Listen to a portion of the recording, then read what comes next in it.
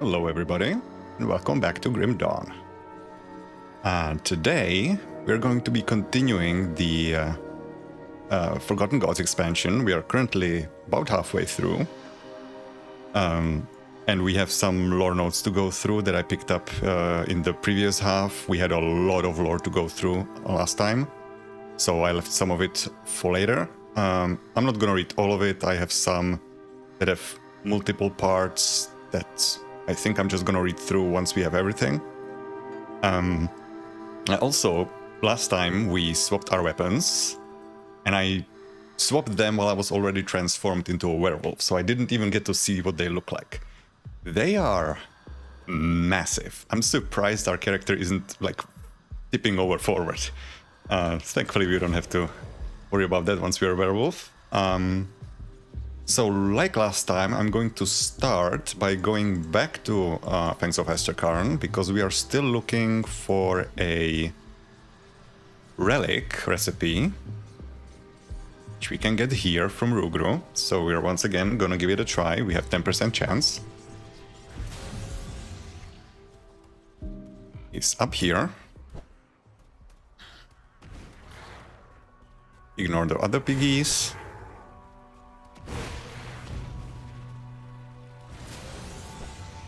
Okay, where are you? 1 of 4 spawn points. That's not him.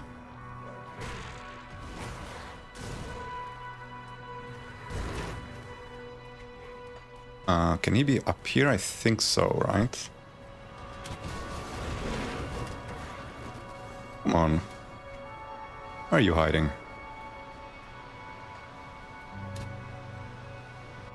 Wait, did I go the right way? Oh, there he is. Yeah. I was worried I was one floor lower than I should be. Okay, that's his blizzard, not mine. Ah, got it. Perfect. So we don't have to come back here anymore. There's our Ametog's grip. We might as well pick these up. So those later. So yeah, this is gonna be our best in slot. Yeah, +1 to all berserker skills, flat cold damage, percent cold damage, OA, DA, and a very nice proc. Not full uptime, unfortunately, but it will do. So that's that. We are still looking, of course, for the Ice King, but if it comes to that, I mean, I am planning to farm full Nemesis status with all hostile factions. And I believe in Cronley's hideout, since we do not have Nemesis status with Cronley, there is a good path where there's a number of totems, either in Cronley's hideout or when we exit in Twin Falls, and also towards Tarin's Hold. So that might be a place where I go to farm the Ice King if we are not lucky this stream. I might do it towards the tail end, because like I would hate to hit level 100 and still not have my Ice King ready to go. So we still need to push to the Korvax Temple, because we cannot access Peronath until we do. I've also heard some reports on the forums that some people, even though they completed these quests to perform the cleansing ritual, are having trouble accessing Peronath anyway, like the quest isn't completing, so I'm hoping we don't run into that. Or that they will fix it before I get to that part, because, I mean, after I do this, I still need to get about halfway through Ashes of Malmuth to complete this. So we have time. Hopefully it doesn't affect us anyway. I've also made sure to look up the locations of the remaining boxes, the crates that we need for the secret quest in Forgotten Gods, so I'll be sure not to miss them.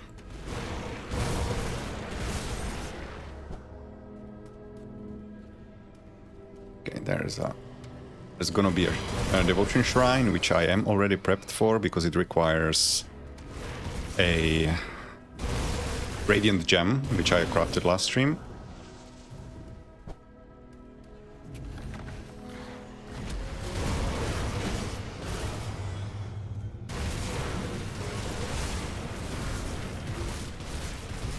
How are we doing on reputation with these guys?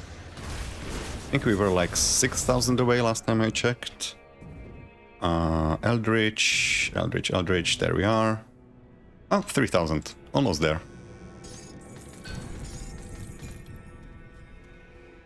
Okay, there should be a hidden space here.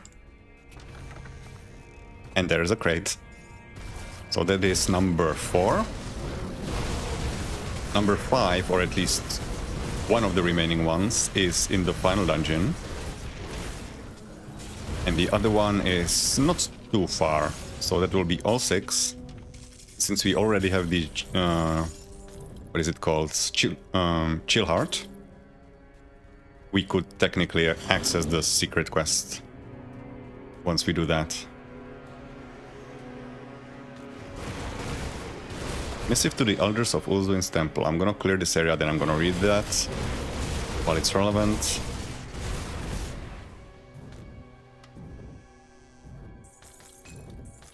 This damage over time is so annoying from these ghosts, and if you're melee, you just do not get to avoid it, unfortunately. Let me just quickly... Okay, everything's fine. So, where are you? Missive to the Elders of Ulzuin's Temple. Esteemed Elders, I wish to express my deepest concerns in regards to the recent actions of our patron and guardian, the divine Ulzuin. I realize that it is not our place as mortals to judge the behavior of the gods, for their whims are beyond our limitations to understand, but this course of events warrants apprehension. Since his return, the divine has not been himself. He has ever been on the bottle that our temple's stock cannot replenish quickly enough. I've been forced to instruct our aspirants to seize incoming shipments of wine before they can be claimed by local merchants, but even that is not enough to sate his bloated appetite. A Karen caravan was rerouted to the temple on a daily basis, bringing in fresh courtesans for the pleasures of our patron. I've received numerous complaints from the Merchant Guild regarding the seizure of shipments and their caravan, but these voices were quickly silenced when I invoked Ulzuin's name in their presence. I imagine none of this sounds alarming on its own. However, more recently, the Divine has taken an unusual interest in a particular maiden of the temple. She is a young and ambitious priestess, and I admit the mighty Ulzuin has good taste. Her brilliant emerald eyes shine underneath that raven black hair, and her face glows with lustful desire. At first, I wrote it off as another of the Divine's conquests, but he has begun to shun others in her favor. At times, our own attendants are denied access to Ulzuin's chambers, so that she may tend to his wounds and wishes personally. I braved the Celestial's wrath and suggested that it may be dangerous for a god to allow a single mortal to grow so close to him when so many are in need of his guidance and protection.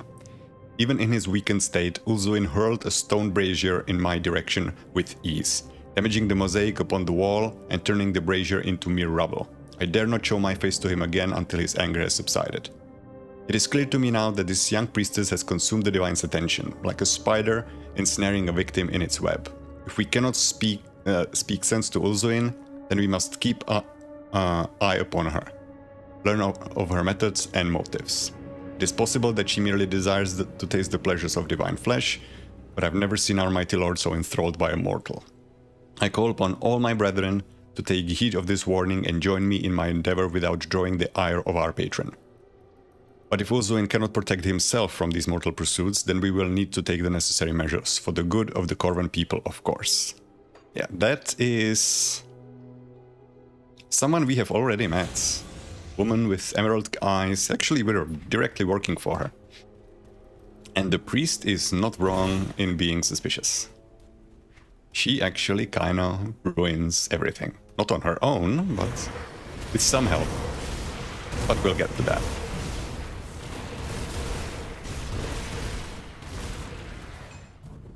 Nothing up here, if I remember. Yep. Doesn't connect. Again, taking damage over time from those wraiths. Which also, I believe, debuffs our resistances, I think. So we are taking even more damage than we would normally. Now we have a quest. I believe it's in this area for Bismiel. Ah, this terrain is annoying to traverse.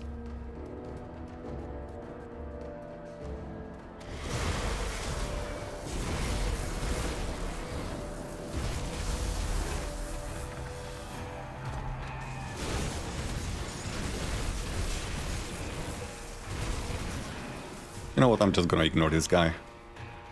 all you do is deal damage to me when I kill you. So how about I don't?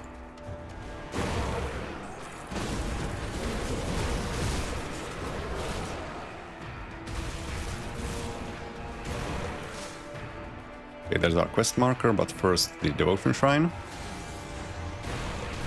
There's our Radiant Gem. So this will go back into Kraken. Doesn't matter which order we take that in, because it's currently not affecting us. I guess it does matter, because if we do get the Ice King finally, then what we have taken will make a difference. Okay, so here is, what is it, Tomb of Nephos? No, Temple of Atep. Okay. Yeah, Tomb of Nephos is where the next crate for the secret quest is hidden. Or nearby it, it's not inside.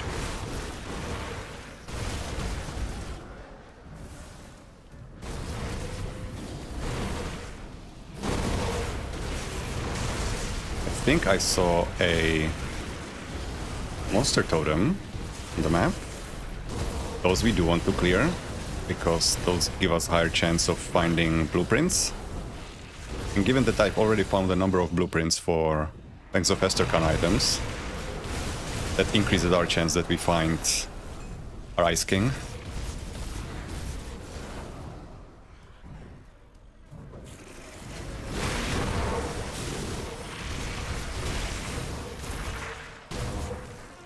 Okay, where is the hidden? We can see a chest up here, but the entrance is a little bit further on, if I recall. Ah, they haven't fixed this. Yeah, so this is not supposed to look like this. There's for some reason a water fountain texture applied to this, and it's standing in lava. But they're aware of the Beholder. I guess I was wrong. I thought I saw a monster totem. It might have been on the surface then.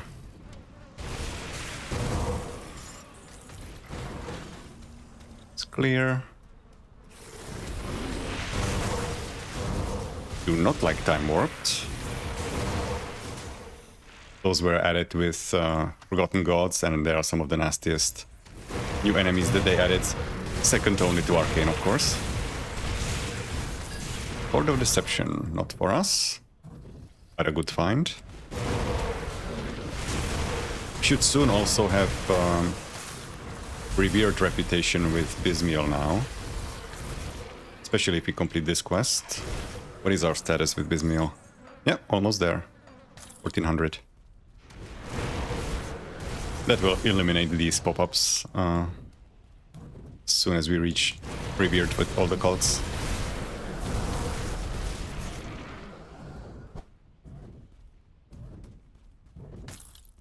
Spider Silk Hauberk.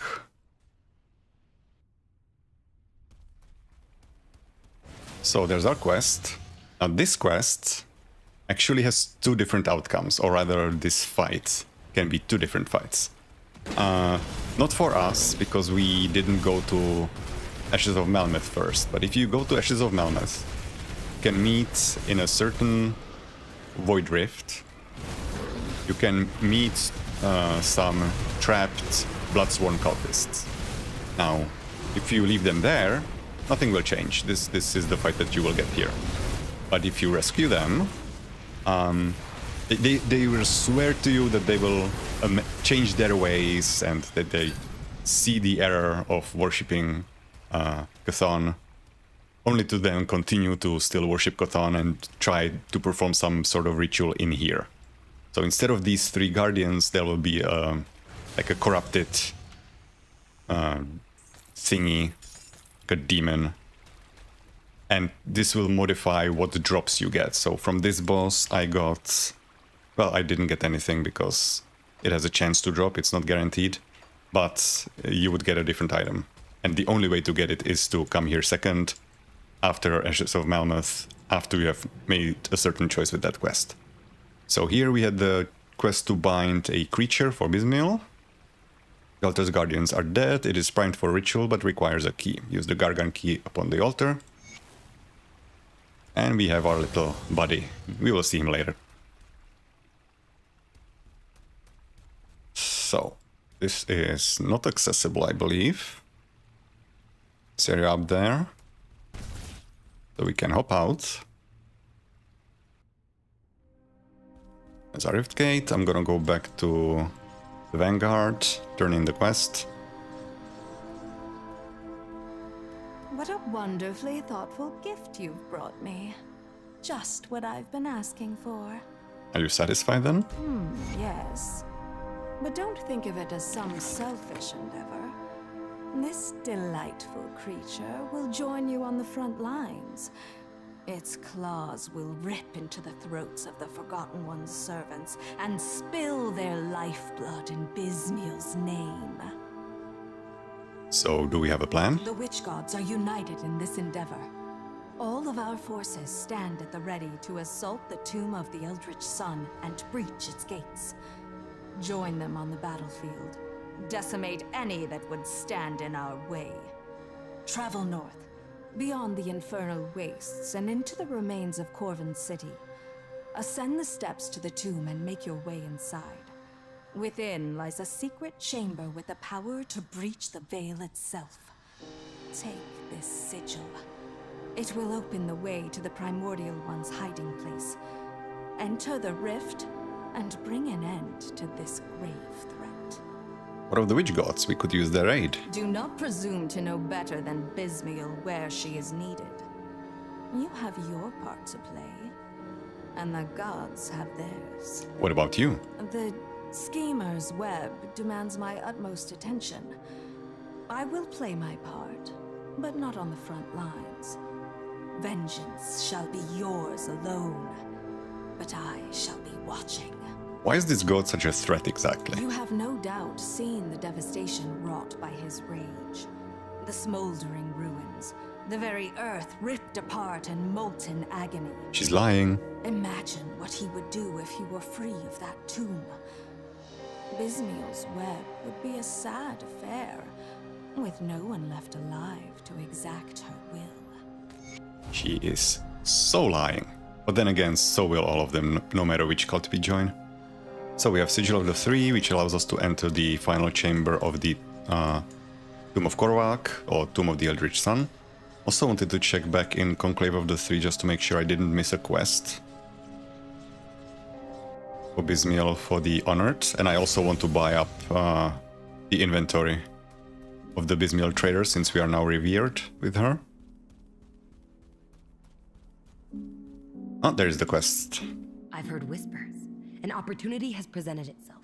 The web stirs with excitement for what may be a crippling blow to our foes. As someone trusted with Bismiel's schemes, I thought it imperative that you be informed. What is it? We have spotted a small group of Kaiman's Chosen that are fleeing the Basin. We believe they have lost their faith in their master, and our activities have sapped them of hope. Normally, this would not be cause for alarm, but these fools also made away with a Corvin relic. As we speak, they're trying to escape the Basin with this artifact. They were last spotted within the Sunbane Oasis, east of the Karen docks. The relic must be recovered. Their lives were already forfeit the moment they sided with Kaiman. Do not fail Bismiel in this. I will track down this relic. So this is a quest sending us back to an area we've already been to. I'm curious why this is here now.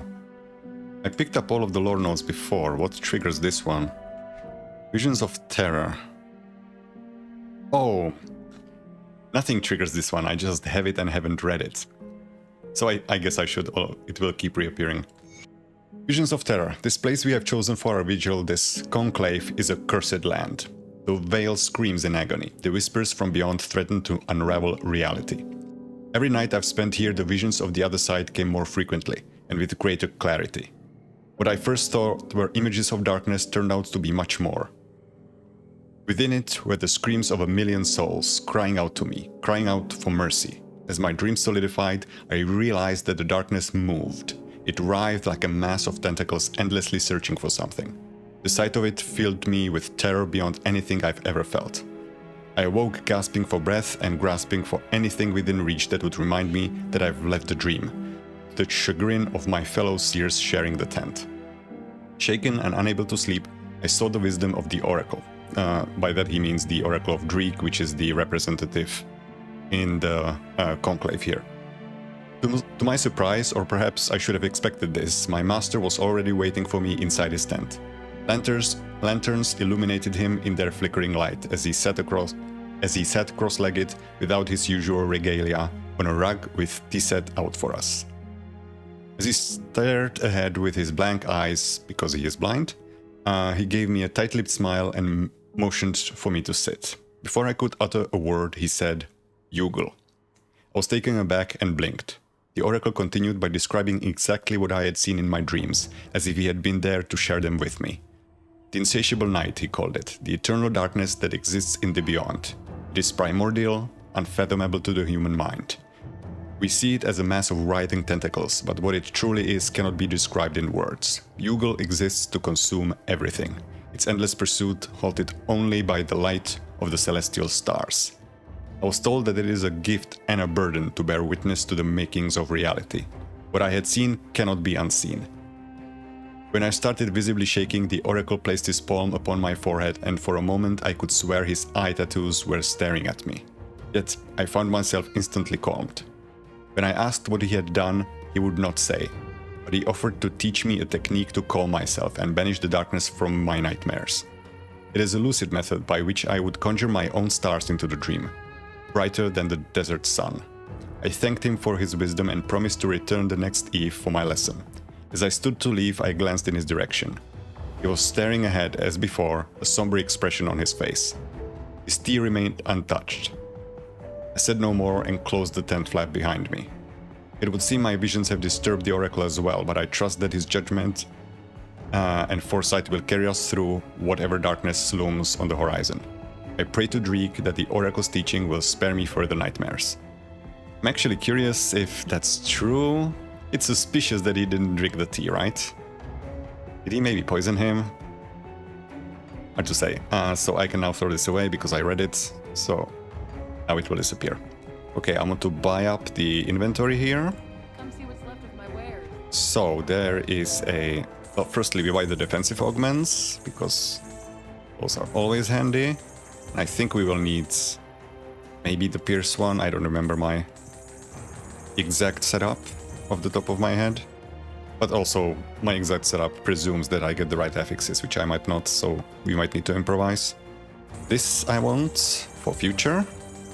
Right now it doesn't give us anything, right? We have nothing for chaos in here. There are some bonuses for pets, but since we are not gonna be full pet build, we're gonna be a pet player hybrid. I don't think there's any point in buying these. Am I going cunning dump? Yes, I am cunning dumping. I did the math. I might need some more physique potentially for survivability because my final health is not going to be very high. But according to the Grim Tools crit damage calculator, if I full cunning dump, I increase my overall damage by around 7%. If I full spirit dump, I increase it by 9%. So there is some loss, but we have a number of procs that rely on us critting. So I think I will end up better off with a cunning dump. Although there is the downside of also spirit giving now more health than it used to. So I am technically tanking my defenses by not going for spirit or for physique. So like it's subject to change. I'm not committed in either direction for now. These lore notes are burning a hole in my pocket. I'll keep an eye out. You know what, I'm gonna read a few of those. Not the ones that are in a series, but the ones that are standalones. Because this inventory is getting annoying to click through. I already have so much in here. I also realized I didn't read the third seal of Morgoneth, the description, last time. In the darkness bound, Morgoneth forged its betrayal. In the tomb of the heretic, his soul knows no rest. The way is shut, the heresy sealed.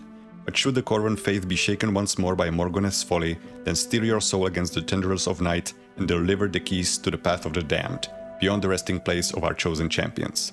With great sacrifice we sealed away the night. Do not take lightly what awaits in its embrace. So, more talk of the night or darkness, that is more Yugal lore. The god we can actually see on our devotion map. Up here. Yugal, the insatiable night. When Empyrean's light first spread beyond creation, the gods discovered that a great darkness sweltered within the nothingness. It had but one name, Yugal. Yugal's insatiable hunger threatens to consume all that the primordials had painstakingly crafted. Its advance thwarted only by the merciful light of 1,000 stars. I also have another devotion point that I didn't spend. Good thing I came here. Let's go here. Not that it makes a difference.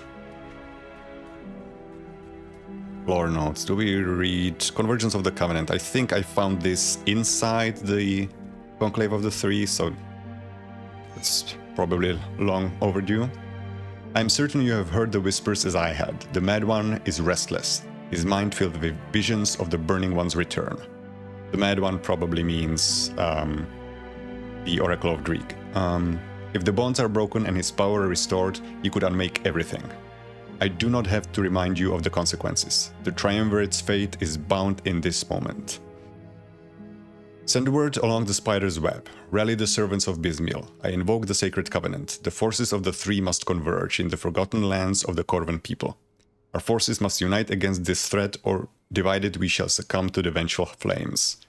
None must be allowed to defy our summons. Any that do are as much enemy as the forces we contend with, and shall be dealt with in kind. We must not allow ourselves to be distracted by the machinations of the ethereals or the bloodredders succumbing to their own doom.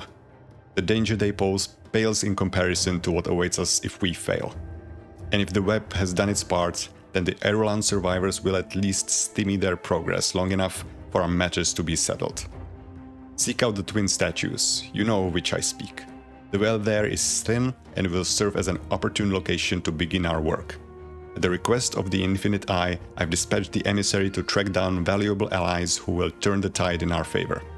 I consider their lives expendable in pursuit of victory, but one must not tamper with the whims of fate when they are so clearly written before us. So yeah, this, whoever it was, sent the emissary to us. By the three thrones, we will eradicate this threat to our gifts. The world will tremble before the might of the witch gods. Sagon, Vicar of Solal. Oh, so this was written by Sagon. So Sagon is calling Dreeg, the Dreeg's oracle, insane. Makes sense. Who else would dare? So, I still have 3 more lore notes that I skipped. No, this one I can save because I do not have the other parts of it. Jaren's travelogue. But we have my hands are not my own. This one I found in the Temple of Osir at the very end before we fought Ramzul. My hands are not my own. I wrote this final letter so those who may find this know that what had transpired. I know that I am not a sinister man and would never murder anyone in cold blood. Sorry, that was not an I. Know that I am not a sinister man and would never murder anyone in cold blood. But through some evil dwelling within this place, that is precisely what has happened. I came to these lands with my 2 companions, Harnan and Belek. After weeks of travel through accursed sands, we at last came to see the spires of Corban ruins. They were stabbing up from the haze of the horizon like the rotten ribs of some great dead god. It was not until we stepped foot inside the first tomb that I began hearing the whispers. I kept asking what the others were muttering about, but they would laugh, saying that I was merely hearing things. As our days of digging and opening tombs continued, I became convinced that they were conspiring to slit my throat. I refused to sleep. I grew weary and delusional. The whispers kept gnawing at my mind. Yesterday, as we made our way into the latest tomb, the voices took their toll. We had found a small opening on the surface through which we were able to descend via rope. As soon as my feet touched the dusty tiles, however, I was but a passenger in my own body, trapped behind my own eyes. As my companions moved into the inky depths, my hands reached for the rope and soaked it with lamp oil. I screamed to warn the others, but I had no voice. I stared in horror as our only means of escape vanished in a brief blaze. Deeper inside, I found Harnan overlooking a golden railing near a waterfall. My hands came up into my vision as if to push him. I tried to fight the arms down, I commanded my mouth to make any noise, but nothing came of it. I was powerless and could only watch as his hands shot out in desperation, grasping for anything within reach. The railing, the wall, me. His eyes met mine with the final fearful question. Why? Then he was gone, tumbled over the railing and out of sight into the ravine. Belig was not far from my grisly deed. I found him admiring the intricate work of gold-encrusted statue. The figure was frightening, with too many arms gripping a razor-sharp halberd, as if at the ready to defend the tomb. There was an eerie quality of unlife about it that made my blood run cold. Those are the statues that when we pass by them they animate. In a flash my hands were wrapped around Belik's arms and I lifted him with inhuman strength way up into the air before forcing his back onto the statue's weapon. I released him and watched as he slowly slid down the length of the halberd, his blood pouring down along the shaft and pooling at the foot of the statue. It was at that moment when my last friend was dead that whatever spell had enthralled me had ended.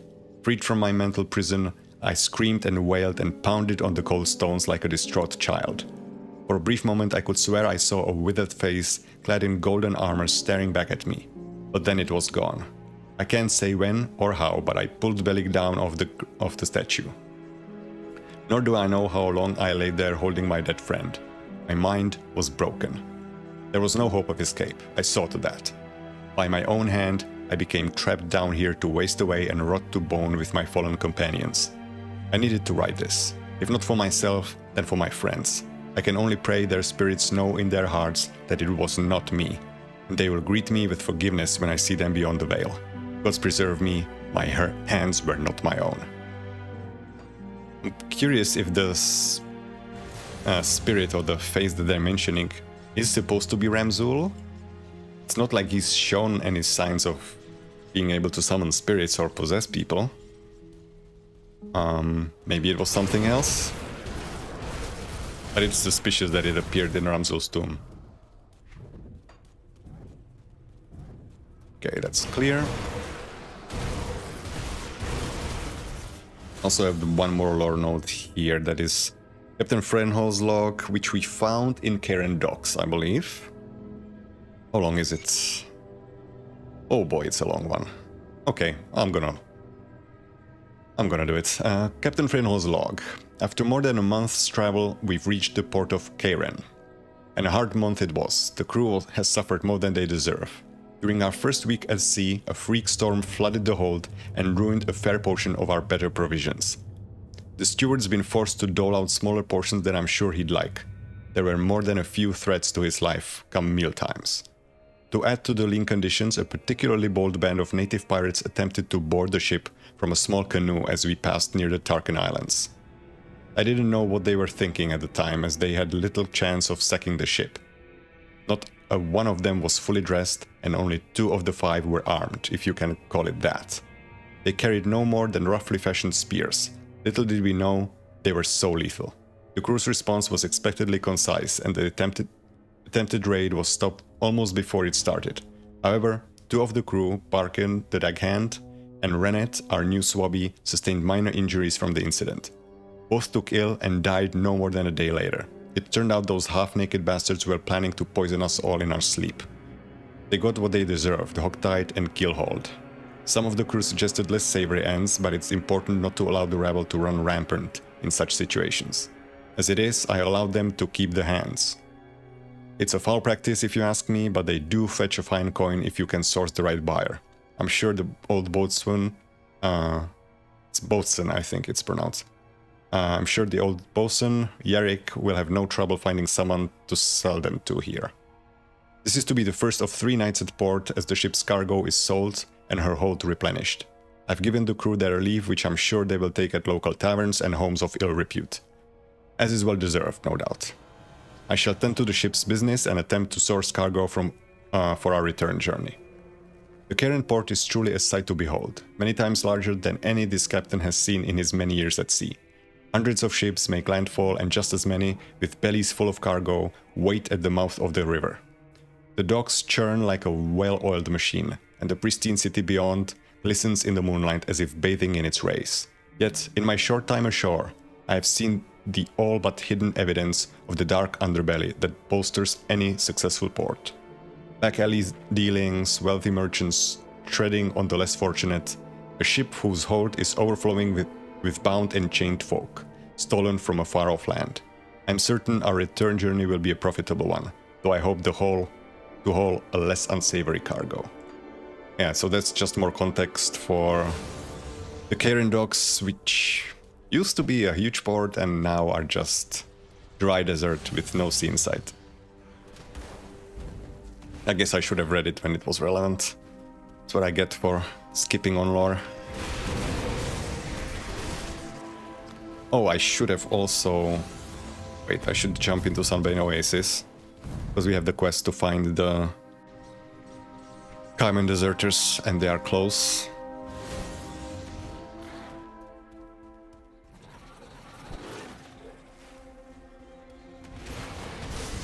Since we're playing Goody Two-Shoes, I'm not gonna kill them. It doesn't make a difference, really. You can resolve this peacefully, or you can just off them all. Maybe they drop some of Cayman items, but... We don't want any trouble. those are not relevant to us. But the Sandstalker... Come on. We don't want any trouble. Please leave us be. We have had enough of this forsaken land and Cayman's lies. We wish to live peacefully. If you have any sense left, you should be leaving too. I fight to stop Cayman. Then we have no quarrel. We are leaving this forsaken land before Cayman's foolish plans come to fruition, and you should too.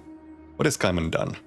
He is a false prophet. He deceived us with promises of Empyrean's return, but in truth, he served another vile entity, which he is working tirelessly to release into our world. Just another charlatan seeking to take advantage of the suffering of survivors. We are fools to follow him here. You have an artifact. Give it to me, and you can go. Again reluctantly removes something from a pouch in his belt. I don't know what you want with this, but it is evil. Cayman promised us salvation from this hell through Empyrean. Instead we got something far worse. You do not want this burden. I'll see that this thing never harms anyone again. Aligning ourselves with Cayman and his false promises has brought us nothing but misery. Again sighs. Take it. Get it away from us. Perhaps then we will know peace. I'll be careful with it. Although me claiming that I'm gonna make sure it never hurts anyone, that's a lie. I'm giving it to cultists. I mean, I guess I shouldn't be judgmental. I'm playing an occultist. She is back in Conclave.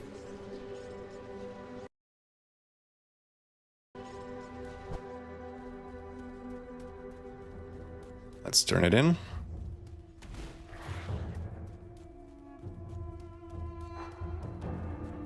Have you tracked down the deserters?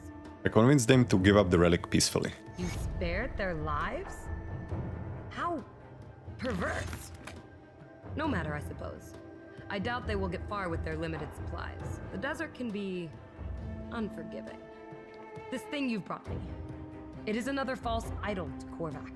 I will see that it is disposed of, but perhaps we can glean some knowledge from these runes first. Here, see if you can make use of this. Thank you.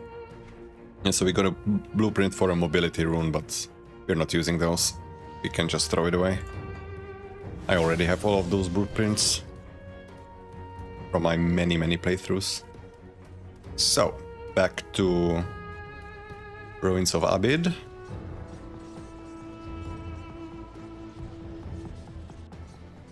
Actually, I can save myself some running.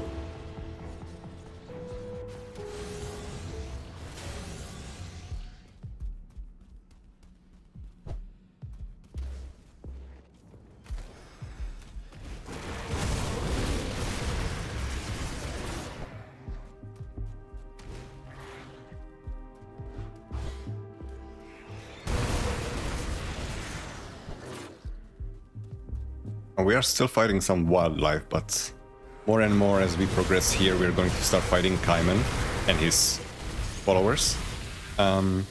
Importantly, if you're allied with Cayman's Chosen, it doesn't hurt your reputation at all. Because Cayman basically separates from the normal Cayman's Chosen, and if you are allied with Cayman's Chosen and you go back to the sanctuary, Father Cayman isn't going to be there, and there's going to be another representative. And he will be, like, basically saying that Cayman is a heretic and they are the faithful, and Kaiman's Chosen will still be friendly with you, even though you're killing Kaiman's Chosen over here. But I guess they are Korvax Chosen now, as you can see on the name tag. And if you are... if you're doing Forgotten Gods first, before you even met Kaiman's Chosen, then Kaiman will not even appear in the Kaiman's Chosen headquarters, and you will be dealing with the representative the whole time.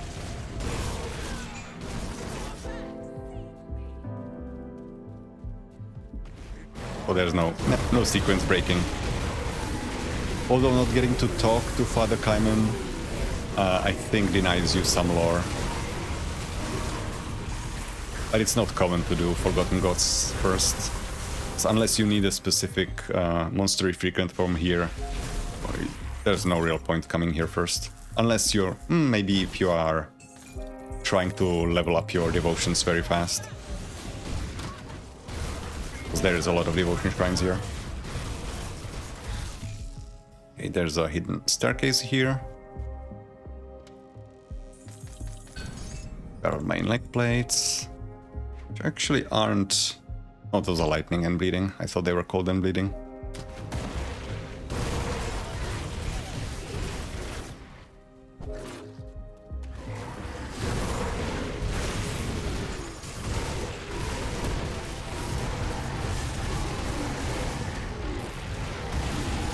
Oh, there's someone healing them. This guy.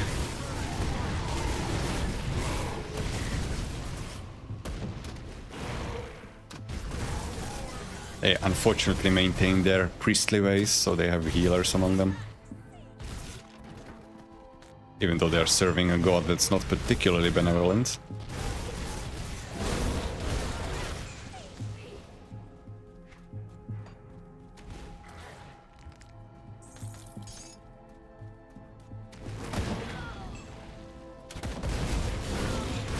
And I wish I had like a judgment or something, like a vacuum skill to get those enemies up. My AoE isn't great, and these scattered enemies are pain to hunt down. Orb of the Black Flame. I think that's the second one we found. We found one last stream as well. That is a set that also received some very cool upgrades with Onslaught on Albrecht's Aether Ray. And I think actually on Flames of Ignifar as well. No. At least it doesn't show up here. I think it may have Onslaught on Flames of Ignifar as well. So that you can juice up those Doom Bolts that you're gonna be casting. Wait, not Doom Bolts. Sigils of Consumption.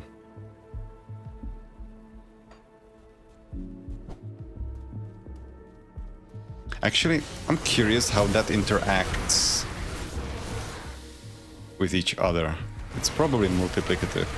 Because on the Black Flame set, Sigil of Consumption already has a total damage multiplier, so how does that interact with Onslaught? I'm guessing they multiply each other, right? Which will make that very powerful.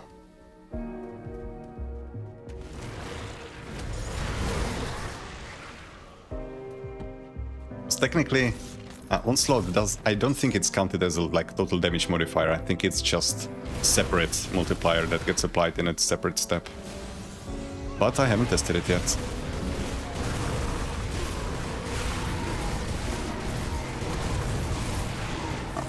These guys. Oh, there's a healer again. Fucking flame bearers. Go away.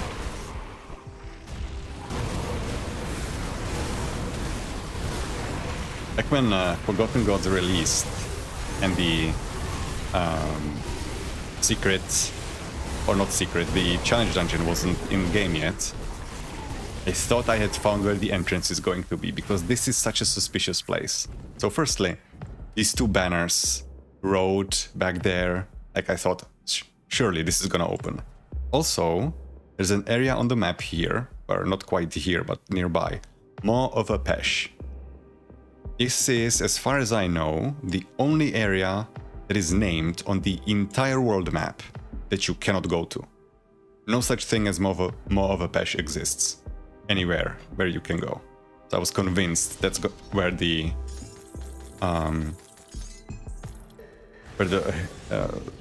challenge dungeon is going to be, and then instead they added a different area north of it, but you skip the Maw of Apesh.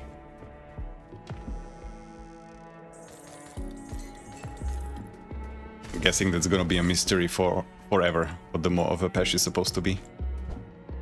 It's supposed to be similar to Maw of Enat, or like a big-ass worm, or whatever it was intended to be originally.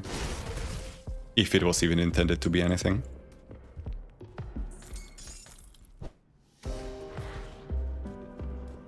I should also clear some parts of my quest log. I'm seeing some stuff that's not relevant. Secrets of the Ugdenbog, that doesn't matter currently. And Desperate Measures, yeah, this one also. Clean it up a little bit. Righting wrongs, that's also not relevant.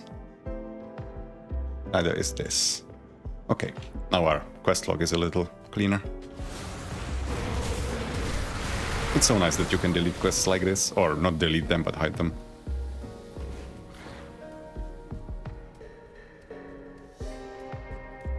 Infernal Wastes, well, that sounds pleasant. And we have more survivors over here. Sister Gira. Our spirits are crushed and our bodies broken. Please move on, we have nothing of value. So yeah, these are aligned with Kaiman's Chosen, not with the Eldritch. You're Kaiman's Chosen, which makes you the enemy. No, hold your weapons. We were deceived. Father Kaiman offered us a chance in a dying world, a means to fight back against the blood cults and their dark masters. But it was all a lie. Empyrean is not with us. There is only Korvac. After witnessing the horrors of this truth, we've abandoned Kaiman's camp and are heading back to Erolan, if we survive. I fight to stop Kaiman. Then I pray to the true Empyrean that you find victory, though I honestly cannot see how. He has unleashed something terrifying beneath the temple. What has Kaiman done? We were fools to listen to his promises, and now all of Cairn will pay for our mistakes. Father Kaiman uncovered something ancient, primordial. It is beyond mortal comprehension. Good luck on your journey. Yeah. There is actually one thing at the end of this expansion that I'm still not quite clear on what it means. I'm gonna mention it when it happens. Hopefully I don't accidentally talk over it. There's a voice line that I'm not sure who actually says it.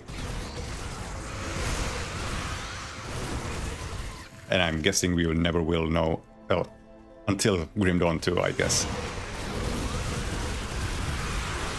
Ooh, double rare. Stone-faced Sandclaw Slicer of Fervor. Lots of physical damage, attack speed. Yep, I'm gonna save that for the future. Although I believe Sandclaw Slicers are used in a crafting recipe for something.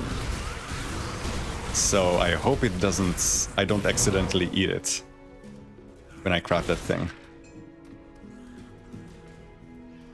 Human remains, nothing there. Ruin entrance. This is Tomb of Sethan. We have no context for who that is. That is not a name we've heard mentioned. Nemesis with Eldritch Horrors. Oh, here we go. So, we do know Kaisan. I have already met the other guy on a different character, but it's a pet build. I barely got to see what the guy does before he died. So this will be a fresh experience.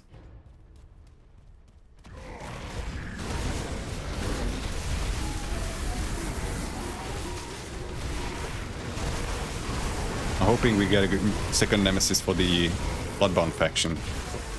That is an interesting omission. In the expansion where they add second nemesis to each faction, they introduce a faction and they don't give it a second nemesis.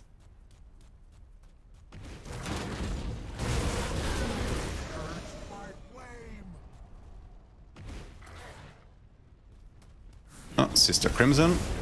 This one hurts. Oh yeah, there's a healer.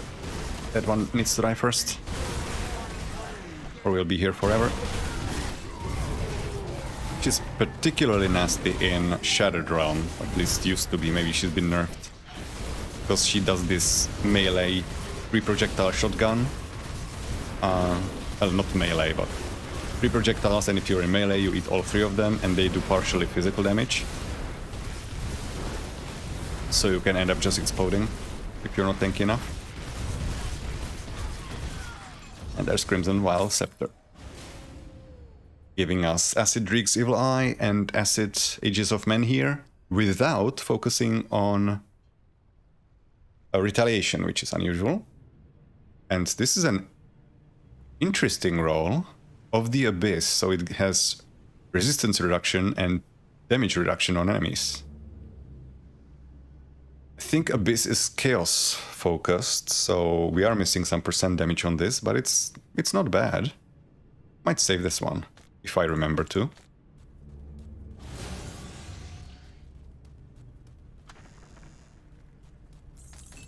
Still in the waiting line for Ice King, of course.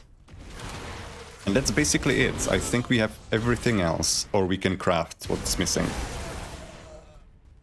Ah, maybe this totem gives us what we need. Or more likely it's gonna drop a nemesis on our head. Okay, kill the flame bearer again.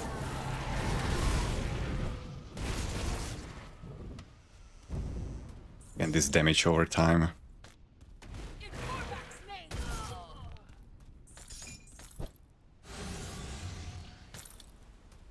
Okay, let's see it. I'm gonna open a portal just in case, even though we haven't died to a totem in like 3 streams. Better safe than sorry. That is so many debuffs, Jesus.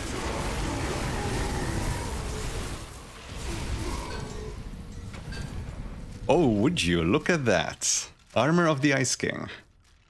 It's not quite what we were looking for. We were hoping to get the blueprint, but hey, I'm not complaining. Gates to many worlds. That can only drop from Eldritch Totems. I already have one stashed up, but actually, I'm not sure that's true. I think I may have actually thrown it away. Yeah, so I'm gonna save that one. So, okay, 1 out of 4. Once we reach the tomb, I think it's Tomb of Nephos, where the blacksmith is, I can try to craft the 2-handed weapon for our set. And if we're lucky and we get a few of them, we can maybe just put the set together from that. That would be excellent. Vizier Eraman's note. Eraman was the guy that sent Tuha, right? That authorized Tuha to go seal the tomb of Morgoneth. Where is it? Vizier Eraman's note. Temple grows cold. No longer does the warmth of its heart wash over the city below. I do not know what has transpired, what could possibly cause such an event, but the patrons of the lesser temples have begun to notice. Those who come to pay homage approach me after prayer with questions I cannot answer. Have we angered Korvac? Has the Eldritch Sun waned? They are rightfully concerned and scared. However, these are the types of emotions which spur wavering faith and thoughts of dissent. There are even some who speak openly against the temple. Though they are few in number, I am concerned that recent events may embolden them. They have the potential to become the rotting core at the center of a larger movement. In the meantime, I have pleaded to the elders for guidance, for words of calm that I might share with the patrons of the temple. They give no notice to my anxieties. I am told to continue on as I always have, for Korvac's flame is with us as certainly as the sun rises each day. The Eldritch Sun works in ways I do not hope to comprehend, but we must take heed when the populace becomes restless. The foundations of our city, of our very faith, must not be shaken. I will do more than just offer the people words. I will give them a spectacle, a grand sacrifice to the heart of the temple. I don't actually remember what that sacrifice is. Maybe we will learn that later. So, Eye of Ulzuin, which is, considering the momentous name, actually a very small area. I believe it's just a volcano that we are circling around up here. And there's another. This time it's a Savage Totem.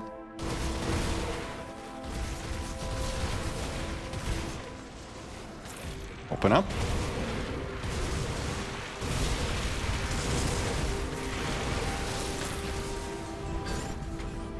Beacon of Lost Souls. Not for us. Another Griffin Eye. Wanderers. That's a bad roll. We do not want pet bonuses on a Griffin Eye. Yeah, so Eye of Ulzuin is here. The moment we move up here, it's Infernal Waste again. So it's such a tiny area. But Ulzuin is another important deity in this region that we'll find some lore about soon. Actually, we already did. Apparently he was weakened from an event we have no context for. And he has a growing appetite for wine and women. Well, one specific woman, Bysilla. Actually not Bysilla, but Bismiel, who is Bysilla. Spoilers.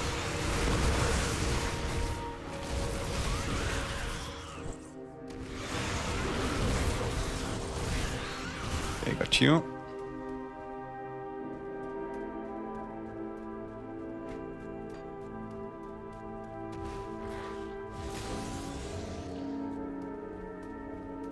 Could also potentially, if I'm feeling confident in my damage, I could maybe go to the Ascension Altar and improve my drops a little bit. I can't really, though, tailor it towards set items, so I guess there's not much I can do. I guess Tempest Totems, I could start spawning Tempest Totems, but I'm not sure those even have a improved drop rate for items like that.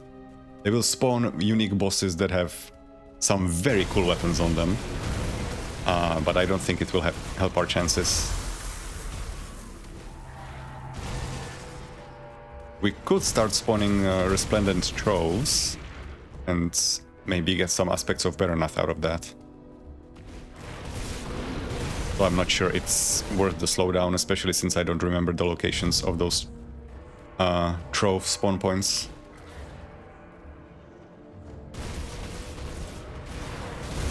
There's our quest for the creature that we're supposed to prevent Kaiman from binding.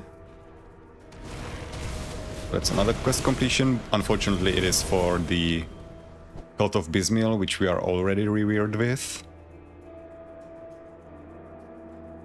Tomb of Ariath. This is a small one.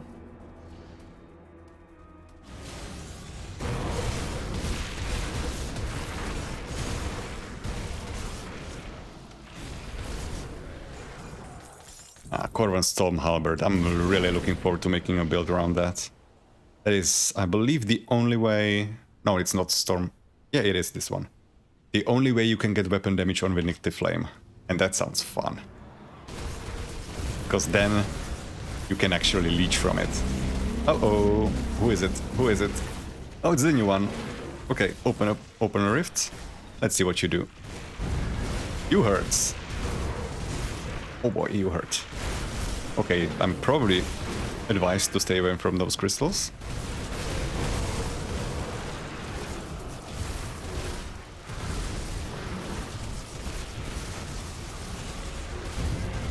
Oh, he can dispel. That's not cool. Okay, turn it back on again, please. There we go. Okay, so you're arcane. That's gonna suck for melee. Okay, cast it. There we go. Lure it out. Ixal, Phantom of the Corvan Wastes. Okay, got him. Oh, second phase. Do you dispel as well, sir? What is that? Okay, that's okay. Oh, you do dispel. Oh, you dispel multiple times. And you sunder by how much? 42%. I do not want to take these shots while I'm sundered.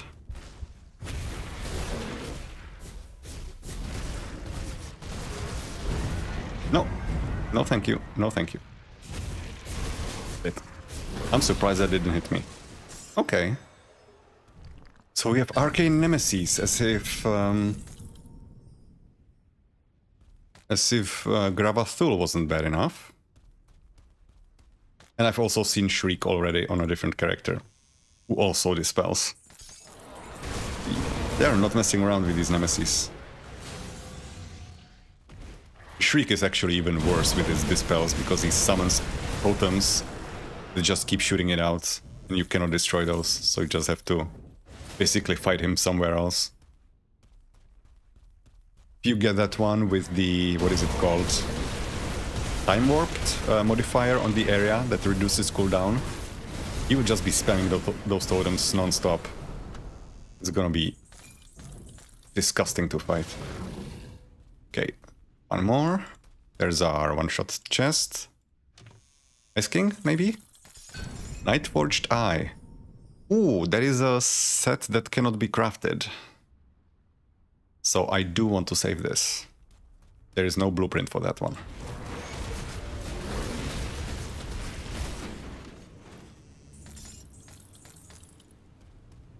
Okay, now we have to kill this guy, the Dusk Reaper. Oh, you Sunder now! You piece of shit.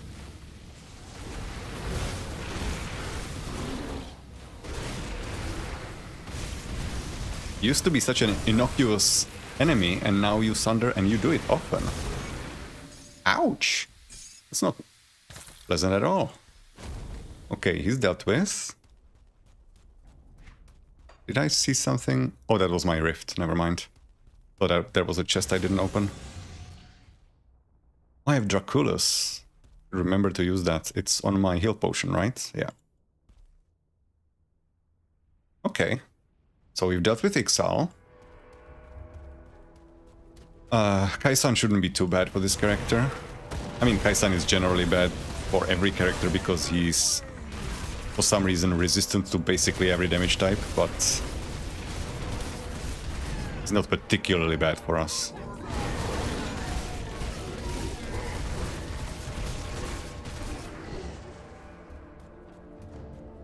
Okay, and in and around here would be the 5th grade, if I remember. And there's Jaren's Traveler Part 2. Don't know how many parts there are. So I guess I'll read Part 1 and Part 2 and see if it continues or not. I think there's probably like 3 or something. And the final part might be in front of the temple that we're headed to. The Korvac temple, I mean. Ah, why do I keep walking around these statues? Why do I do this to myself? I only end up taking damage over time from these stupid wraiths. Okay, this is an important tomb. Because this is where our blacksmith is. But first, Lord or lore. Where is... There's part 2, where's part 1? There it is. Is anybody gonna disturb me? I'm gonna kill these guys first.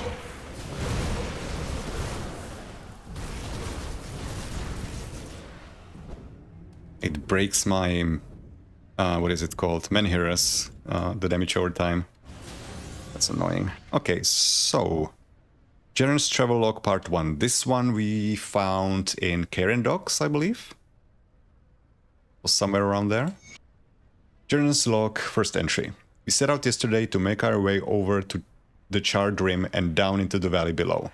It is a wild place where towering basalt formations jut from the ground like the bones of an ancient beast. I don't know what happened here, but it appears as if the earth turned itself inside out, spewing its jagged entrails across the valley floor. Oh, never mind, I found this outside the basalt crags. So right before Vanguard of the Three. The land rests now, but signs of ancient turmoil abound. I must say I am pleasantly surprised to find that Amal's map has been accurate. When he bought the old rag from a wandering junk peddler and then tried to convince me to join his little treasure hunt, I was skeptical to say the least. After all, what kind of traveling trash merchant carries a genuine treasure map for a few measly iron bits, no less? Even if the map was real, I thought, what business do Amal and I have trekking through a burning desert to raid some poor soul's long-forgotten grave? But he's really come through this time. The map is in fact real, and, remarkably, Amal has led us this far without incident. According to the map, it won't be more than a half-day's journey to the place that they once called the Valley of the Chosen, or so Amal says. I'm relying entirely on him as I cannot read the supposed ancient language the map is written in. How he can is beyond me. There are signs of a once mighty civilization everywhere. I've seen buildings, statues, tombs, and temples. Some stand as if they were erected yesterday, but most have fallen prey to the ravages that tore through this land long ago. If I didn't know better, I'd say the earth itself had reared up to lay waste to the structures built here, intentionally raising some and leaving others untouched. It is an unnerving thought, no doubt. I do not know what will happen to this place or to the people that must have inhabited it, or why no one has returned to reclaim it. Amal tells me stories of cataclysmic events, the roiling hot blood of the earth pouring over the land, unnatural beasts risen to exact the vengeful punishment of a scorned god. I honestly don't know if he's making it up to scare me, or if he genuinely believes that's what happened here. In the end, all that matters is that everyone left in a hurry, and they left a whole lot of valuables behind. If it is true, and it appears to be, this will be a very profitable journey after all. Jaren's Travelogue, 2nd entry. Last night we reached the Badlands around the Valley of the Chosen, where we made camp along a jagged ridgeline. Just over the crest, as far as the eye could see, the harsh volcanic landscape was dotted with tomb entrances and monuments whose golden inlays sparkled in the bright moonlight, all of which were centered along a main corridor of grand burial crypts. It was an equally exhilarating and daunting sight, as I was not looking forward to traversing volcanic rock and leaping over molten rivers. And I have to say there's been some strange goings-on as we draw nearer to our goal. This morning I could swear that the earth itself shook me awake, and in the last fitful moments of sleep I dreamt of being consumed by fire, sinking deeper and deeper into an endless ocean of flame. As I jerked back to the realm of the waking, I saw Amal sleeping like a freshly suckled pig, clutching his empty round cask like the teeth of a generous mother. It must have been in my head, perhaps an anxious dream brought on by the anticipation of the final leg of our journey and the riches that might be buried in the valley ahead. But later, as we broke camp, I noticed something very peculiar. We arrived last night well after sunset, and I would have bet my life we made our camp at the foot of a massive statue. This morning, it was missing. I was dumbstruck. Not only was it gone, but there were gargantuan footprints leading away from it, like those of a man wearing heavy boots, only many times larger. They were deep, and the stride was long, as if the statue had just walked off in the middle of the night, or some massive man had slung it over his shoulder and made off with it. When I told Amal, he seemed surprised at first, but then brushed it off. He insisted there was no statue, that the full moon played a cruel trick on me. I think he saw it too, I'm certain of it, but he's so focused on finding treasure that he won't admit to any distractions. If that weren't enough, as we made our way down into the valley, I could swear I saw an entire caravan of men and women, dressed in long grey robes and heavy armor off in the distance. They were traveling northward along the ridgeline next to the tombs, chanting as they went.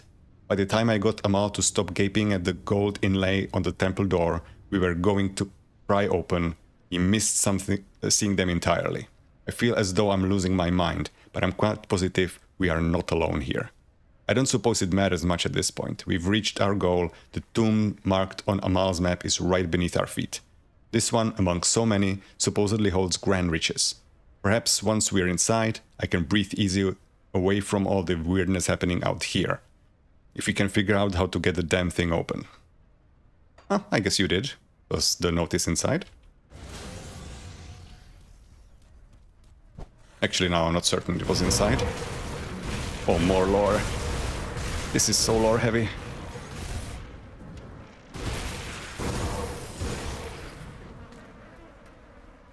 Renet the Red God. Is it a Skaven? Sorry, I've been playing too much Vermintide over my break from Grim Dawn. Anything mentions a rat, I'm thinking of Skaven. Renet the Red God. Renet was not always a rat and did not always preside over the vermin and lowly creatures of the Corvan Basin. He was once a powerful and proud man, a merchant whose wealth rivaled any who bask in the light of Ran. But he was not born into the life of wealth and power. No, he was born a diseased and lowly vagrant to a widowed mother with nothing more to give him than her faith in the Eldritch Sun. And so, unable to care for her sickly child, she prayed to her god and pledged her own life so that Renet would be spared the plight that was his birthright. The desperate mother's prayers were answered, and miraculously the infant grew to become a healthy child. As a young man, Renet was conscripted to the service of a trade ship, where it is said that even the cruel sea showed him favor. He grew strong and clever in his service, and his skill as a sailor brought him much renown. He worked furiously to honor the life he was given, and through his drive and dedication became the captain of the ship to which he served. His success at sea was so great that he would one day return to the Karen docks and from there command an armada of ships that sailed in his name. It was from this position of power that he built his grand wealth, and from which he began to forget his humble origins. The success of his life so tainted his ego that Renet began to believe he was destined for greatness, that a life such as his could not be a coincidence. He sought greater power and forgot the gift which was given. Those who served or were loyal to Renet showered him with their adoration, and his pride grew with his wealth. The shade of his origins was all but forgotten, as Renet proclaimed himself the master of the seas and commissioned the first of many temples to be constructed in his honor. Quickly, sailors and seafarers began paying tribute, leaving riches and treasures at these sites of worship. It was said that the favor of Renet bestowed good fortune upon those who took to the sea. Some even perceived him as a god of the waters, an ascendant whose legend spreads even beyond the Corvan wastes. But the grand hubris of Renet drew the ire of his benefactor, and so the Eldritch Sun left his throne, disguising himself as an elderly vagrant so he could walk amongst the people of the Corvan Basin. There, he heard the adulation for Renet, listened as the people spoke of the man as if he stood among Korvac's chosen. Those few mortals whose service and dedication to the Eldritch Sun had earned them a place aside his throne. This rightly enraged the divine, and in his disguised form he sought court with the self-appointed god of the seas. In a grand temple built in his name, Renet met with the old man. He laughed at the sight of the sickly and broken creature before him. "What have you to give the master of the seas, you poor old fool?" asked Renet. "I have come to remind you of the life you should have lived," the man said meekly. "I am you as you should have been, were it not for the kindness of the Eldritch Sun." Renet laughed once again. "You have come here to threaten me? Who are you to speak for the gods? How dare you?" And with that, the old man's voice boomed, shaking the earth beneath their feet. His form twisted and grew as he spoke, and a blistering heat washed over Renet, burning away his clothes, peeling and bubbling his flesh. "I do not come to threaten. I have come to collect upon the gift which was given." The searing heat cleansed Renet of his pride, and he cowered before the towering figure. "Forgive me," begged Renet. "I did not know." "What have you to give me, you poor little creature?" the figure boomed. "I give my life," cried Renet. "Indeed, but death is too small a price. No, you shall serve me as the lowliest of creatures you have always been. You will hold court over those who saw you as a god." With these final words, Renet's body collapsed upon itself, twisting, tearing, and grinding, until finally he appeared as a massive, diseased rat. His temples were brought to ruin in an instant, and from the rubble emerged a swarm of rats.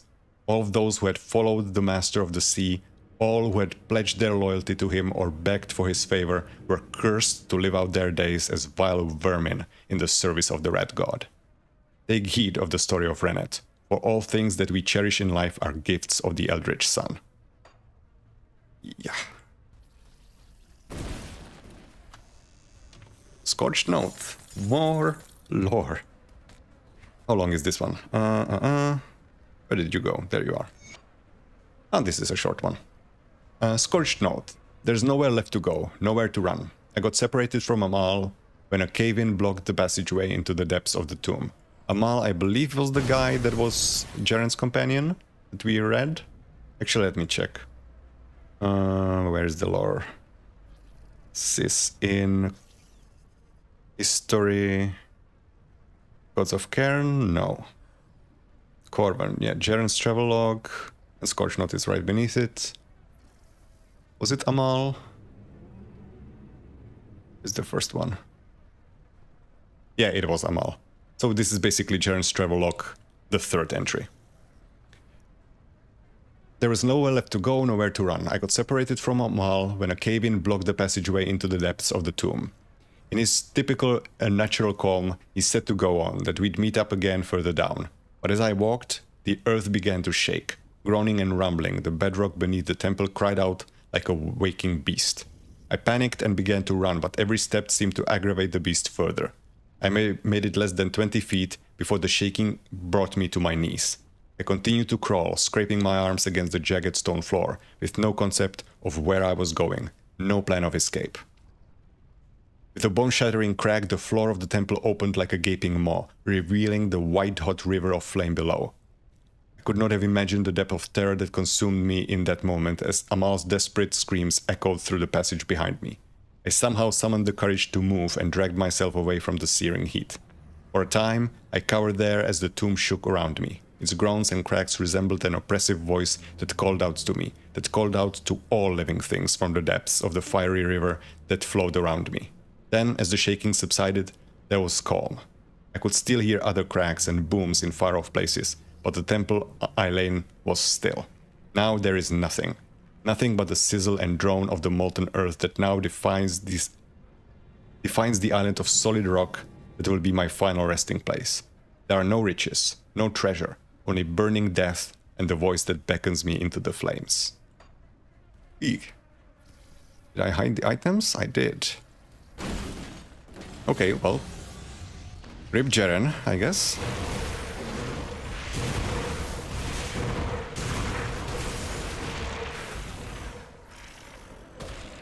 Open it up.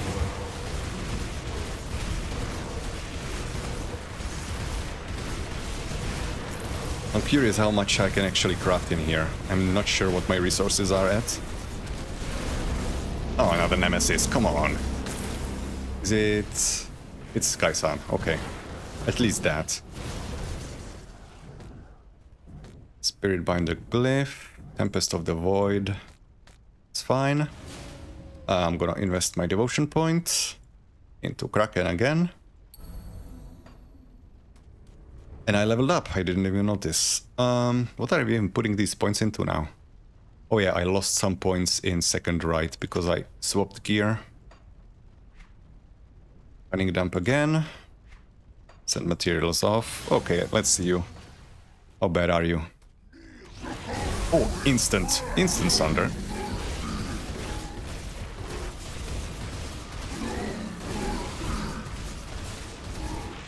Okay, get away from that. Get away from the sunder. There we go.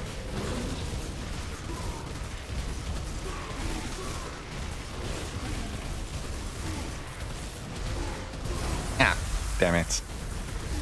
Ouch. Okay, next set of crystals, I'm thinking. I'm not gonna risk it. Fighting him in there.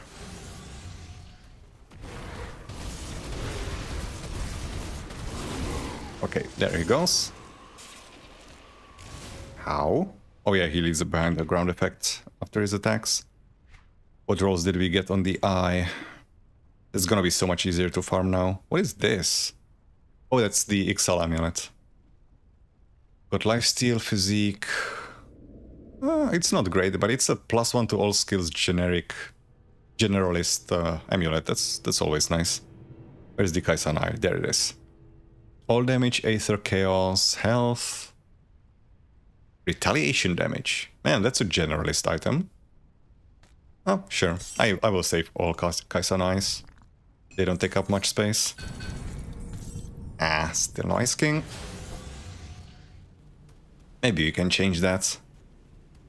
So, over yonder. Now, there is one sealed area in here that we cannot access at all, because we are not allied with the Cult of Dreeg. We are allied with Bismil, so there is this space that is sealed off. We cannot get in there. And there is the blacksmith.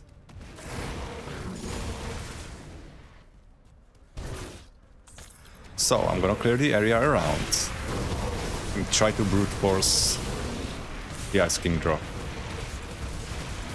If I can afford it, resource-wise. I'm not gonna blow all of my resources just on that, because... I mean, eventually I'm gonna find the Ice King crafting recipe, and those resources would have ended up wasted. I'm gonna open this. Alright. Let's see your prices, old man. So... Wait, what? Oh, there it is. Man, I cannot craft much.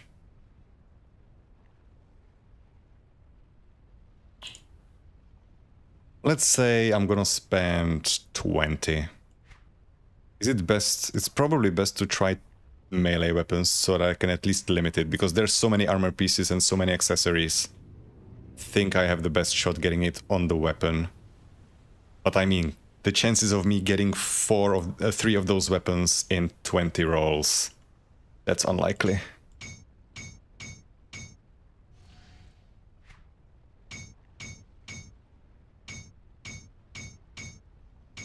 Nope.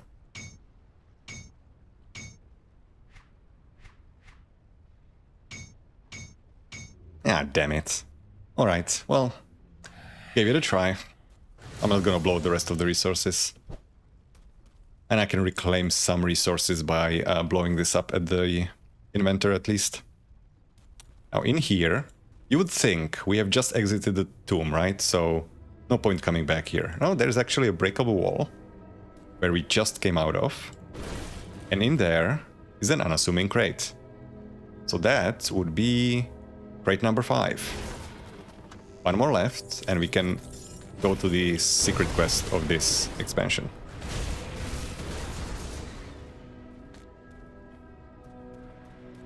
Another chance at a blueprint, maybe? Hello, Anne. We're holding on. We're in the Ice King waiting room now. Everything is prepped, we just need the blueprints. And then we'll go then. Then I can switch to our beautiful, beautiful plan of mixed pets. Weightbreaker's chains, not for us. Stonefather. You can craft Stonefather, so I'm not gonna be keeping that. Because I have a blueprint for that. This is a way forward. Might also try to do the Cronley run, because there's 2 more monster totems, or like 3 possible monster totem spawns in that area, and I still want to see the second Cronley Nemesis. Well, technically I haven't seen the first Nemesis with this character, but you know, who's counting?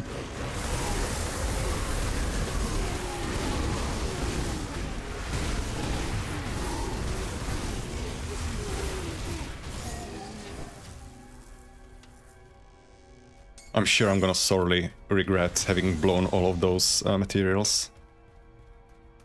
I stream currently every workday from 9 CET for like 4.5 hours. But I started very recently, so still building up a viewer base, I guess.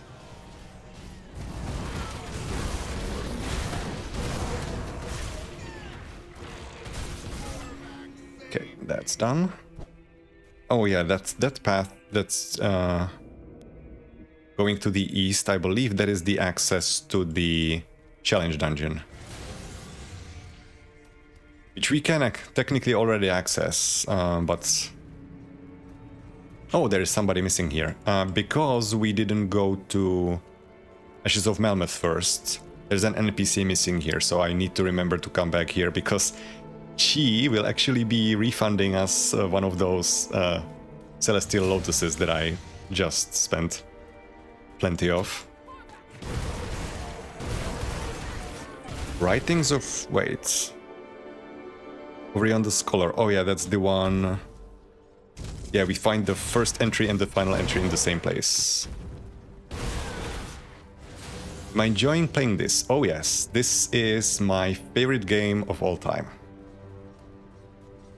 I am a huge fan of ARPGs, and this, in my opinion, is the best of the best. I guess, well, depends on what you like in your ARPGs. Some people like Path of Exile. I personally had my fun with it for a while, but it's not quite to my liking. I grew up on slower ARPGs like Diablo 2, so this is more to my taste, more tactical, I guess. Path of Exile definitely has its strengths, but many of them, I feel like, many of the design decisions that make it a great game for many people also unfortunately have some downsides. Namely the ability to build around any skill you want. Whatever skill you like, you can support it to make it an absolutely crazy thing. Which was what was really interesting to me when I stopped playing Diablo 2. Do you like Charged Bolt? Well, you cannot play Charged Bolt in Diablo 2. You can in Path of Exile. You can do whatever you want in Path of Exile. Unfortunately, it also leads to a lot of one-button builds because of the way their systems are developed.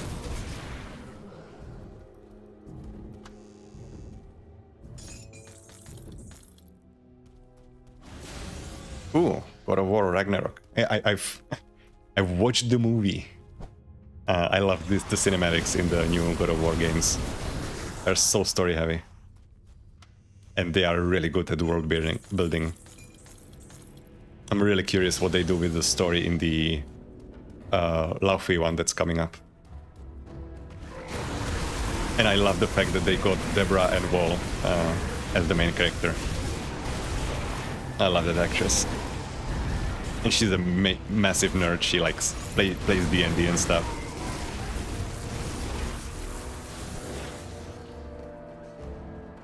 My type of celebrity, I guess. Massive nerds. So yeah, I can open this because I have the Seals of Morgoneth, which incidentally also helps clean up my inventory. Now, we have a little bit of a distance to go before we get a waypoint. I'm not gonna push into this dungeon further. For now, I'm probably gonna leave the challenge dungeon after I have finished Fangs of Esterkarn. Because really, I'm primarily going here to complete the final quest of Fangs of Esterkarn. And then I'm gonna full commit to clearing the expansions. Plus, there is also the slight issue that there's going to be a shit ton more lore in here, and I've already read plenty on this stream, so I'm gonna leave that for some other time. Okay, there is our Lost Oasis. Avoid the statue so I don't animate it for no reason.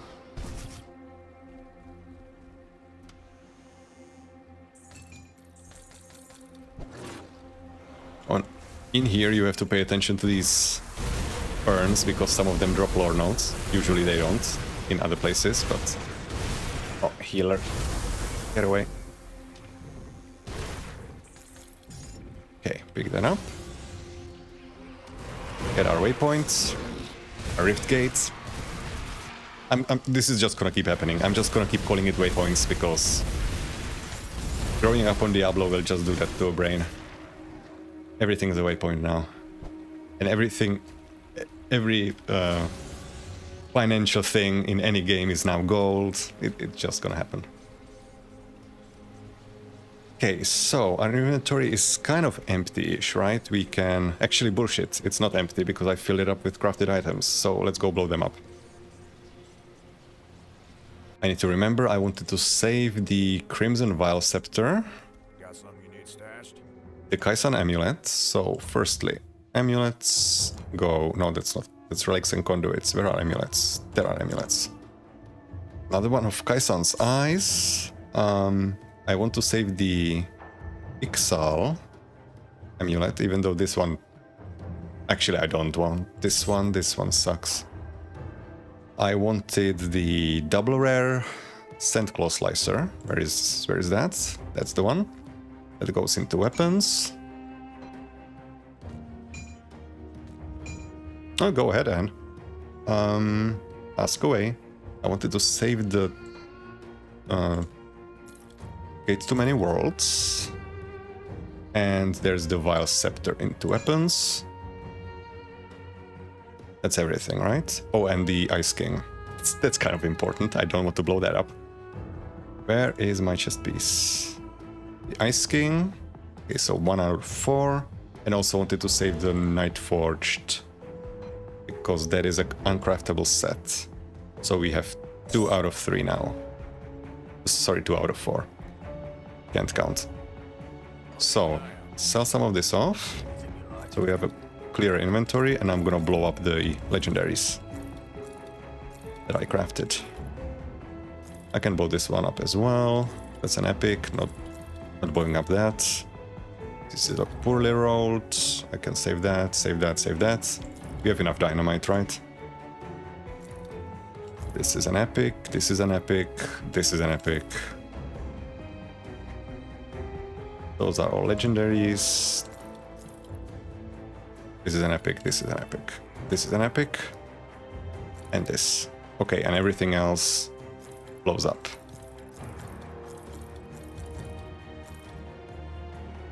There we go.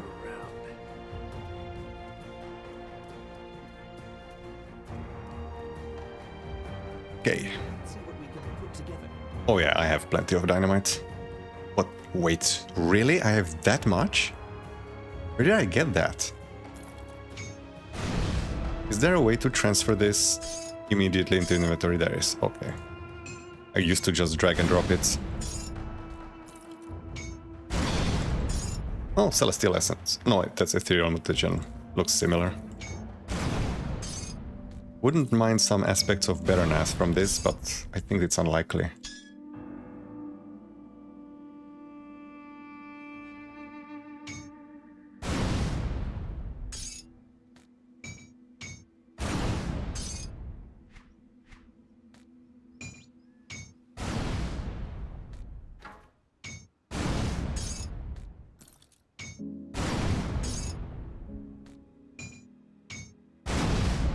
Mutagen, brains, everything but the...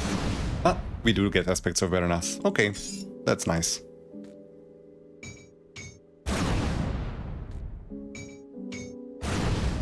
And Frozen Esther, excellent.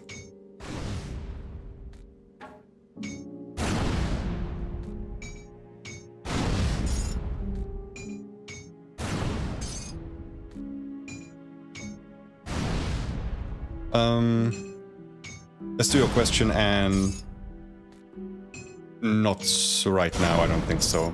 But thank you for offering.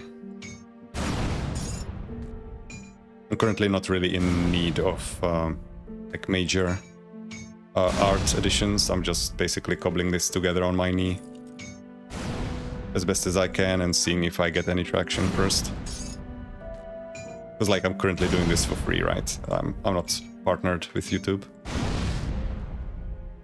Ravager's Bite, I don't need to save that.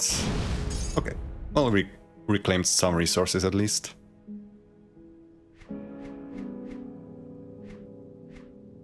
Bring me back something interesting.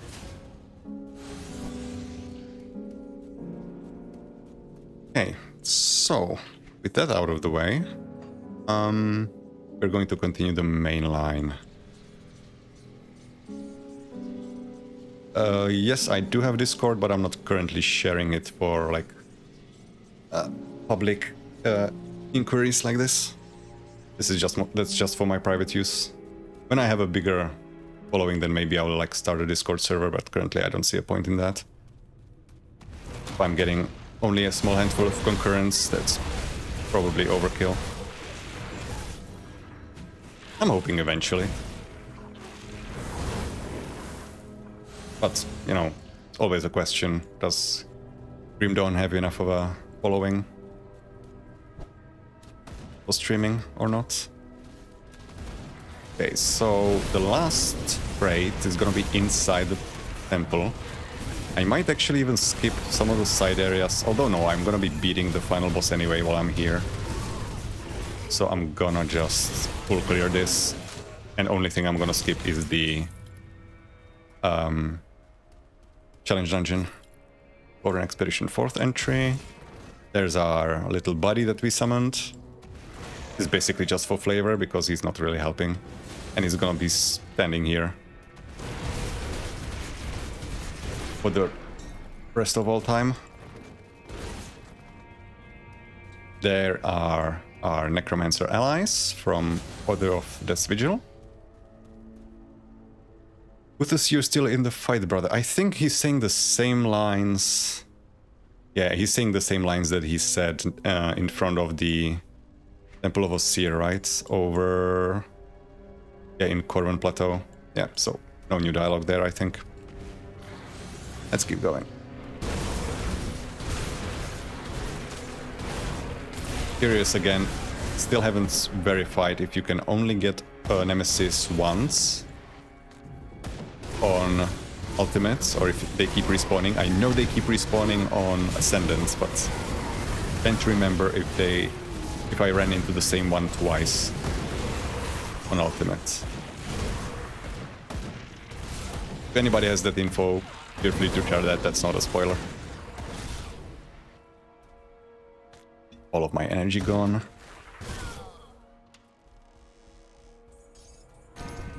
Oh, what was that? Oh, is that a double rare? Did I not turn on double rares in my filter? Always show uniques. I didn't turn on double rares. Okay. What is that? Oh, it's an offhand. No, I'm not picking up a... I mean, I can sell it, but... no way I can find a build that has a free offhand slot. To use a double rare normal one, not monster infrequent.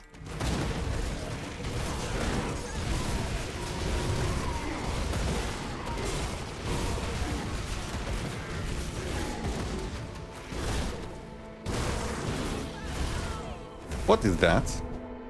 Oh, that's a Celestial. Motherfucker, come here. We're gonna have words. You do not drop rocks on a man's head while he's looting. It's impolite. Here we go. Missing shipments.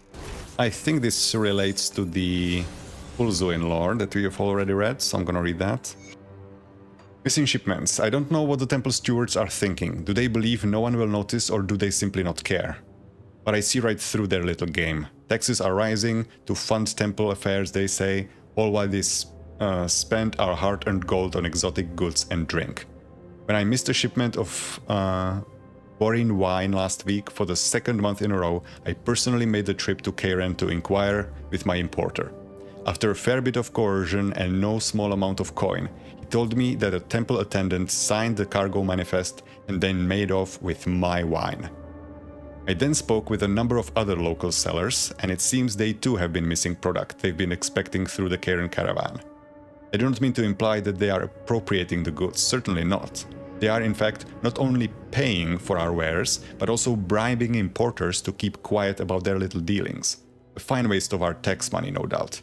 I mean to take this up with the Merchant Guild as soon as possible, and I implore you to do the same. It is about time a voice of power in this region ruffled the feathers of a few ordained officials. Yeah, so basically they're just keeping Ulzuin nice and fed. If I remember correctly, because he's nursing some wounds from fighting with Chthon. Or with the forces of Chthon, not with Chthon directly. Oh, there's another totem.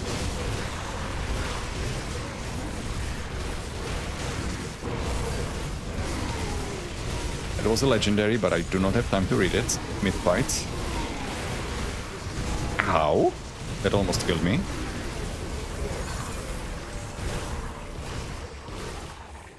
Codex of Truth, Soul Lands. Cool items, but not for us. Starting to stutter a little bit for some reason. What is that on the ground? Oh, that's just the glowing remains of the griffin. I see. Shouldn't we have a quest here? Wait a minute. Tsunami has reached maximum rank. Good to know. I thought there should be a quest to kill the... Or maybe I have it. Oh, no, never mind. Destroy the messenger. I already have the quest. Oh, but... Well, this guy I should have spoken to. Have you executed our little plan? Also, this is about destroying the creature that the Kaiman's Chosen were planning to bind. Yes, the beast is dead. I knew it existed. This is a great victory for the three and an affirmation to the glory of Bismiel's web. Now we can move forward with our plans without worrying about the creature being used against us. Again, Bismiel reputation not useful to us anymore. Back to the portal. Yeah, so we have a quest to destroy the messenger, which is the creature that Kaiman has been in contact with, which facilitated the contact with Korvac. If we were allied with Kaiman's Chosen, we would have more context for this. What are the modifiers? +2 to all max resistance is excellent. Enemies deal more damage. Total retaliation with damage modified. Do they even retaliate? Slow resistance, who cares?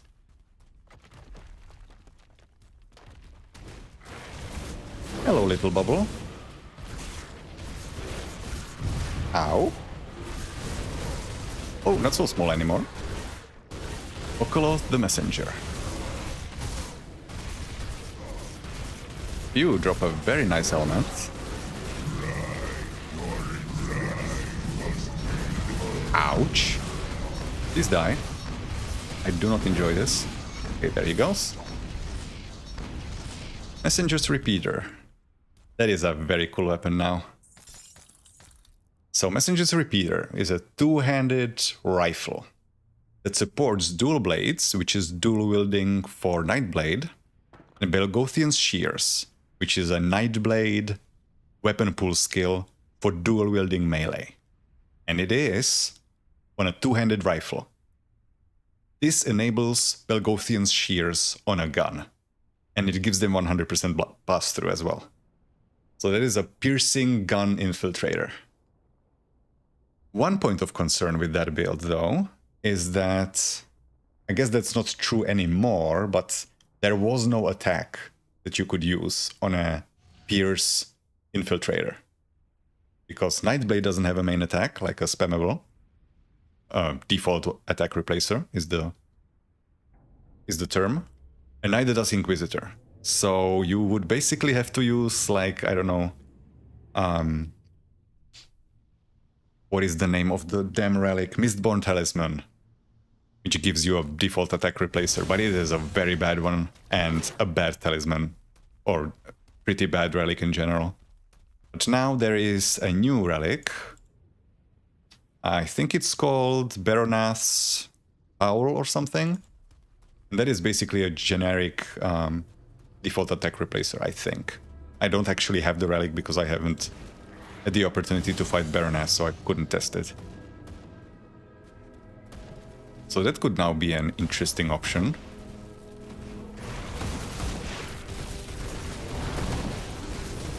It is something I do want to build. And there's a few more items that do this.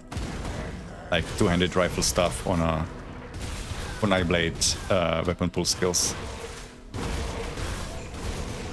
There's also one-handed weapon pool support for two-handed weapon pool skills on Shaman.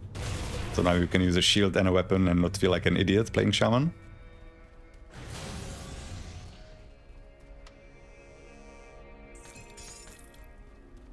There's also Shattering Smash for Oathkeeper, can now be used on a two-handed weapon.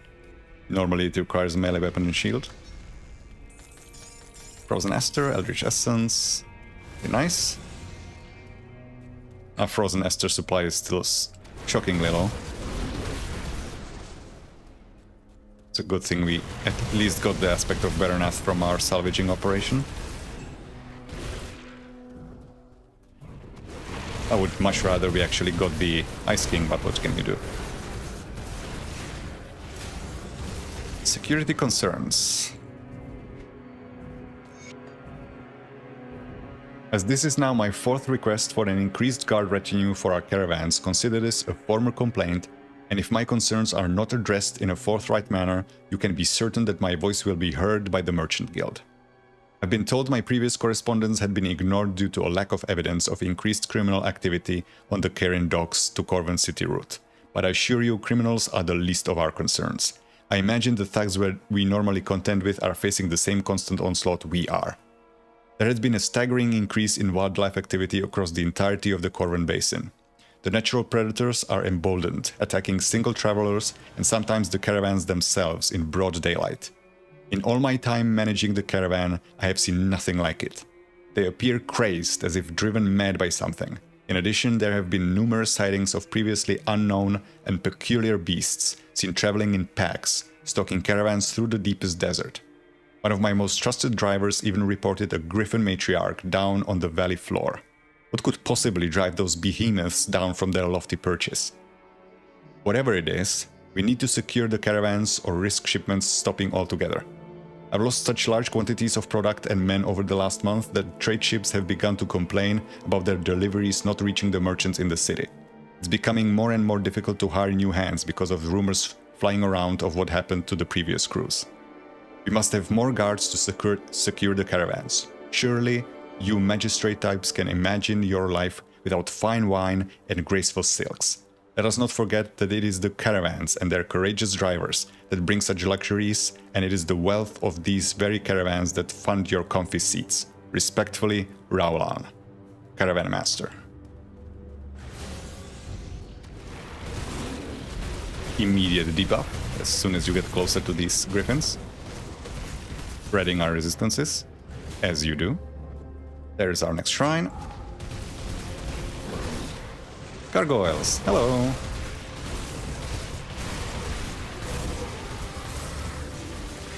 Ow. Accidentally broke an urn that drops a lore note. I would have missed it.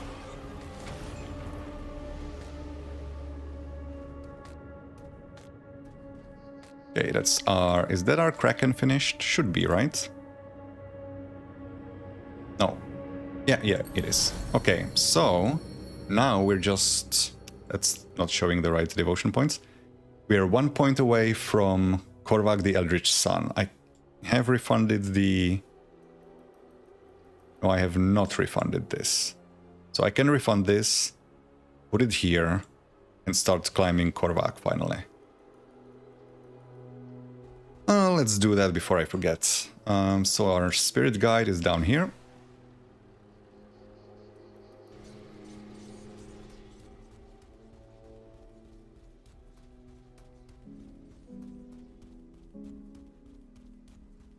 There you are. Devotion. Get rid of this. Losing us some health for now. Stay strong. And reinvesting it in blue, which unlocks Korvac. We have 6 devotion points left and all 6 go here. So all damage. We don't even really need the proc. Or frankly, we won't even have a very good way to get much damage out of it. But this is one of the few devotions, there used to be more, that gives damage to both us and our pets. And since we're going to be a Harbit build, that's what we want. The other devotion that does that is down here, Mogdrogen the Wolf, which amplifies bleeding damage on our end, which we are not playing around. So even though it does better stuff for the pets than Korvac does, it would make us weaker, because we are not playing a bleed build. The other devotion that used to do this is over here, Empyrean. But it no longer does. This is now a fully player-focused fire and physical devotion. It used to also give some pet bonuses, but frankly, not very good ones, so people weren't even using it for that purpose. Because it was mostly defensive stuff for the pets. And you want your pets to be... Sure, you want them to survive, but you also want them to be doing good damage. And they really weren't. I can't even distinguish if these are rares or not. That is one thing that's kind of annoying me. I already complained about it on the forums. If you have a monster infrequent item and it drops with a rare prefix, you cannot tell, because it just will be indicated as a rare item, because it's rare by virtue of just being a monster infrequent.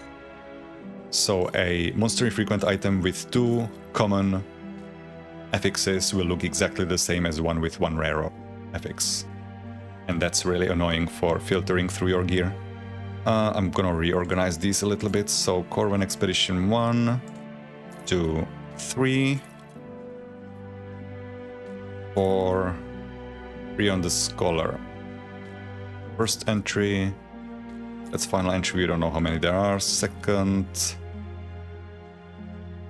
third, I'm missing fourth. Fuck, where did I leave that? I'm gonna have to Google that. Or if anybody knows where the fourth entry for Rion the Scholar is. I think it might be somewhere in Karen Dogs, but I'm not sure. Okay, back to business. Also, I'm noticing that I'm getting the quest for Anasteria on my quest log. I don't want that showing up there. The Outcast's Revenge. That doesn't need to be here. Return to see Lorna in Vanguard of the Three. That's the messenger quest. Welcome back. Is it done? Have you slain the messenger? The messenger lies dead. You've banished the messenger? Then why do I still sense its presence? Why does its fury still cloud my visions? Perhaps it cannot truly be killed, or at least not by any means known to us? I believe you, but there may be something we don't know about this being. I'm concerned that this is not the end of this malice. We get Drake reputation, Eldritch Essence, and an attribute point. I completely forgot we get an attribute point for this quest. Neat. I'm pretty sure it's dead. I trust you. You seem certain that you killed it, but death may not be the end of this foul creation of Korvac.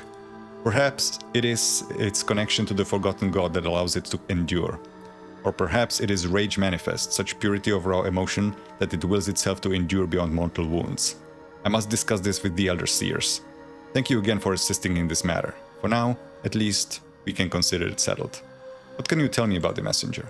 Folktales would describe a fiery visage coming to people in their dreams or in times of desperation, offering them salvation and solace from their life's woes. Oh, I already asked this in the last stream, so I'm gonna skip that. Can you... First time I'm asking a favor from chat. Can one of you Google up where the fourth writings of Rion the Scholar are? It's gonna bug me the whole stream now. Because I thought I explored pretty thoroughly, but I guess I missed one. There is Azaleon. Hello. Azaleon is another one of those named bosses in this expansion that does, or at least did not have a specific monster frequent to him. But now, he actually will, because the Corvan Eye and Corvan or Griffin Eye amulets or medals can now drop. Okay, that answers my question. Oh no, never mind, that's a beast. Okay, so we are getting the beast nemesis. I thought he was going to drop the Griffin Eye or the Corvan Eye, but he doesn't. That's weird. He's a Griffin, he should. And it should be guaranteed because he's a boss. That's an oversight. Under King. So we know we can kind of tank you, as long as we are not taking the rock to the face. Although we will take a shit ton of poison damage. Okay, get away from that. Go on, toss it. Give me the rock. Nice. I saw someone on the forums posting, I think it was Afanasenkov, posting a clip where the Under King's rock shotgunned them in the face for 32,000 health and insta-killed them. So I am kind of nervous to be tanking this guy. Ow. Okay. And with good reason, I guess. That's a interesting scatter radius. Okay, just die. We're almost done. Ooh. Okay, that hurt. What is your defensive ability? I'm not barely critting you. 18%, I should be fine. Beast Warrant again. I could swear they increased the drop rates for these.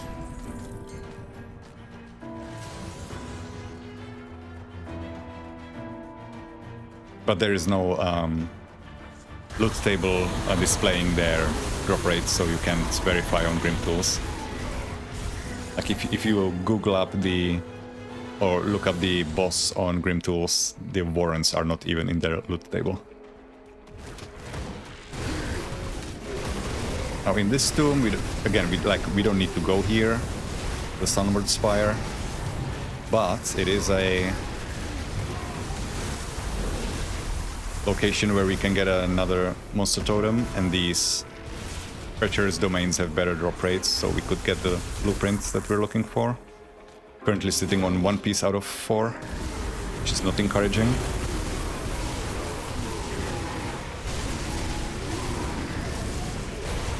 Gotta say, these Sigils of Consumption are very nice with the Chaos Werewolf. Should have probably played them as my main damage source the whole playthrough and not just rely on Werewolf. It's so much sustain. We are revered with Solal, and I'm guessing with Drieg as well, right? Both of Solal, almost with Drieg as well. 307. Okay, so I'm gonna save my trip to Conclave of the Three once we have all of them maxed. We only want their defensive augments, but we do want the augments. I think the Solal one might even be... because I think he has the plus 15 Chaos Res. I think that will be mandatory for us. Because our Chaos Res is gonna be kinda low.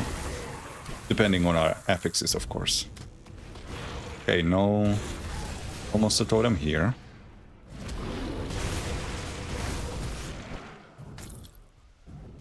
Isn't there a breakable... no, never mind. Thinking of a different tomb.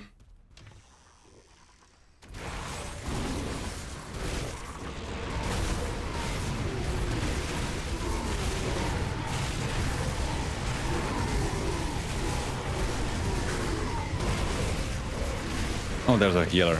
That's why they're not dying.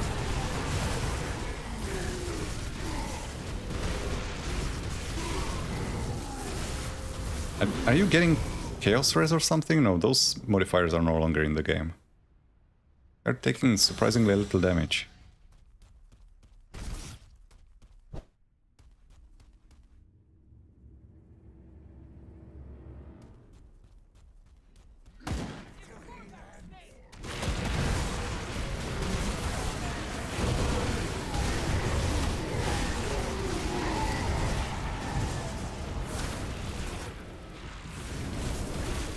Chosen raiment. No totem here either.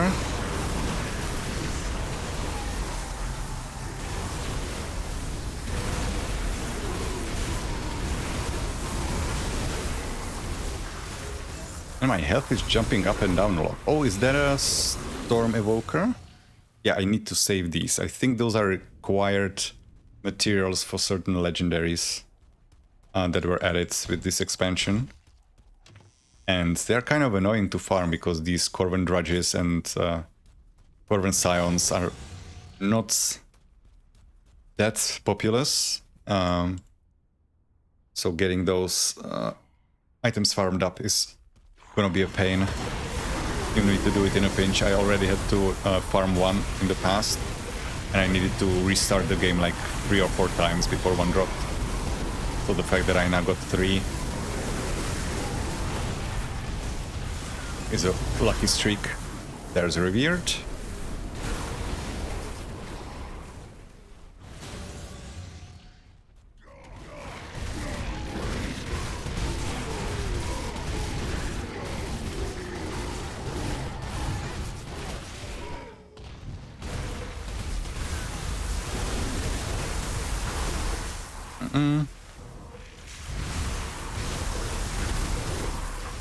At the end of this dungeon is a boss that has a pretty cool sword that I never, unfortunately, really found a place for in any build.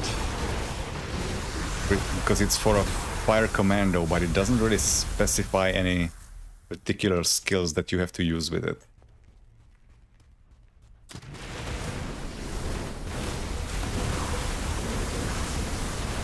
Why is this hurting so much?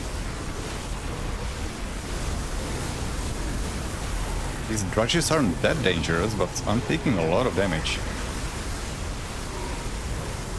How? I mean, it is also getting some insane density here.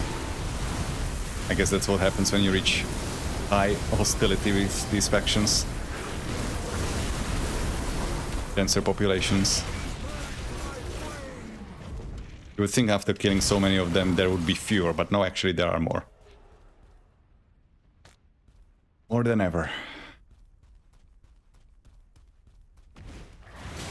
That procced almost all of my circuit breakers.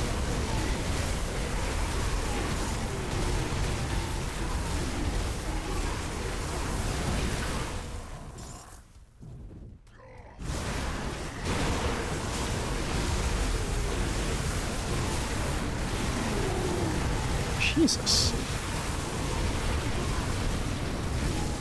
I thought guys in Ashes of Melmoth are tanky. Maybe these guys have a high chaos resistance?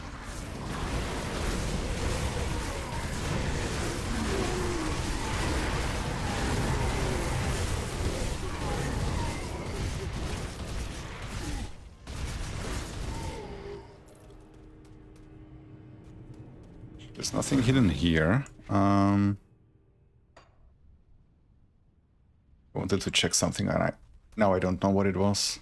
Oh yeah, I wanted to go back to the town and buy up the augments.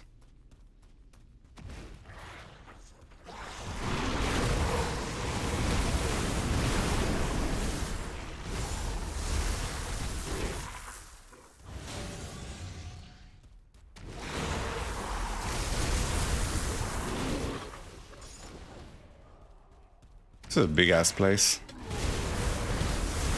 Kind of forgot that it has so many. Ooh. Ah, there is our totem. Okay, fingers crossed.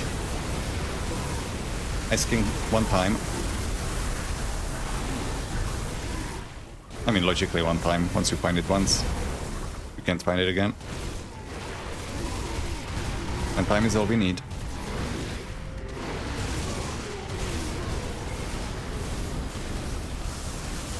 Jesus, these rage flames. It takes so long to kill. I mean, I guess our damage might be falling off. But no, we don't have the trouble with other enemies like that.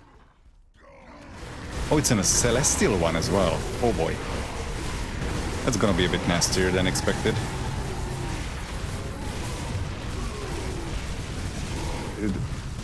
Gonna spit out maximum number of signs of hunger again. I think every time we had a celestial totem on this character, it always got 6 scions on it. Which is the highest amount you can get, I believe. Oh, you're stuck. Sucks for you. Okay, how bad is it?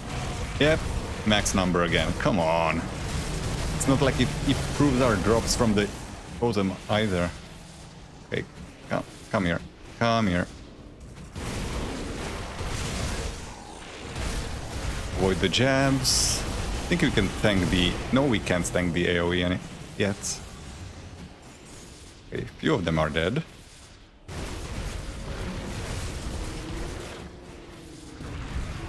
Oh, wow. Okay. Where did I open my portal last? Been a long time since I died. What is it, like 3 streams, 4 streams since I died? Forgot what it feels like. Doesn't feel good. I think I opened it before... No, it's right here. Good. I was not an idiot and I actually opened the portal. Oh, not you. I don't want you here. Debuffing me. Nope. Stay away.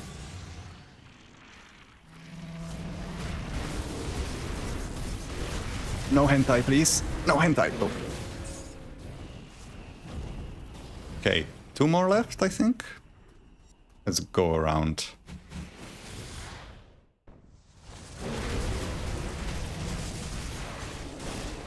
No, 3. It was 3. Now it's 2. So annoying. Maybe he bleeds out?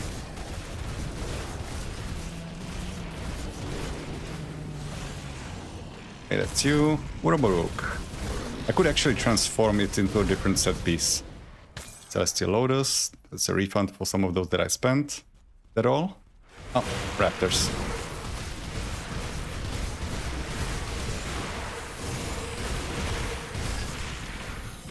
Blood Mist boots. We already have those. Literally on us. Okay, Desecrator, Black Steel, we already have those. Uroburuk's Mantle, I can try to transform that. Do another piece of Ice King. Oh wait, there I left something behind. Wraith Knight Pauldrons, I already have those saved up.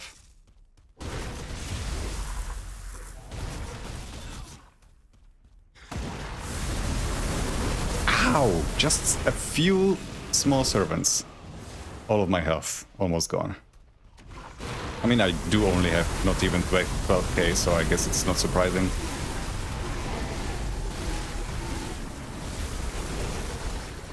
Should be running around with like double that by this point. And there is Astros the Sun Herald, the boss of this area. His big ass sword.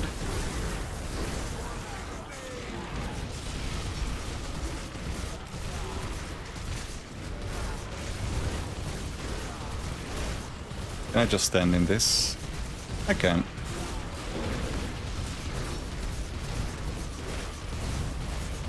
Down you go. He didn't even drop his sword. That's just rude. Thought it was guaranteed. I'll clear this first. You know what, since we are right next to a rift gate, right?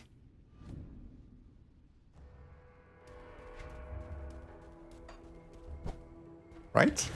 Or wrong? Wrong, we're not next to a rift gate yet. It's gonna be inside the tomb, right? After I enter the tomb, I'm gonna look up where the fourth Rion Lord Note is.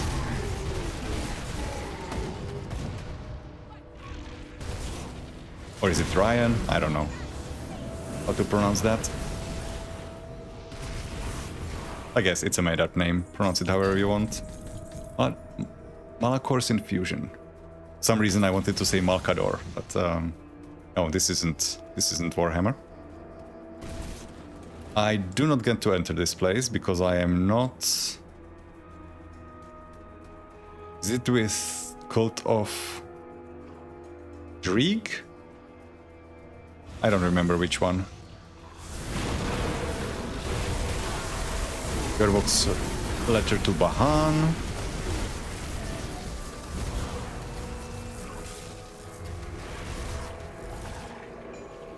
A lot of these crossbows now.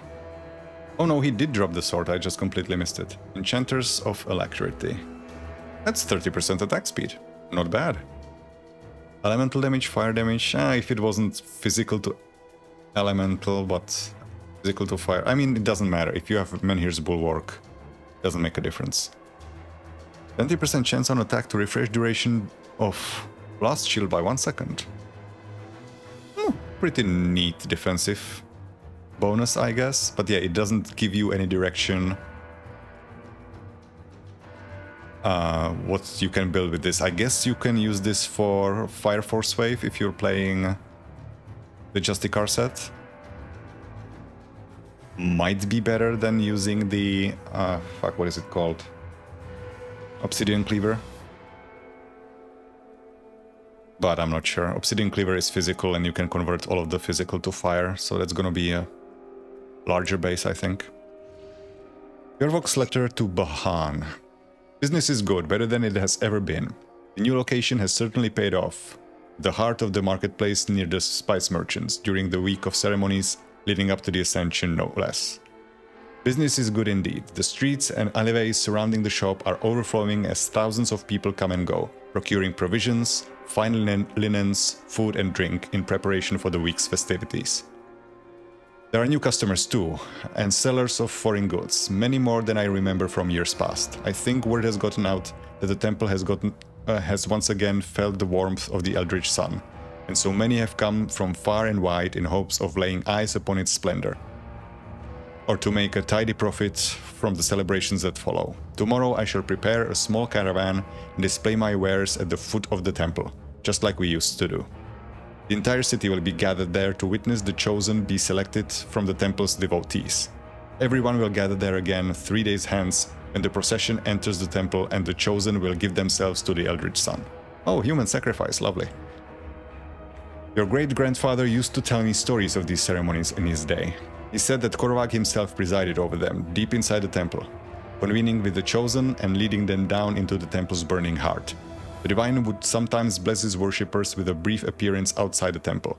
His mere presence was allegedly enough to cure the ill and strike blind the wicked. Such a sight certainly has not happened in my lifetime. I'm not sure anyone living apart from the most devout priests has even laid eyes on the Eldritch Sun. Perhaps we are no longer worthy of such things. Perhaps he has looked into our hearts and seen that all too many have come only to enjoy the festivities, with no intention of truly paying homage or offering prayer. It is a different time, no doubt, perhaps a good time. The city is as beautiful and radiant as it has ever been, and its people happy and successful. I only wish you could be here to see it.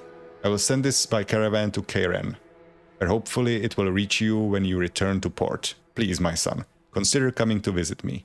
I would so love to hear of your adventures off in the far-off places you've seen, of the exotic cities you visited. I know the life of a shipmate is a busy one, but do remember your old father. It won't be long before they take me to the sands and leave me for the good of the night creatures. They are leaving their old to be eaten. I never realized that. They don't build temples for crusty old merchants after all. With all my heart, your father, Yarwalk. It won't be long before they take me up to the sands and leave me for the good of the night creatures. I'm guessing he means after he dies, not before. That would be fucked up. We also had I Stand Before the Eldritch Sun from Astros. Here atop this sacred spire I bear witness to a tragedy. The land's wounds weep with the blood of the divine, his scarred flesh marred by the wickedness of false gods from a bygone era. The devastation is almost too much to behold, so intimately was the land tied to its benefactor. If it is ever to be healed, the Eldritch Sun must be released. Each dawn brings us closer to our goals. Last night I beheld the wondrous ascension of our father. His screams echoed through the temple halls. He too now bears the burning scars. The burdens our god carries are made lighter by his sacrifice. Others will soon follow, and I pray to the sun that I am chosen next. May this flesh carry the will of Korvac. May my hands be made into weapons to carve a path for his return. As I stand here atop the sacred spire and the light of another dawn breaks through the twilight of night, I call to the heavens to grant me this honor. Korvac, hear my prayers. Grant me your flame, and I shall render our foes unto ash. Astros the Sun Herald. Now there's gonna be a little bit of a... It's not really a sequence break, but... Since we didn't go to Ashes of Malmeth, we will have a little less context for the next boss fight. Although technically, since we have already completed the secret quest for the base game, which does have some relevance to Dela Thornsbury and Dravis, we do actually know who Dravis is. But there is a little bit more lore in the second half of Ashes of Malmeth that we are going to be missing for now.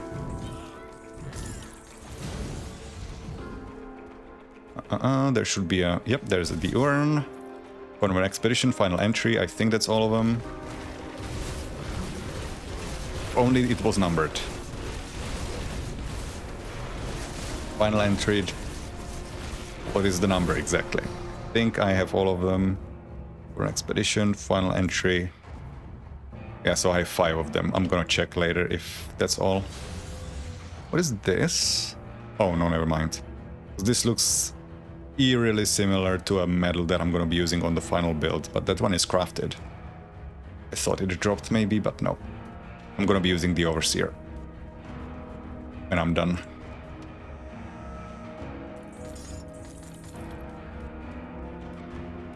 Okay, is that all of them? I think that's all the lore notes. Nothing here, right? Ah, more statues. Alright, come up.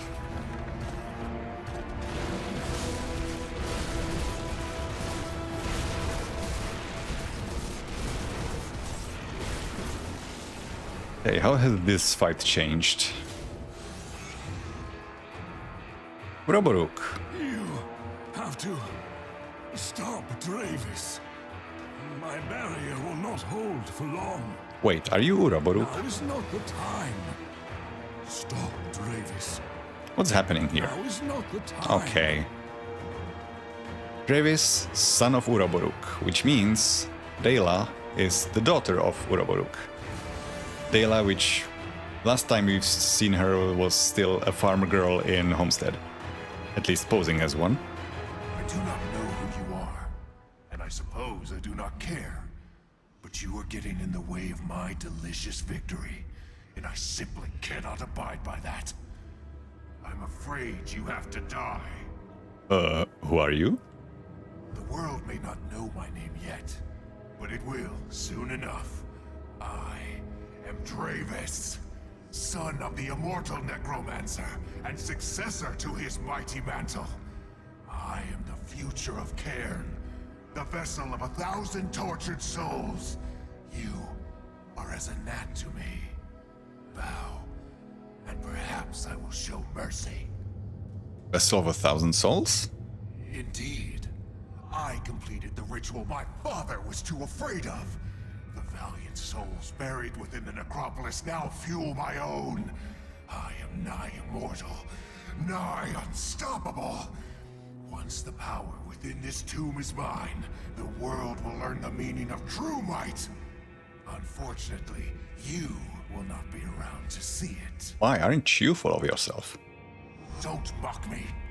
I stand on the precipice of true immortality and power beyond imagining. All will bow before me and despair.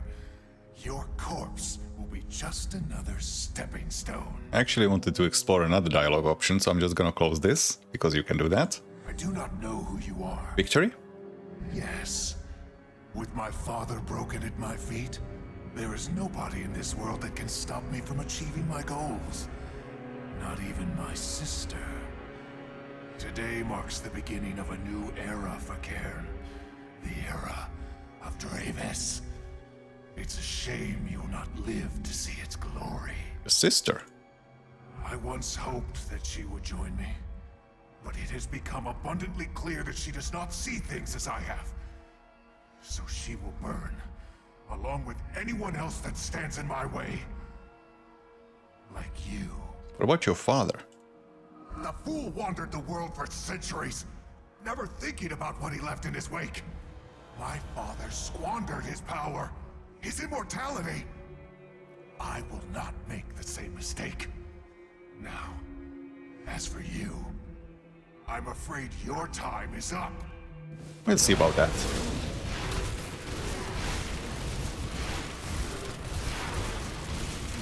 Oh, he has a thunder. I think it's this Ravenous Earth, right? Yeah, that's annoying. Because you basically cannot fight in that area. As long as it lasts. How much of a thunder is it? Oh, it doesn't last long, does it? It drops almost immediately. Okay, that's not that bad then. Although it does hurt. Okay, how much of a thunder is it? 35%, that's not too bad. I think I can just stand in it, right? Yep, I can just stand in it. Okay, screw you and your thunder. A collide scored. You were to be immortal if you didn't die. That's kind of a problem, isn't it? With your whole plan. And so, my misguided child lies dead, far from the land of his birth. I've witnessed many of my progeny perish over the centuries, such as the curse of my existence, but none stung as much as this.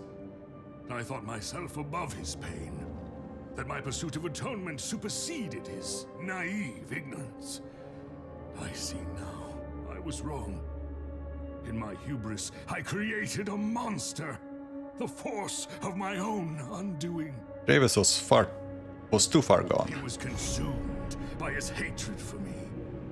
In another life, perhaps he would have stood by my side as we sealed this tomb forever. I'm afraid now, that duty falls to another. I've witnessed the passing of centuries, but now I find myself wishing I had more time. I have so many questions. I will answer what I can in the short time that we have. What brought you here? I wish to atone for my sins by putting my skills to the only purpose they serve, destruction. A threat is rising beneath these sands and I thought to extinguish it. I will answer what I can in the short time that we have. Why did you leave the Order of Death's Vigil? Having achieved my goals, the time had come for me to move on. The Order no longer requires my guidance, even if they do not yet see it. The stirring of ancient gods and the machinations of their banished servants had captured my attention, and so I set out to discover the source of these disturbances. But I was too late to stop what the people now call the Grim Dawn. I fear we may be too late to stop Kaiman and his god as well. But that falls to you now. I will answer what I can. What happened in Arkovia? Uroboruk stared past you into the distance. Arkovia, perhaps my most troubling legacy. It was a land of opulence, of a people obsessed with pursuits of the flesh. Their oligarchs were consumed with consolidating their authority at any cost, even if it meant the downfall of their nation. I lived in Arkovia for a time. I bore witness to atrocities committed against my kind in the name of justice and keeping of the peace. Eventually they came for me as well. I was brought to the despicable tomb prison they called the Steps of Torment, and left to the whims of their chief executioner, Alkamos. When they discovered I could not die, the tortures they imparted upon me pushed the limits of human imagination. Naturally, this drew the attention of the oligarchs, who hungered for my immortality. They demanded I show them, but I refused. And so I was put to renewed torture, day and night, without rest. In the end, I relented, in a way. They thought me broken, defeated, but it was a mere ruse. I was finished with the Arkovians and their depravity. They would all suffer 1,000-fold for the torment I endured. I gave them their immortality and cursed their progeny for all time. Then, as they were distracted by their twisted gift, I made my escape. They would not discover the nature of their curse for some time. But by then, I was long gone.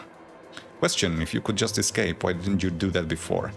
Arkovia bears the weight of my hubris to this day. An entire people wiped out by my hand for the actions of a few. Well, at least you admit it. That's a step.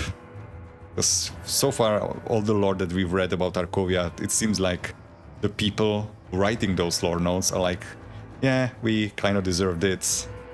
None of them were pissed off at Uroboruk for what he has done. Considering the fact that not only did he curse the people of Arkovia, but he also cursed all of their children that were yet to be born, or were just born, into becoming basically harpies. That's fucked up, Uroboruk. I will answer what I can in the short time that we have. Why did you leave the Order of Death's Vigil? Did I ask that already? No, I did. I will answer what I can. You lived for centuries? Yes, I've witnessed the rise of empires and their inevitable fall. I played no small part in one of them. I was there when the gods grew silent and the world was left to the imaginations of mortals and ascendants.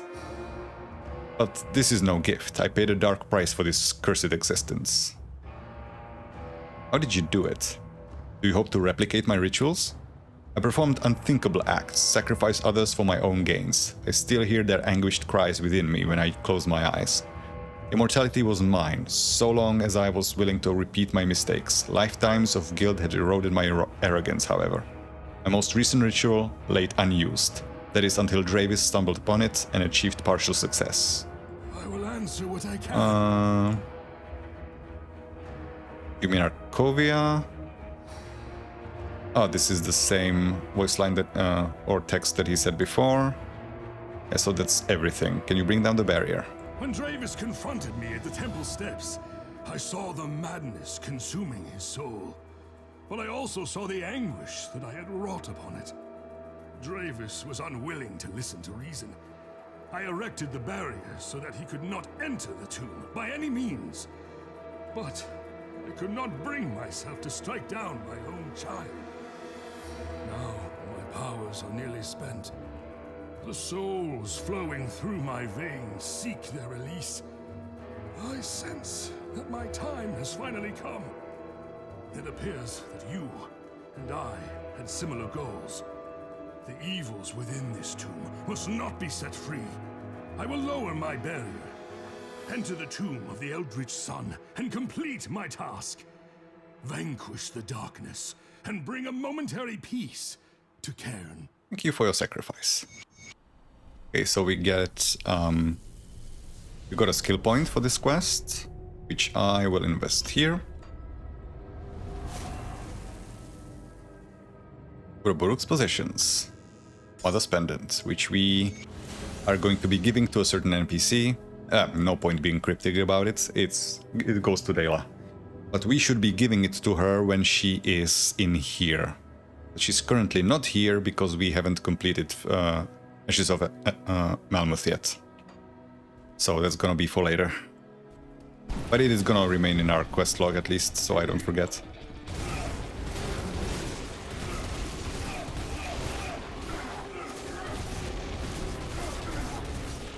What are you attacking on here?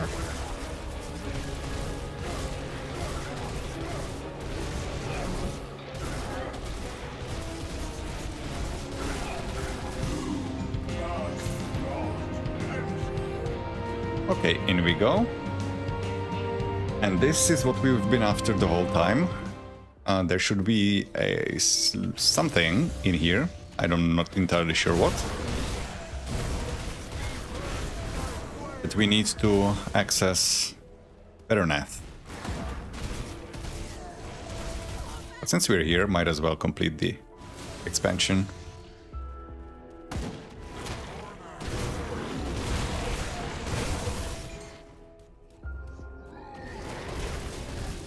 Oh, kill the healers. Oh, that's a fanatic. Where is the flame bearer? There it is. And there's our quest marker. So here's our objective. I'm gonna clear this out so I can read what it says.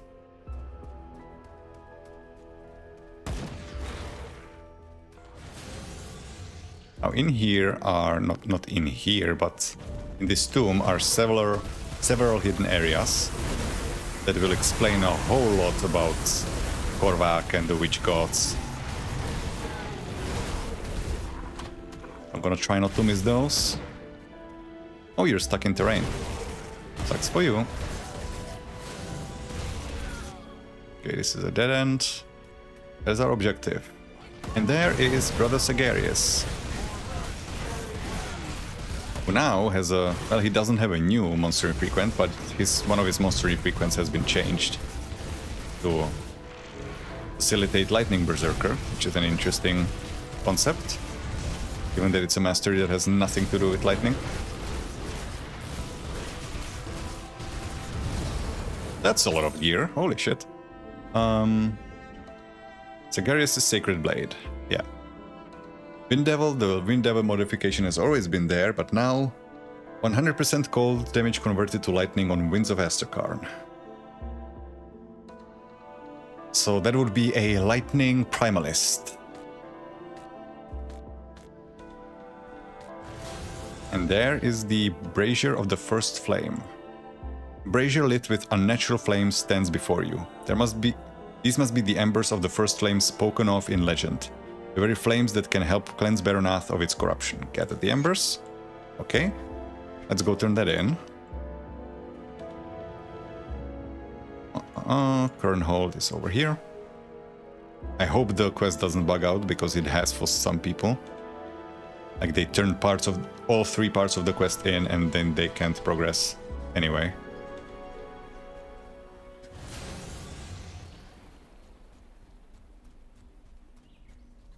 We need to hand it to this guy. That intense heat.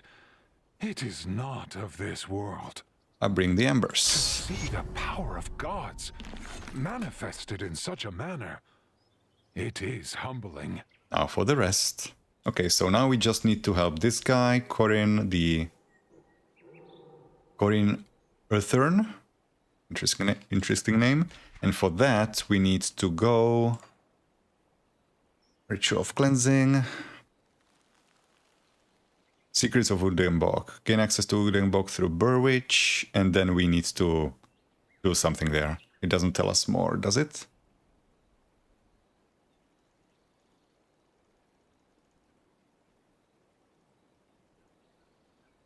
No, it doesn't tell us more details. I think we need to get something from Bargol, which is a boss in like the midpoint of... before the midpoint of the expansion.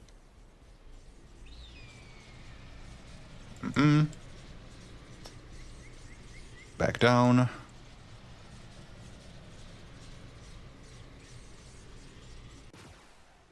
Oh, we leveled up. I forgot. Can we get more? It's +9, so one more level. Cunning. Okay, now if any of you, fine gentlemen, would just drop for me the Ice King set. Not all of it, just a blueprint. I would be ever so grateful. No. Come on, walk down the stairs.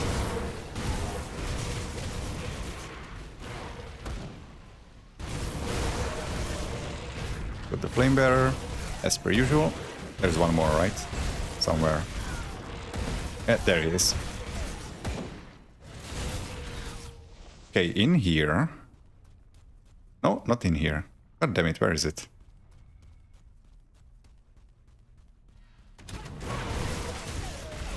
Should be a Corvan Elegy lore node. And in one of these hidden areas is also a final crate that we need to break for the secret quest.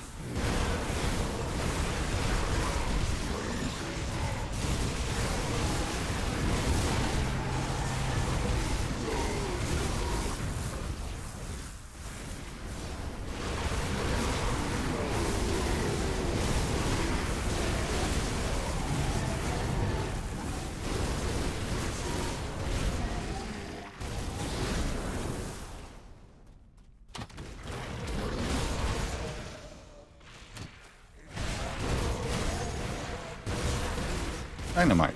Nice. I just spent some.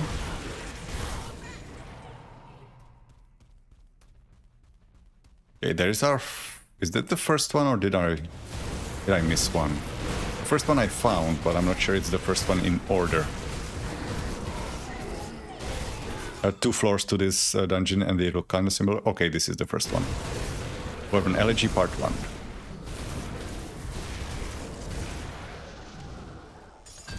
Viren. I could maybe try to transform that into a part of Ice King. Corvan Elegy Part 1. These are, without a doubt, the most important lore nodes of this expansion. Of Forgotten Gods, I mean. Corvan Elegy Part 1. We do not know where he hails from. Nobody we spoke to knows him. What drew this sorcerer to our lands confounds us, but it is his disregard for our ways, our very faith, that brought him to my attention. I've received numerous complaints of this Solal visiting religious sites and temples and showing utter disregard for procedure or ritual. It is almost as if he's searching for something. But what? I cannot say. His private home in the outer reaches of the Karen Docks, acquired with a satchel of foreign gold, I am told, has been sighted giving off an eerie glow in the middle of the night, much like the Divine's eldritch light.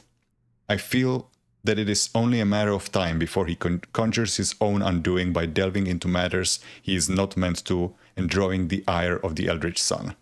I know not what folly the sorcerer plans, but he is quickly becoming a danger to the Corvan faith and a menace to its people. We must not let dissidents unravel what is presently a fragile situation. With the Eldritch Sun silent and none allowed to seek his providence, we must take these matters into our own hands. I've dispatched the temple's elite guards to handle this concern. Nobody's going to miss a reclusive sorcerer, and besides, he is a stranger to these lands after all. What's one more unidentified body in the river? Yeah, it's not gonna go as you think.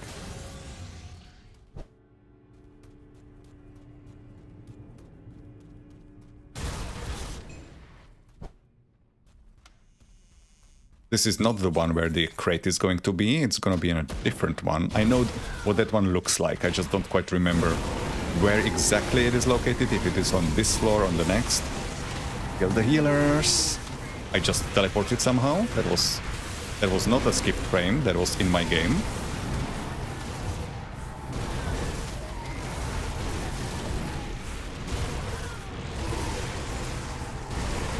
They keep summoning ants, that's why there's so much stuff. Okay, go away. Oh, still alive, huh?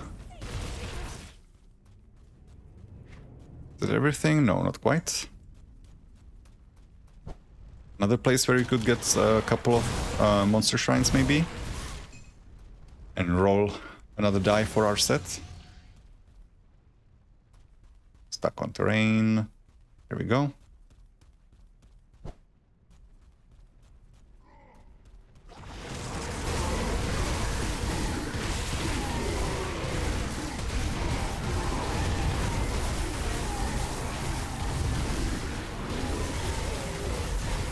So thank you, Jesus.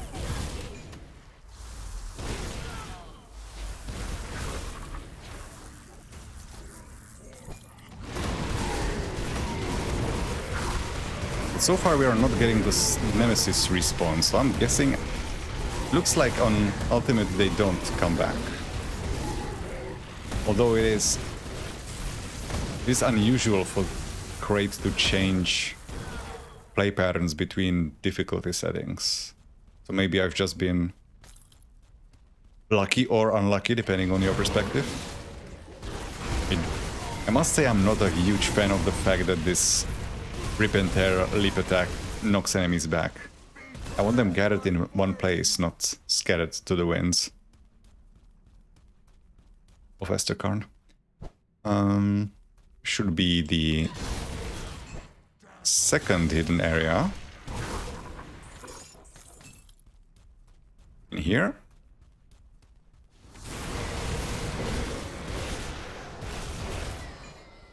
And if I remember correctly, it is in this hidden area where there is another hidden area.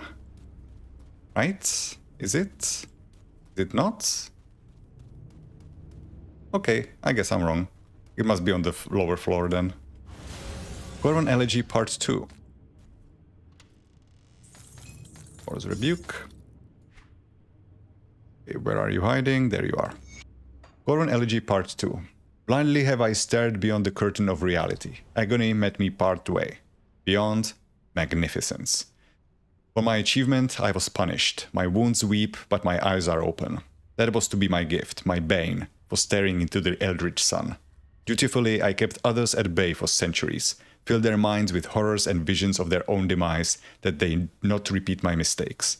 Yet this one confounds me. He is undisturbed, driven, power-hungry. The priests made their threats, and he laughed in their faces. Such arrogance in such a fragile, fleshy thing. And yet, he is brimming with potential. My open eyes peer through the possibilities. The one that holds the leash is wounded, broken. Given these circumstances and enough attempts, the mortal may eventually succeed in satisfying his hunger. But would his reign be any more just? His heart is as black as the writhing darkness, but he is not mad. He could be reasoned with. Many roads to follow, but only one shines clearly before me. But one leads to my ultimate victory. The eldritch sun must set, and a new order must rise in its stead. The sorcerer, the priestess, and the guardian, equal and not. Yes, it will not be enough to merely bring the sorcerer to his goal. The ever-living flame needs to be extinguished from the path, his immortal heart shattered by betrayal, and the one that wraps her web around his very soul will be the very same that binds our prize. No doubts remain in the infinity. My course is set. Now I must merely ensure that the other pieces fall in line. All other threads will be cut, until the one true path remains, the path of Dreeg. We are missing a little bit of context for Dreeg because firstly, we didn't ally with the Cult of Dreeg. And secondly, because we didn't do Ashes of Malmuth before this. There is the Coven of Witches. We'll have some insights into an encounter with Dreeg himself. And we also are missing the lore from the cult itself regarding what's like Dreek's purpose is, what he does. Long story short, Dreek was a human sorcerer, or some such thing, maybe an occultist, who sought to look into the realm of the gods, specifically into the Eldritch realm, which is where Eldritch deities, which happens to be one of our devotion paths, Eldritch, over here. Eldritch beings represent the wild forces of magic and the metaphysical realms beyond the veil. One of these Eldritch is Korvac over here. It doesn't highlight, but yeah, this is an Eldritch deity. So he looked into the Eldritch realm, and Korvac looked at him and thought, you know what, you shouldn't be doing this.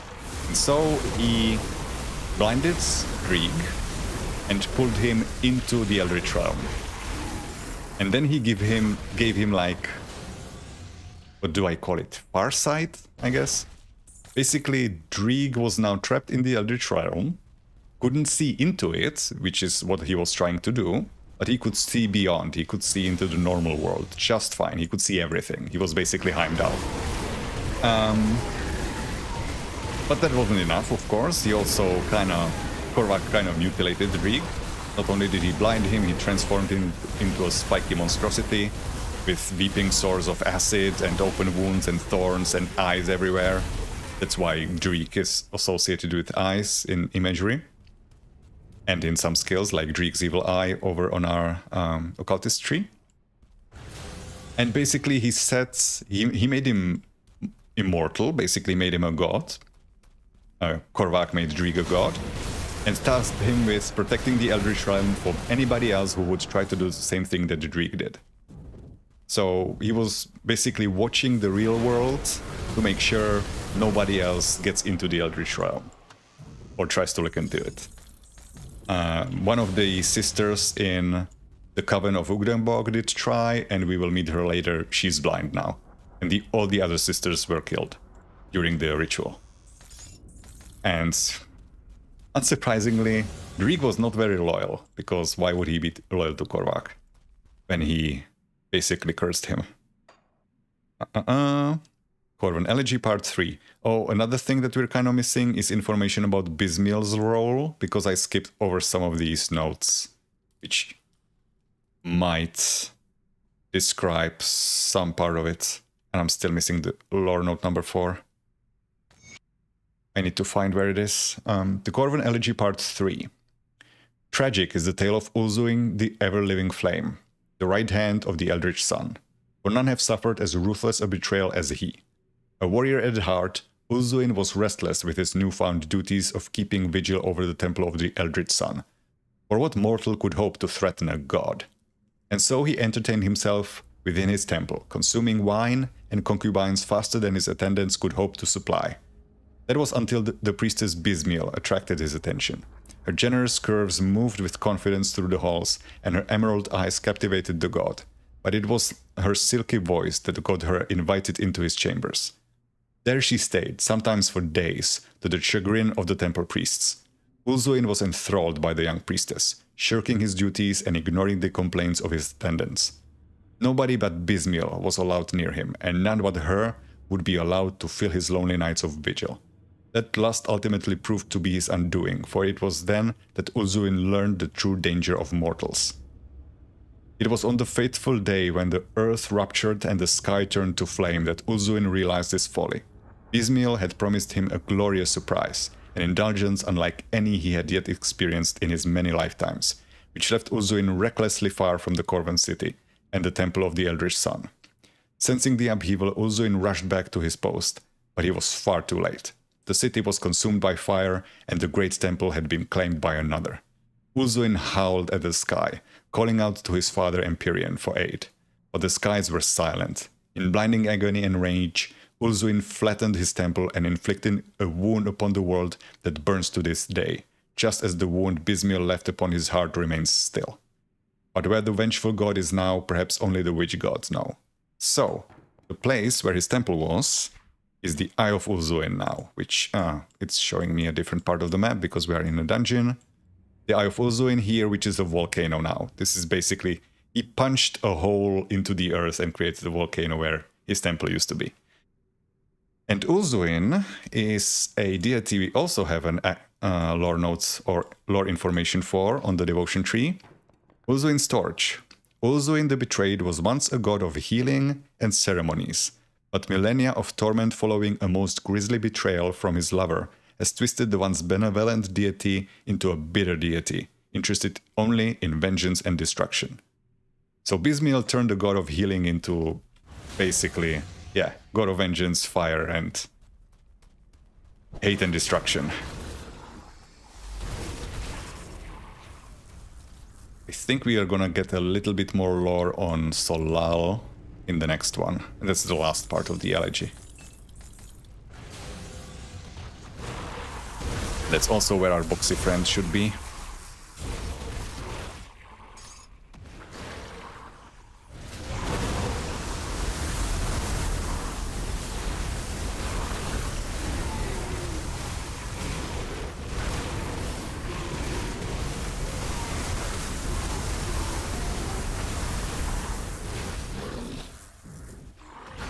More of you guys. I'm noticing that I'm not getting the music for this place. That's a bit sad, because that is one of my favorite soundtracks, but for some reason it's not triggering. Maybe it will reactivate in a lower floor, but... But music was playing when I was outside, so... Don't know what broke. Aspect of Veronath, maybe? No, just Eldritch Essence. Okay, this is the last part. The last hidden area.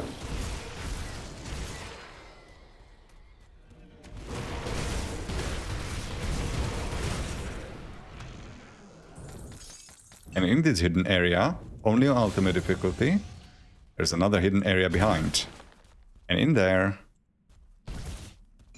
is our friendly little box. A shiver goes down your spine, visions of endless sands overwhelm your something mind, I think it was. So yeah, that is the 6th and final crate. Corvan Elegy Part 4.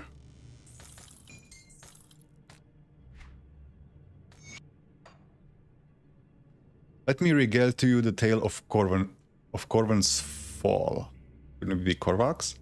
For when the gods did battle and the world shook in their wake, it was the people of Corvan that paid the price of ambition. With Uzuin off in distant lands, the temple of the Eldritch Sun was infiltrated, aided by treachery. The many-eyed fiend, the guardian of the hidden realm, clouded the minds of the temple's attendants and allowed two figures, a sorcerer and a priestess, to pass through unhindered. Together they crossed the gate to a reality beyond mortal worlds, the realm of the Eldritch Sun. There they found the primordial being gathering strength upon his throne. This was after the gods did war with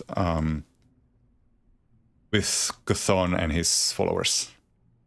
And they basically got their ass kicked. The sorcerer spared no time in unleashing his assault upon the wounded god. All the while the priestess cast her bindings upon him, and the infinite gaze filled his mind with visions of terror. The celestial being thrashed against his restraints and lashed out at his attackers.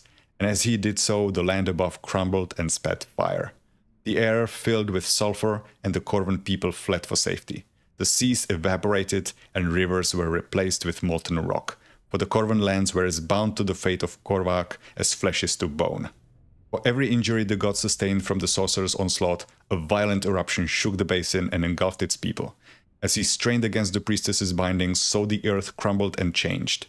And as the guardian's visions consumed his very thoughts, so the Corvan people were ensnared by madness and nightmares. When at last the tremors subsided and the survivors looked from amongst the ashes, they saw not one figure descending the temple steps in triumph, but 3. And the fate of Cairn was forever changed. So when we entered here, we were told that, Korvac was a spiteful creature that destroyed his lands in rage and vengeance, and that the true masters of the Eldritch realm are the witch gods and he is a usurper. It's the exact opposite. They fucked up all of the Corvan lands to gain power. They basically enslaved Korvac and used him as a power battery, siphoning his power to become gods on their own. They basically ruined the entire empire, and then they are blaming it on Korvac, like it's his fault. So we are doing the bad guys' dirty work. Neat. And it's kind of too late for us to do anything else. Because one way or another, Kaiman is trying to release Korvac, and Korvac is not a nice guy one way or another. We've seen what he's done to Horan. Where he basically forced him to sacrifice his wife, then cursed him with immortality so he has to watch his child die, or because he refused to kill his wife and tried to kill himself instead as a sacrifice. That's... Korvac is a dipshit, no two ways about it. So we can't exactly let him loose. And with the witch gods ousted out of Witchfire, that's a neat crossbow. I actually have a plan for that soon. With the witch gods basically ousted out of their realm because Korvac is gaining strength, because Kaiman is worshipping him, and here, like in Warhammer, worship has real effects. So even a small handful of followers like Kaiman has is enough to empower Korvac, enough to break from his bonds. So we kind of do have to go in here and kick his ass anyway, even though we are serving the witch gods in doing so.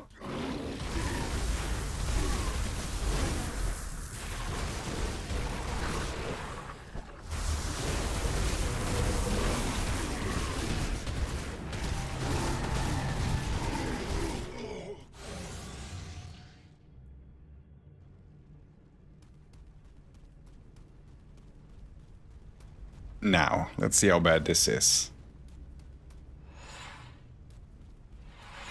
Hello, Kaiman. Father Kaiman, Avatar of Korvac. You look very different to...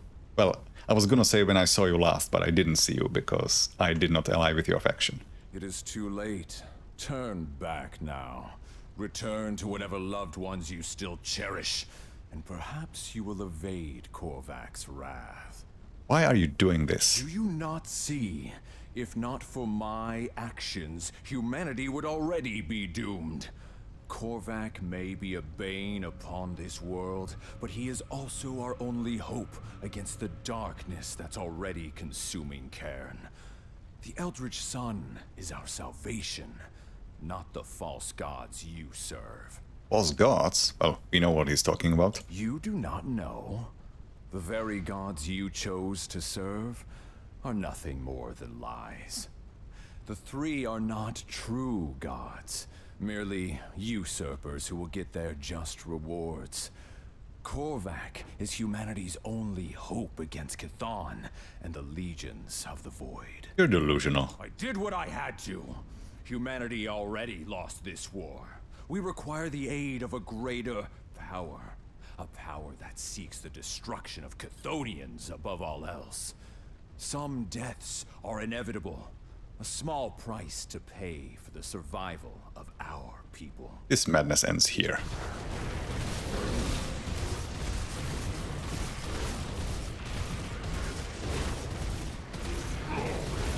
This shotgun can be very dangerous, so is this. Ow. It's actually better to just stand in melee with this guy, even though it hurts. Because that leap hurts even more.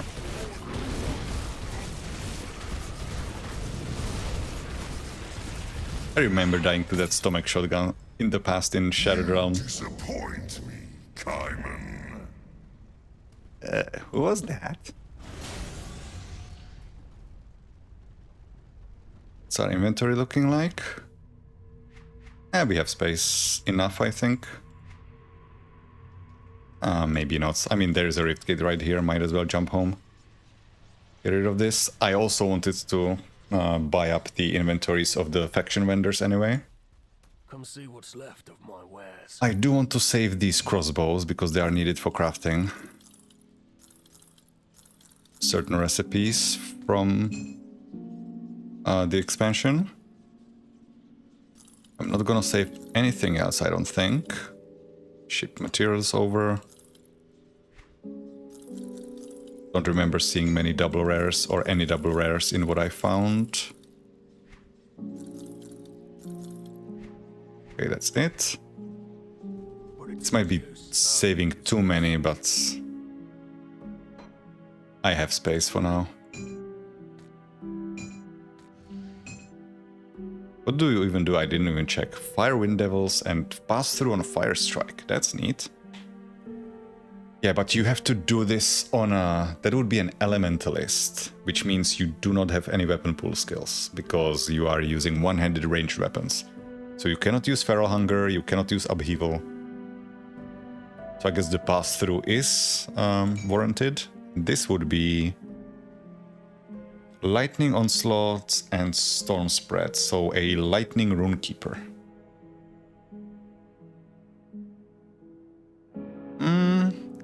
70% pass-through on Storm Spread. Onslaught stacks. Okay, what are you using the Onslaught stacks for is my question. Like Lightning Leap on guns is probably not the best use. Horn of Gandar, I mean there are some really funny Horn of Gandar synergies with Onslaught, but not on this one specifically. Yeah, I'm not entirely sure what you would be building with this. I mean, Onslaught is a good attack on its own, but what are you using the Onslaught stacks for if you have them?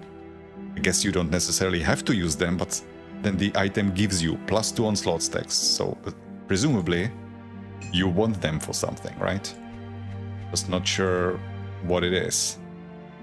Is there a lightning version of Rune of Calastor? I think there is. Maybe that would be a good choice. Rune of Calastor. That actually sounds fun. I need to write that down. Okay, this goes into papers. What is this? Oh, Blight Lord's Vector. What does it cost me to transform set pieces? Oh wait, I want to buy this. See anything you like? The defensive augments. Just in case. Oh, this is the Chaos Resistance one. Yeah, this one I definitely need for the final build. These ones are not useful, right? There's nothing for cold, and oh, there is something for cold. Okay, I can buy the Solal's Glare. That might actually be the one that I end up using in the final build. I do not remember. Put it to good use. And the Dreek shop over yonder. I'll give you a good price on what I've got left. I mean, there's no way I'm using this one. I'm gonna have more than enough defensive ability, it feels like. I'm actually not even sure how I got so much defensive ability on the final version of this build. It's like over 3000. I'm not even trying to build it up. It just happened. Maybe it's Fangs of Esterkarn power creep. I don't know. This is probably not good enough, but I can buy a few. Chaos. This would technically be good for me now, right? This is more than I'm using. Yeah, I should actually do this. Oh, these rings have amulets, not weapons. Even then, can I afford this? Aether and Chaos. I can afford this. Well, that's gonna be a damage upgrade.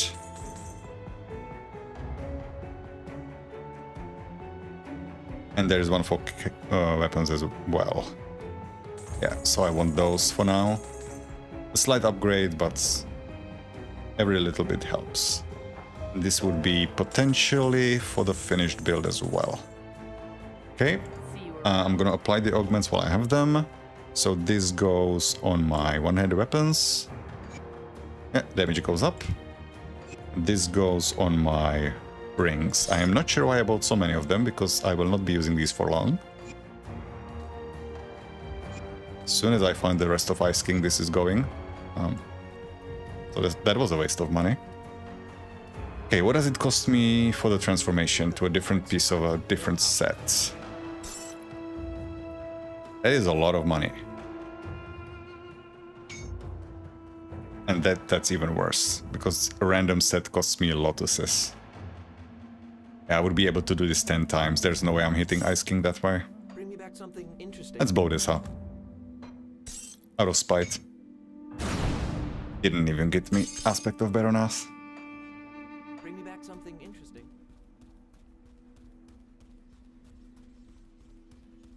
Okay, so I also think I made a mistake, right? Oh, this is for rings, never mind. I thought I bought the stuff for one-handed weapons when I'm gonna be using two-handed cold weapons, but oh, this is for rings. So this goes also into rings, this goes into weapons. This goes into weapons. This is rings and amulets, defensive. Need to reorganize this, this is getting in the way. Defensive. This away. Defensive, and this is for two-handed weapons. Okay. That's that. Oh yeah, I can also sell these because I'm no longer using them. See anything you like? And I never will again. Yeah, those can go away. See you around. So, let's take down Korvac, why not? We don't need to, because we have completed the quest we were after, but... Also empties our inventory of one extra item. Oh, now the music starts. When it's gonna turn off as soon as I enter.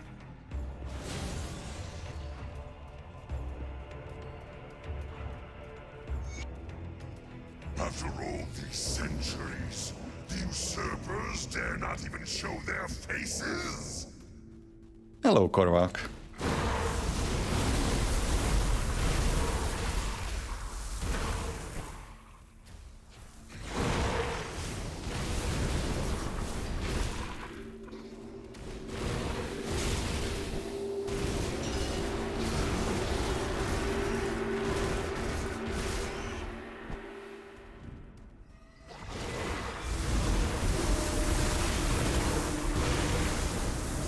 Splendors of the Eldritch Realm.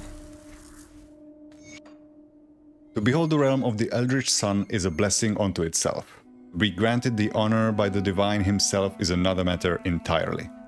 But so it was on the day I visited the Temple of Ran to breathe of the sacred incense that I was visited with a vision of golden light and flame. It was without a doubt a manifestation of our divine Korvac. I am certain of it. With arms open wide, he welcomed me to witness the splendors of his realm. The temple walls dissolved around us, and I found myself stepping onto a land for which words are lacking. Massive winged creatures glided in the distance, their glistening feathers backdropped by a brilliant starry sky. Auroras of raw magic flowed between vast floating islands of trees and plants I've never seen before. I touched one of the roots and raw arcane energies pulsed away from my fingertips. It was all too much for a mortal mind to absorb. I turned to our benefactor with tears in my eyes. I could tell I was visibly shaking. The Eldritch Sun took mercy on me, and I awoke abruptly to find myself surrounded by the temple priests. I had apparently started convulsing, and foam formed itself at the corners of my lips.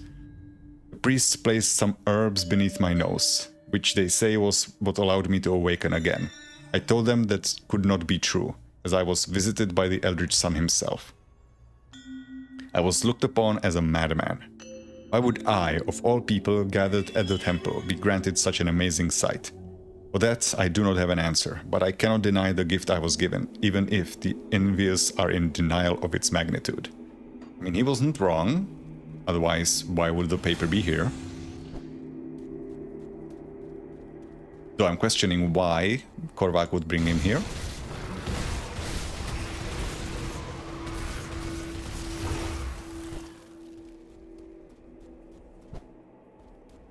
How long do you think that charade would last?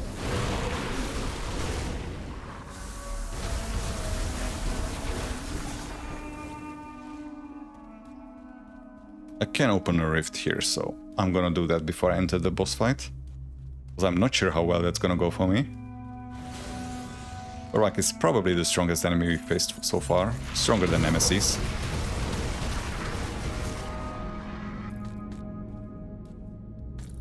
Pick it up. Can't click properly.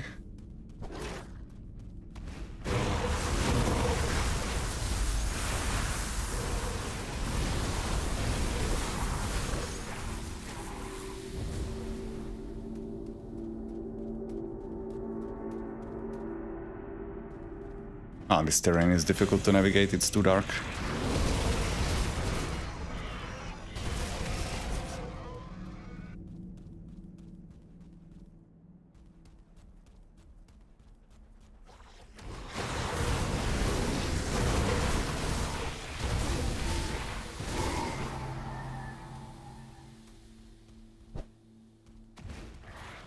Come, little human.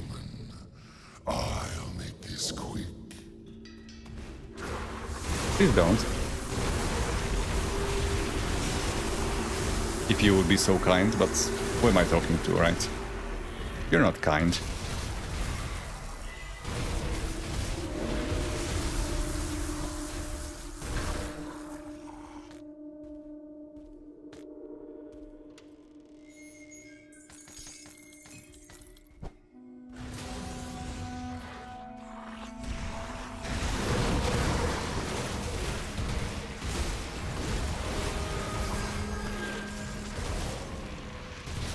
Froze me. My freeze resistance is still 60, right? Yeah. I mean, I don't know why I'm checking. I haven't changed my gear in like 15 levels, other than my weapons.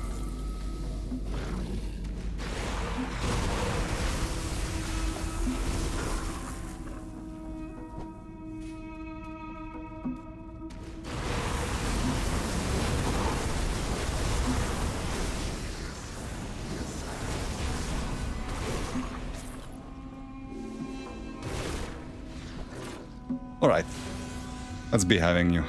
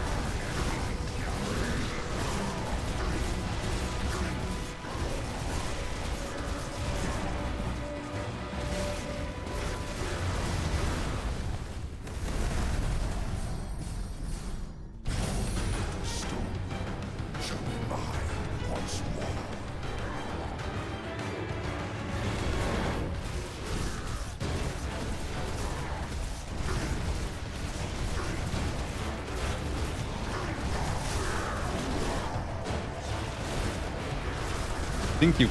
Oh, you can destroy this, okay. You cannot destroy this, though. Direct.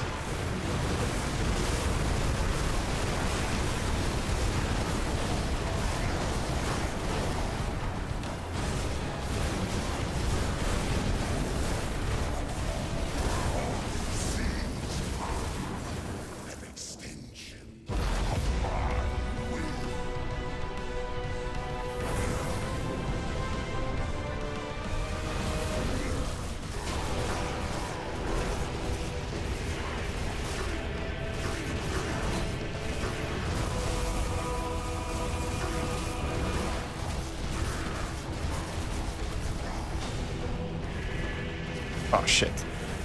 Now he's immune. Oh boy, that hurt.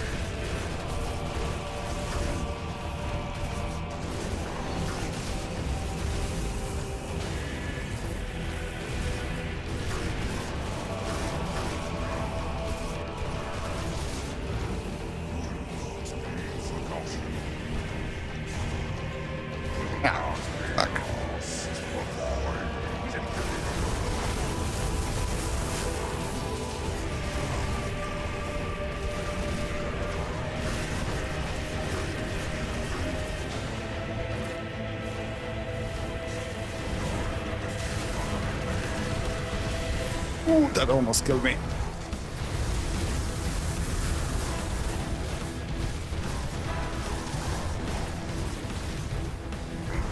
Ooh.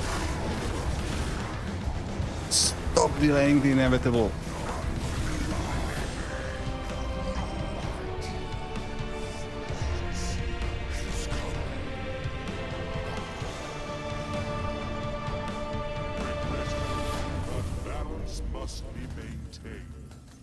I have no idea who says that voice line. I don't know if you could hear it. The voice audio is for some reason kind of quiet, even though I have it ramped up pretty high. It said, regrettable, but balance has to be maintained. Who said that? I always thought it might be Empyrean, even though Empyrean hasn't been heard from in I don't know how long. Doesn't sound like something that Solal would say. Definitely wasn't Bismiel. Dreeg? I don't think Dreeg cares about balance. And he would definitely not say regrettable for us destroying Korvac. I mean, they sent us here. So, was it Empyrean, maybe? Which, by the way, Empyrean is Korvac's brother. They are basically the same level of deity. Ruminations of the Primordial One. The raging thoughts of a primordial being emanate from this scrap of ruined flesh and flow through your mind. Betrayed by my brothers and sisters, Empyrean vanished to the eternal tapestry of creation. The war is over. We have lost. My kin, in their desperation, tapped into the forbidden void in order to turn the tide in their favor. They may be victors, but the maddening whispers have them now. As for us, we are beaten. Nothing remains now but to hide and tend to our wounds. My temple still stands, my faithful remain loyal. With their worship and sacrifice, I regain my strength. It may take 100 years, 1,000, it matters not. My vengeance is inevitable. Roars of agony reverberate through your flesh. My loyal Uzuin watches over me now, along with the many-eyed fiend I've bound to his fate, that being Dreeg. Mortal eyes must not see me in this state until I am ready to return to the stars and reap my vengeance. The rebels' faith must not falter. The clash of battle, the sizzling power of arcane spellwork fills your ears before becoming deafened by the crackling of the very earth. Treachery, betrayal. Where is Ulzuin? What sorcery is this? What has this witch done? When these bindings break, I will spill her blood and make her watch every drop. The scheming sorcerer she's allied with will burn on an eternal pyre for my amusement. As for the duplicitous Dreeg, the agony I've instilled upon him will be a mere trickle compared to the torment he will suffer for eons. Darkness clouds your mind, and heavy breathing fills your ears. He stirs. The dead one stirs. His blood roils within our creations, yearning to return. Even my captors can sense their impending doom. I will not be a lamb waiting for the slaughter. This farce has gone on long enough. The witch gods may have stolen what is mine, taken my faith as theirs, but there are still those in this world that yearn for my brother's return. I will harness their wishes, their desperation, and through them I will break these bonds and reclaim my throne. You hear the clanking of chains, the straining of metal as it pushes to its limits. An opportunity, yes. Immortal, pure of purpose, but so easily molded. He will be the harbinger of my return. I can already feel the bonds becoming brittle. The witch god's hold on me weakens, and when I am free, this world will again tremble before the might of Korvac. You know, you kind of had me. Wants to be fighting against the dying god, that being Chthon, and then you say, the world will again tremble before the might of Korvac. What do you have against the world? We're good people here. We have pets, dogs, cats. What do you want to hurt us? Chill Whisper Blade, not gonna be transforming that.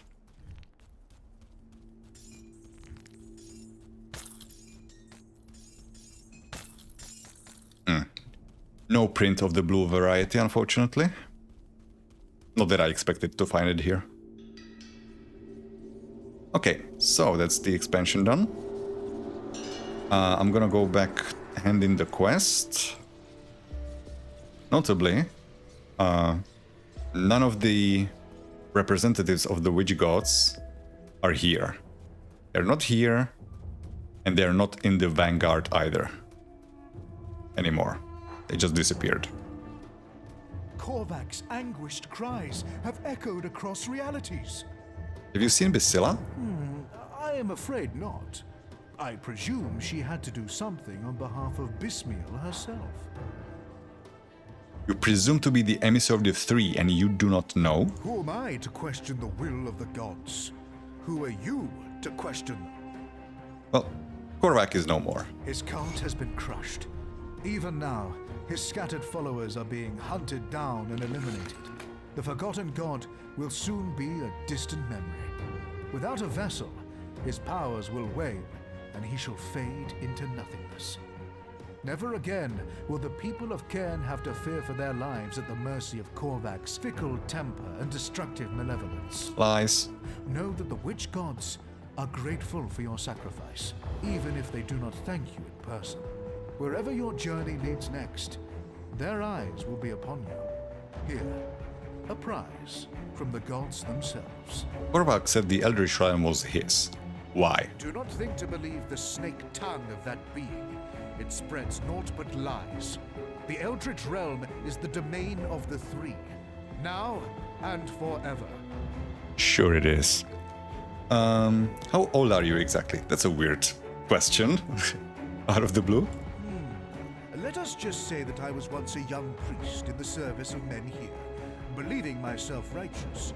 But my eyes were opened by the witch gods. When they forged their covenant, I offered myself in service.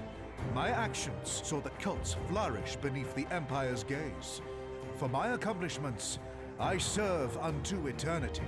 What will the cults do now? We must ensure that none of Korvac's followers survive what happened here. If belief in Korvac persists, then a spark of his being shall remain.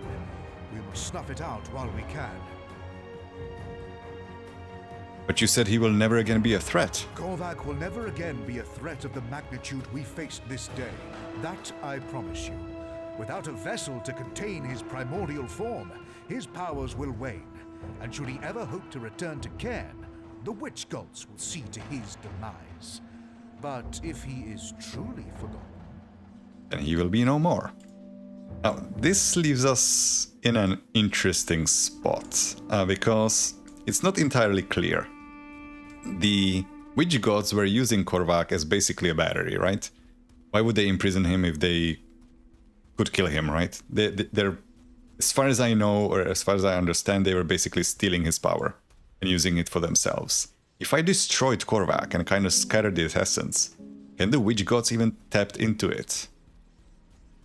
And if they can't, they're kind of the only gods left for Cairn. And as we will find out in the Shattered Realm, it doesn't go well for worlds that do not have gods protecting them. Witch gods might not be nice, but at least they have some power. Without them, we might be kinda super fucked.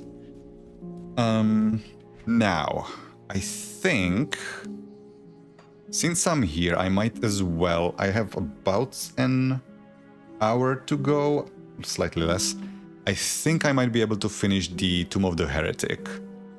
But before I do that, I need to look up where the 4th writings of Rion the Scholar are, because that's annoying me. And also, I want to check if I have the entirety of the Corvan expedition. So the audio is gonna cut out for the game for a little bit because I need to alt tab.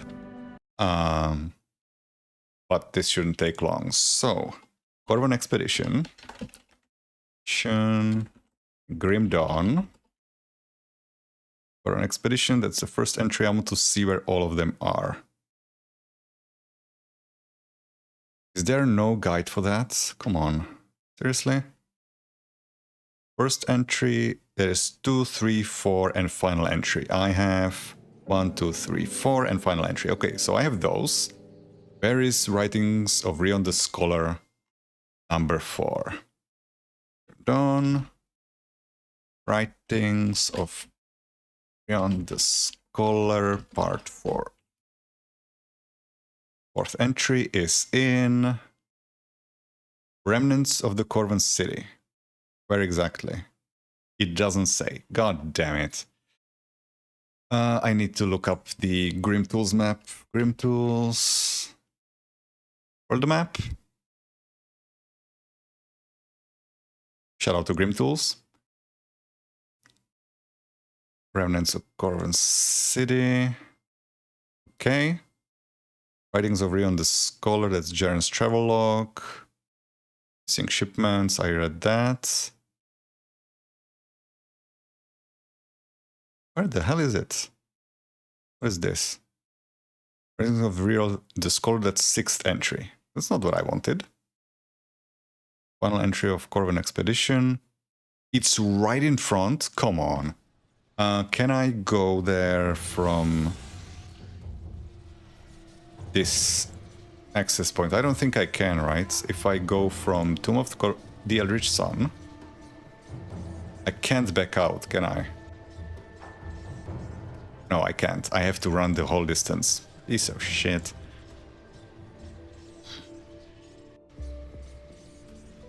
Okay, so I need to make it to the entrance over here. It's in here. In a breakable that I overlooked.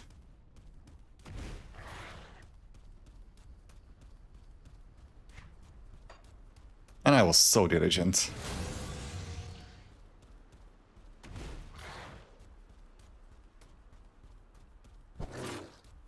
Also close this window.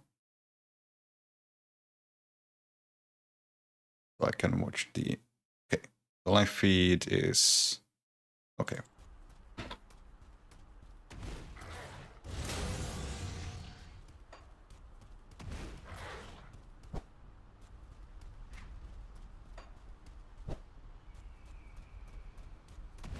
Look around. Also, did I invest all of my devotion points? I didn't. Keep forgetting. This is actually useful to us, regardless of what weapon we were using, and regardless of our damage type.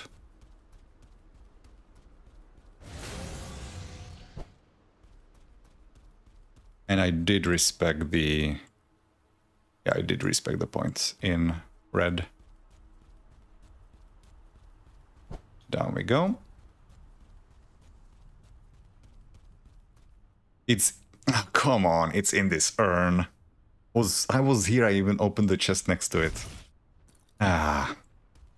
Well, what are you doing here? Oh, it's one of those statues that I love to ignore. Oof, do I read through all of this now? It's so much. You know what, I'm gonna do the reading at the very end. There's still gonna be a whole bunch of lore coming in, since I'm gonna be doing the challenge dungeon. So I'm gonna read that while I'm playing, and then I'm gonna end the stream by reading through all of these lore notes, because it doesn't make sense to be starting Ashes of Melmoth by reading through Forgotten Gods lore next stream.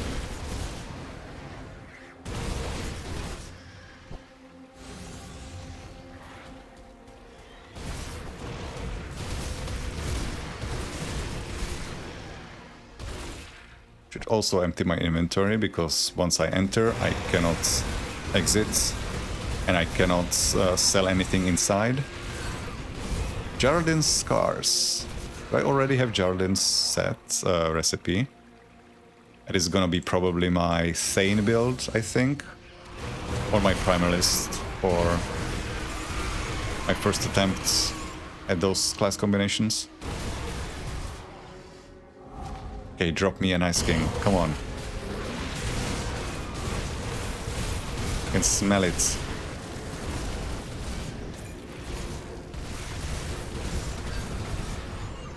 And I'm wrong. Tyrion's Bulwark, though. That's that only drops from Savage Totems. Can't be found anywhere else. But I already have that in my stash.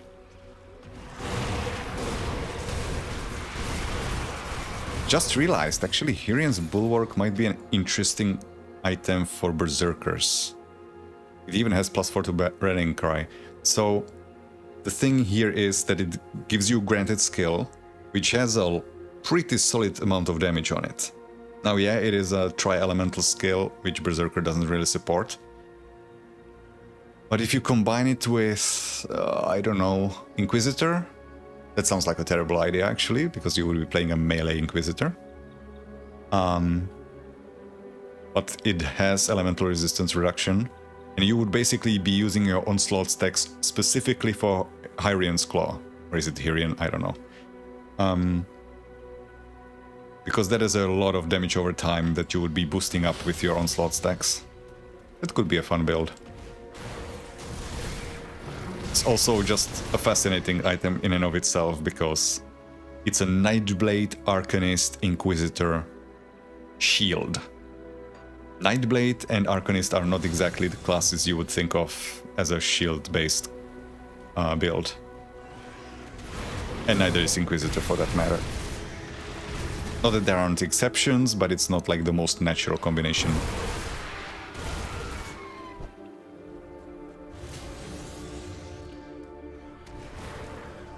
So it's a weird choice, but it's also a very interesting choice. It could be fun.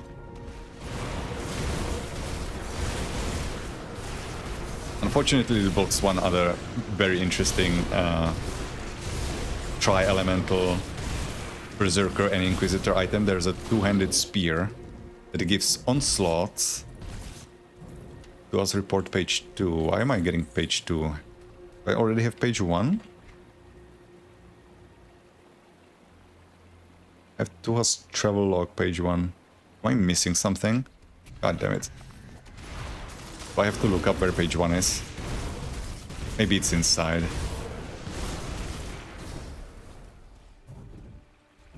You know what? I do not want to miss it, so I am gonna look it up.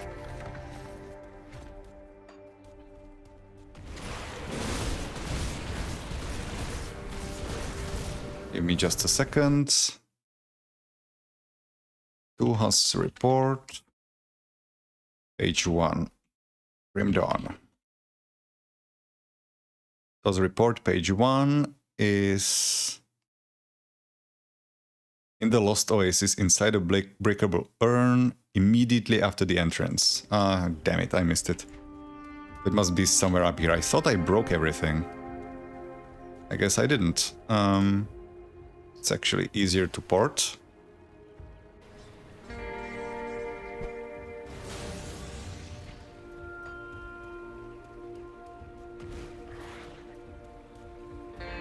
Breakable urn. Everything here... oh. The one I miss. Literally the last place, come on.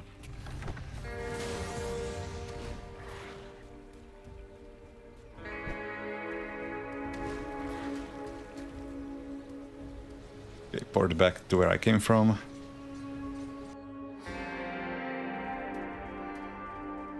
You know, the least you can do when you write all of this lore is try to not hide it from us.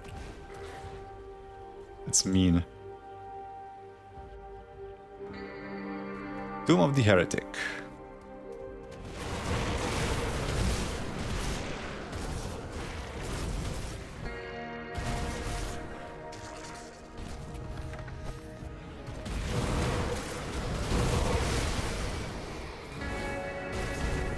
Ow.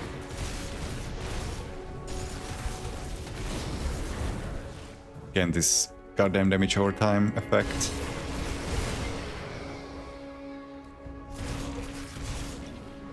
Eats up even through my potion shield, so I guess no point even using it for that. At least it doesn't stack, so I guess I should be killing all of the wraiths together at the same time.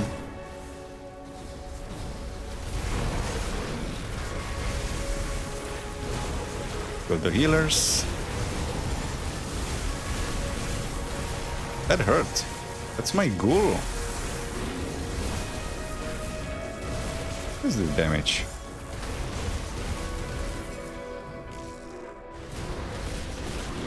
Heal over, please. Thank you very much. Die in the... oh, I managed to avoid it. Okay. Coron plating.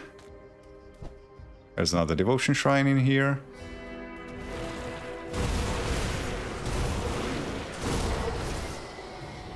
I clicked something I didn't want to. I unequipped my medal. Okay.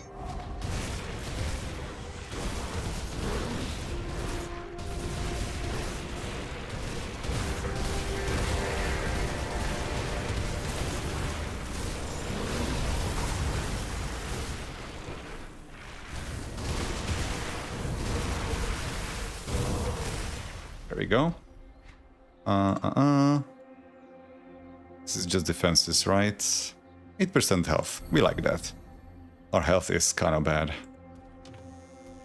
I should also read the lore notes before they stop being relevant. Where are you? There is Tuha's report page 1. Where is Tuha's report page 2? There it is. Okay. Tuha's report. Tuha is the guy that was hiding the seals to this place in various locations, and the guy who was basically forced to kill anybody who knew about them or where they were being placed. So he was going around with a caravan, depositing a note or piece of the seal, and then killing everybody who helped him get there. Not by choice. Oh, I just noticed my elemental resistances are below cap. Why is that? Oh, my cap is increased, right? No, it's not. Ah. When did that happen? I mean, they're still over normal cap, but like I do not have any breathing room. That's not great. Okay. It was report page 1. When the summons arrived to discuss what had transpired in the gardens of Atep, I could not believe my own eyes. That was once a place of festivities and worship. I still remember the first time my father took me to see the brightly colored lanterns of the night festival, a tribute to Atep, who would never again see the light of Ran. I think Ran is kind of like Ra, like the god of the sun in Egyptian mythology, and I think Atep is basically Apophis, which was in Egyptian mythology. Apophis was like a giant serpent that was trying to devour the sun every night, and so Ra was riding around on chariot pulling the sun away, something like that. So he was basically night. But this darkness, this is twisted beyond comprehension. The Grand Magus perverted the worship of Atep into something unrecognizable, and for that the Vizier handed down the most serious judgment: exorcism by fire. At his command, I've set out with an entourage of priests and temple wardens from the great Corvan city. We will purge this heresy and all those that dare defy the Corvan faith. It was report page 2. We stand before the gates to the gardens of Atep, and immediately a sense of wrongness surrounds us. There is a foulness in the air that cannot be described by mortal senses. Many had already fled this befouled place. Those less fortunate had already succumbed to the madness and required the release of death. Our orders were clear. No trace of the corruption of night is to escape the valley. With a heavy heart, we do what is necessary for the good of the Corvan people.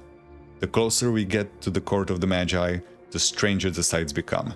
The men are uneasy, but the horses are inconsolable. The remainder of our journey will be on foot.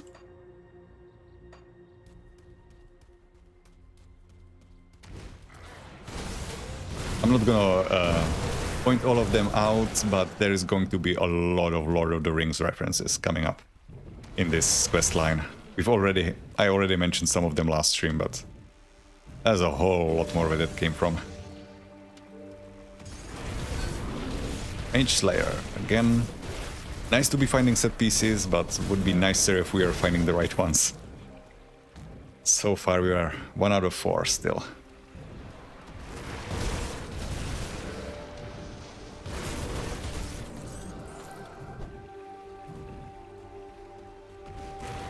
There's also a lore note up there that I didn't pick up yet. Morgoneth's invitation. So yeah, that's one of the references. Morgoneth, Morgoth. Tomatoes, tomatoes. There's also, in the base game, I mentioned it when we fought her, there's a giant spider named Ungoliax, which is a reference to Ungoliant, the mother of Shelob from Lord of the Rings.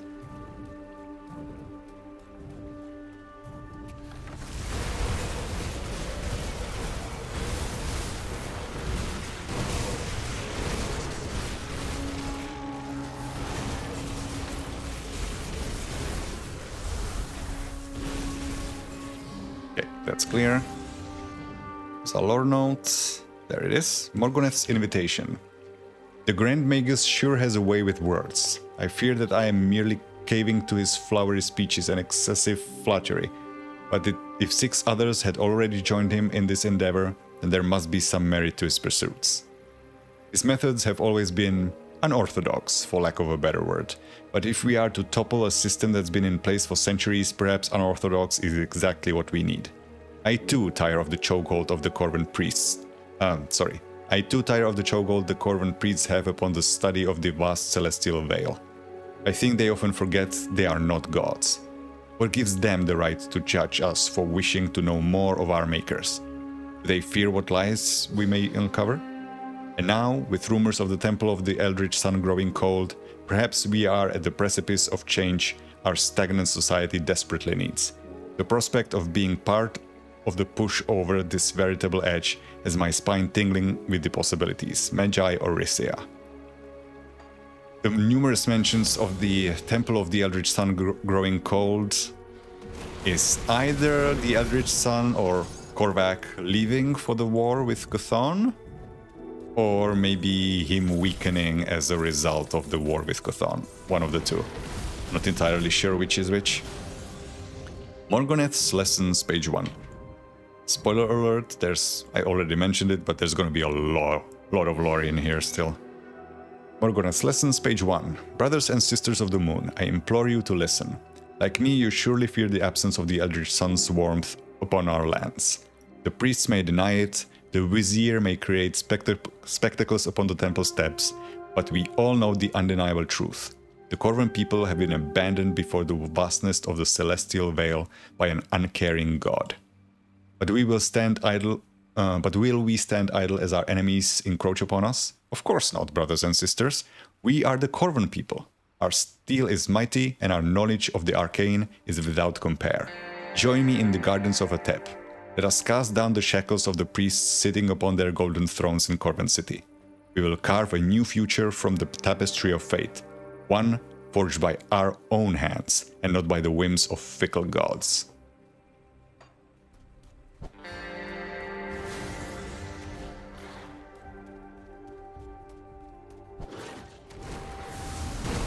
I hope I don't miss any of the lore notes, because they are all kind of hidden in these various chests or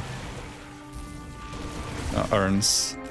I basically have to scour every corner because I don't remember where they are. Chilling grip of Hagarad. Very nice cold gloves. With some very rare pierce to cold conversion on them, though not complete, unfortunately. It's only up to 30%. And I got 27.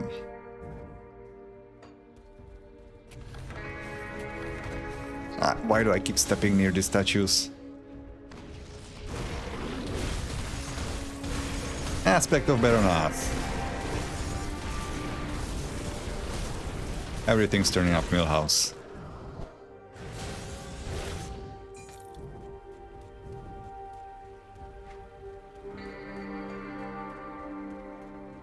We do want as many of those as we can get. And the Bloodbound Totems are not gonna go to waste either, because we're going to spend the majority of the ones we have to craft our sets, if we have to craft it. Oh, Petrify. I forgot about that. I do not have high resistance to petrification.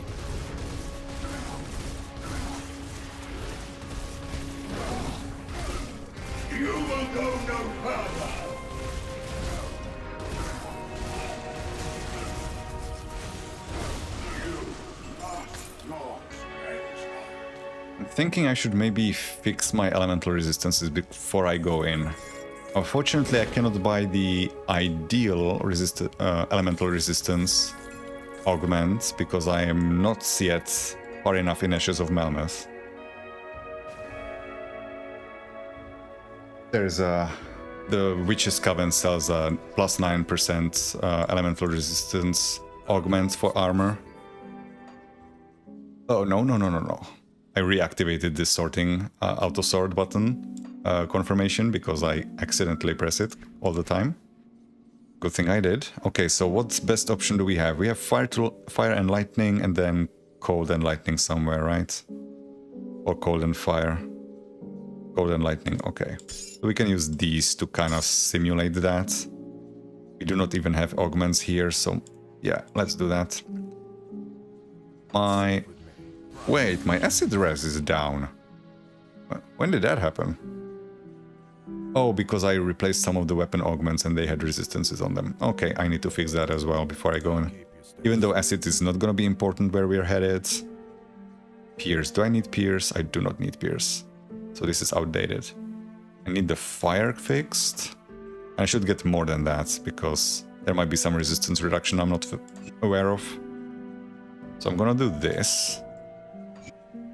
That's good enough, right? Yeah, that's good enough. Pierce is good. Chaos is fine. Aether is fine. Vitality, bleeding. Yeah, so just acid it's fixing, and I think I can do that here. Shoulder piece doesn't have an augment. Helmet doesn't have an augment. Oh, it does. Pierce. Yeah, Pierce is not a dangerous one to be losing. There's hardly any Pierce resistance reduction, so as long as you're just slightly over cap. I mean, that might not be true anymore, actually, because I don't know what the new Nemesis do. Maybe some of them have Pierce resistance reduction. But we will not be finding one inside, I don't believe. But I want to save this one, because I have a lot of the blaze ones, and both are needed for crafting. Where is it? Weapons. Yeah, I have a lot of the blaze ones, but I have only one lightning, so I'm gonna have... That's enough, I'm not gonna save any more of these. Sell the rest. Should actually blow these up for materials. Yeah, you can rebuy anything you sell for the same amount that you sold it for, so if you make a mistake, it doesn't cost you anything. I don't think I already have this saved. But I'm just gonna check. Inherian's Bulwark is already waiting for me. Yeah, it's already there. Is this one better, maybe? It's only 92% elemental damage. That's pretty low. 128. Okay, I'm gonna swap that. Yeah, that was a really bad one, actually. It goes from ranged 82 to 134, and I rolled 92. That's kind of pathetic. Although rerolling is now a thing, so I guess I don't have to sweat it too much. As long as I don't care about the materials. Let's see what we can put together.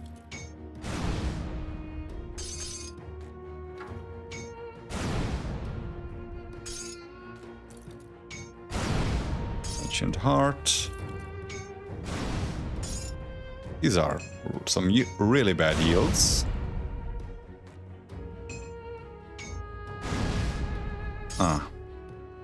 Indigo Spirits, I guess.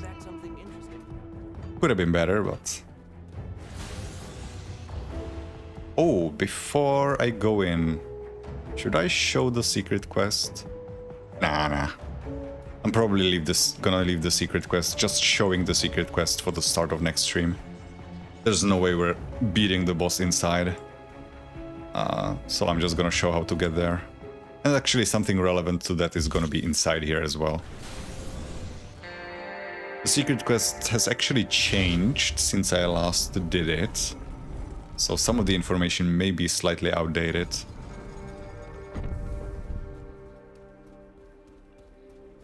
Okay, I cannot rift out of here anymore. And the boss at the end of this is pretty nasty. I hope I don't die there. Because it's one big bullet hell. And it severely punishes panicking. Which I'm gonna be prone to, probably. I'm not at all confident about my health pool for this.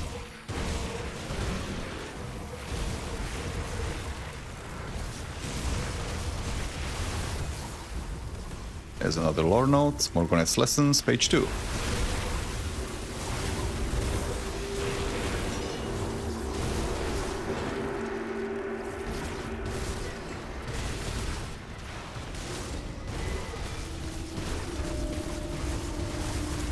Some of you healers, I don't remember if Forsaken can heal or not.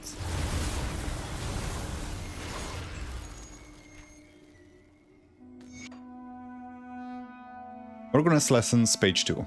Fear not, my Magi. While we may be delving into the unknown, we are not doing so blindly.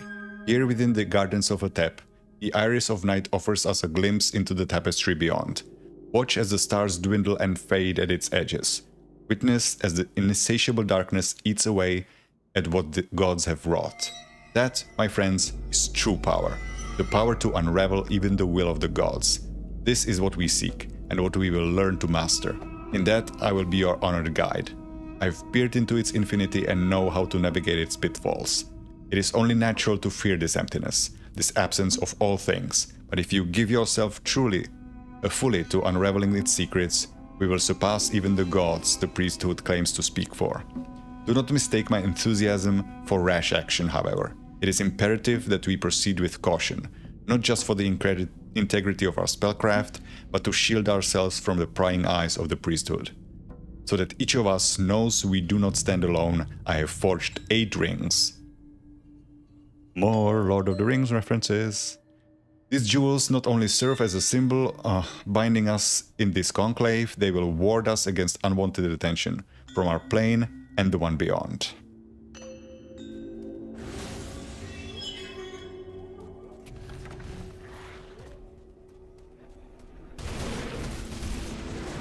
I also realized that some more lore relevant to what we're doing here will pop up in the Shattered Realm, but I'm not gonna be going into the Shattered Realm until I've finished the game, basically. Which at this point only means finishing Ashes of Malmuth, or even doing Ashes of Malmuth at all. And finishing the final quest of Things of Esterkarn that we cannot do yet.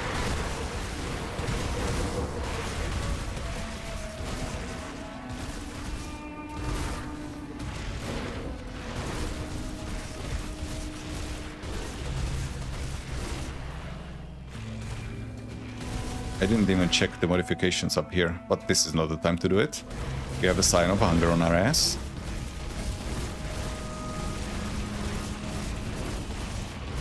Which happen to be the same guys that keep popping out of those celestial totems.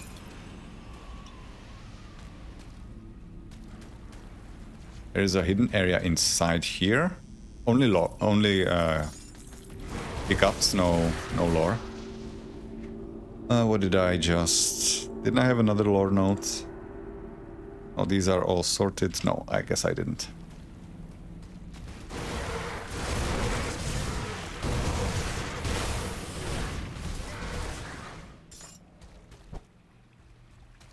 Explore that. Oh, these things. Some locations randomly these things will open and keep spewing out these doggos and shooting us with projectiles. Unlike other environmental hazards in some of the other challenge dungeons, these things never go away. If I just keep standing here, it will just keep spawning more enemies and keep shooting me. So basically it's not cutting us off or anything, but it makes it harder to like navigate back to earlier areas. If you need to like pull back from a fight, you might still be running into danger. Because it just keeps spawning stuff behind you. So you have to just keep pushing forward. Yeah, there's 2 more portals, it just never stops. Should have, I guess, technically also picked up the quest to come here, because we currently don't have any reason to go here, but we talked to Riggs back in Conclave of the Three, the guy that at the start of the expansion gave us an item for free saying we're gonna be in his debt. The way he collects is he's gonna send us here to pick up something important. The aforementioned Iris of the Night that Morgonet has been using for peering past the veil. We're supposed to bring him that. I leveled up, didn't even notice. More cunning. Still not cunning enough to find the Ice King set, unfortunately.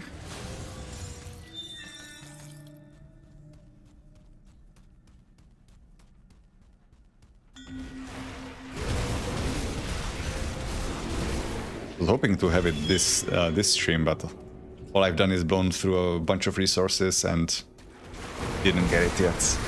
We do have one piece, so I guess we made some progress.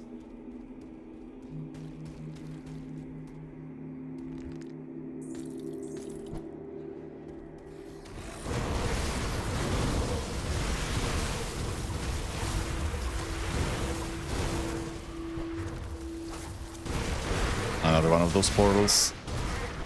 Okay, I'm just gonna check that's more portals. I'm just checking that I've picked up everything so I don't miss out on any lore.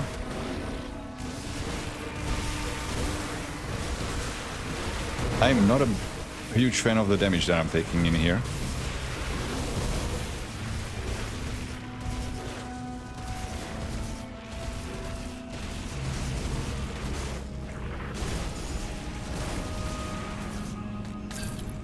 Rika Jax. I wanted to check the modifiers. So poison, that's fine.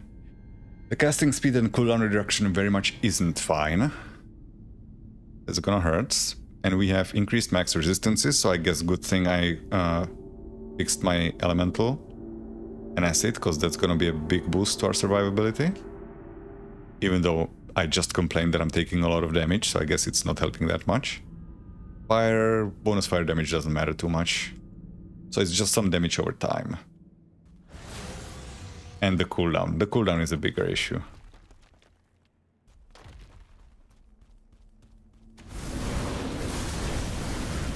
Enjoy Shuroth, and I need to get out of that. And Cethris. Oh, that's not a good debuff to be eating. Ow.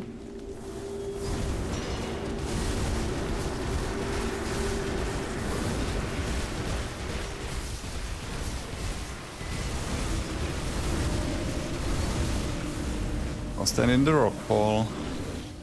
We should be fine.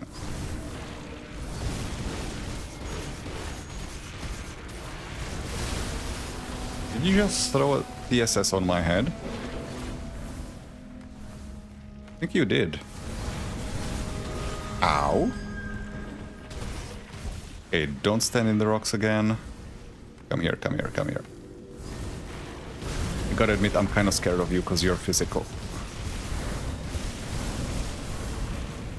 My dodge got stuck inside him. I almost stood in the rocks. Okay, got that. What did I pick up? Oh, Celestial Lotus, nice. Confluence of the Magi.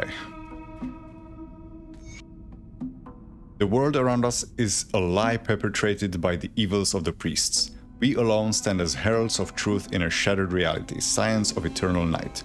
Morgoneth may have opened our eyes to the truth, but the whispers have opened our hearts to the solution.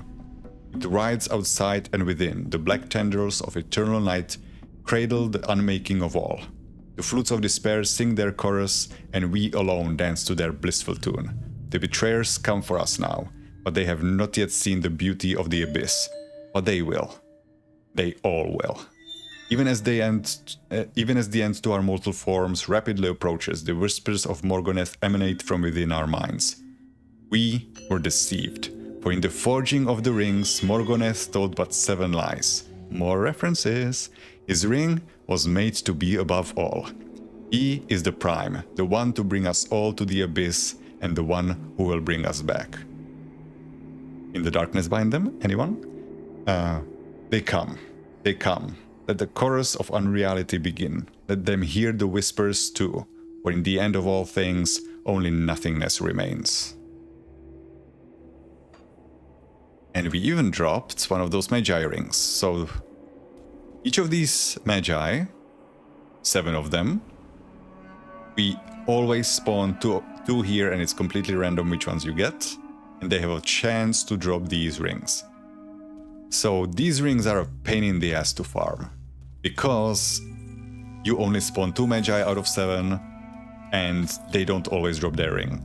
So you first have to get the right Magi, and then it has to drop the ring for you. That's just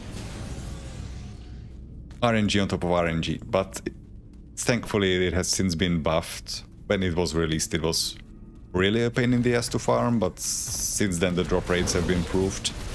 I don't know by how much, I never checked, but farming these shouldn't be too bad anymore. Because they are pretty decent rings, not like absolutely insane necessarily, like they're not like resistance reduction rings, which unfortunately kind of happen to be best in slot for a lot of builds, because what's better than more damage by a pretty large percentage, right? But these rings are still pretty damn solid for a lot of builds, and since they include important conversions, sometimes they are just best in slot and you want two of them, in fact. Like this one converts vitality to acid, for example, on a ring, which granted isn't super rare to find. Vitality to acid conversion is kind of common. That one, I guess, isn't terribly unique, but it also has some very good skill bonuses, like Reek's Evil Eye, and I think, yeah, Ravenous Earth as well.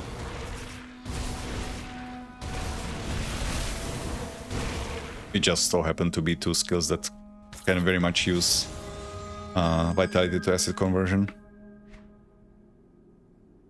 Tuha's report, page 3. I should probably refill my water before I continue. I'll be right back.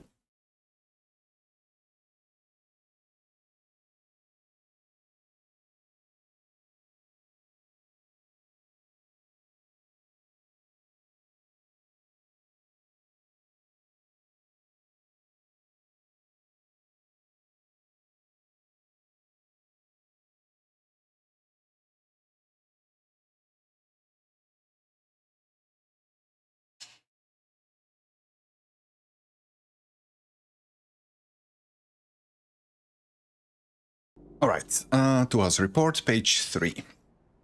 What we found inside the gardens defies comprehension. Words fail me at this sight of this depravity. The earth itself has been eaten away by nothingness. The windblown sands fall off the shattered edges and vanish into the abyss beyond. Several men have balked at the sight, their morning's rations mixing into the already unbearable tapestry painted before us by Morgoneth's heresy. The local wildlife has succumbed as well. Creatures of the night that would be a natural sight in any other part of the basin are distorted and wrong here. They claw at their own flesh in some vain attempt to escape the madness of their new reality. I have no doubts we will be reduced to a similar writhing mess should we remain here too long. The 7 acolytes to Morgoneth's folly were a prime example of this insanity. As we approached, we could hear them babbling in strange tongues. They stood gathered around a pile of human bones as if chanting a ritual. A dark aura emanated from them that was reminiscent of the void tearing this place apart. We took no chances. If the Magi were performing a spell, then it was best that they not finish it in our presence. We greatly outnumbered them, even having several of the temple stewards among our number. Those are those big statues that are marching around. And despite having the element of surprise, the raw power on display by these traitors was astonishing to behold. Scores of my men vanished in an instant, others were torn apart by hungering tentacles. But by the light of the eldritch sun, we were triumphant. What bit of darkness these fools stepped into has been expunged by fire and their forsaken souls trapped by the priests.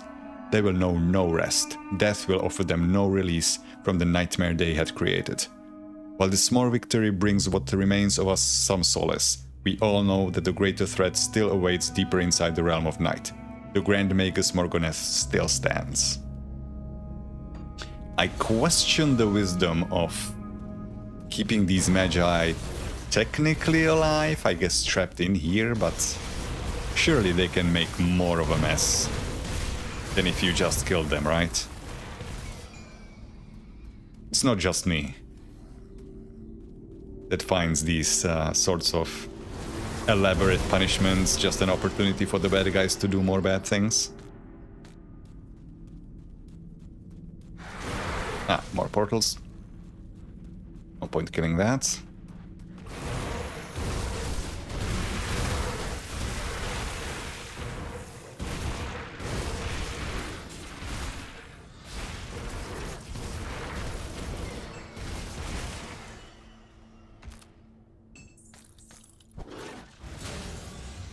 Is it here? Or in the next floor? Okay, the next floor. The next floor there's gonna be a very important vendor. I mean, not for us anymore because I have all of the stuff that he sells, but for first-time players, he's a must visit.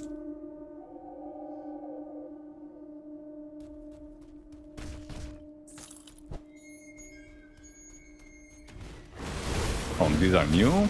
Those did not appear on the previous floor, I believe. But we've already seen them because we have encountered those celestial totems in the past.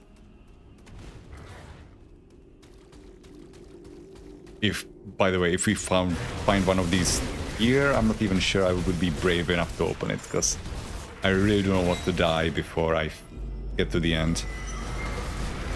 Which I guess is an argument for me pushing to the end first, trying to survive the boss fight and then doing everything else. That would probably be a wise choice.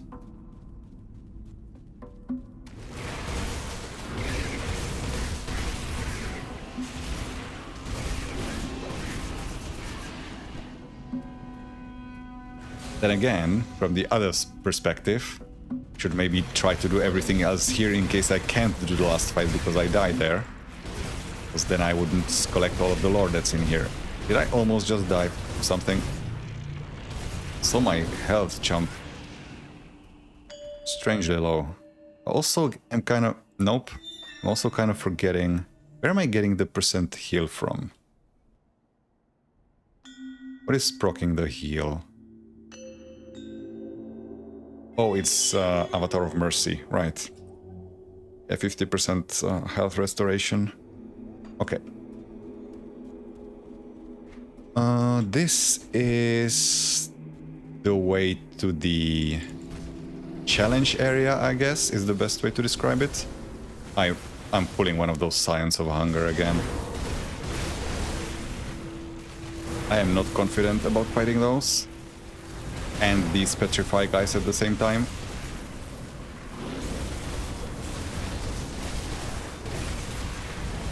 Do not get spiked. Okay, he's dead.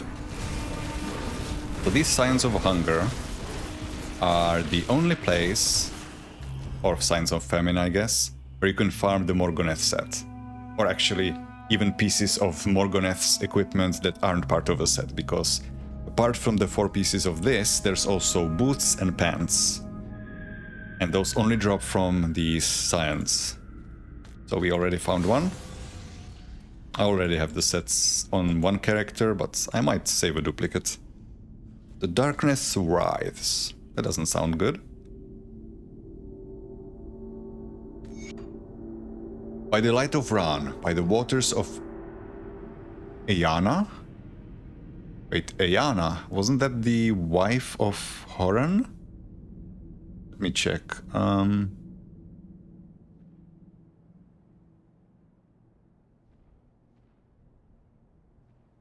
Trials of Horan right underneath. It was his wife, wasn't it? Aineth was the goat.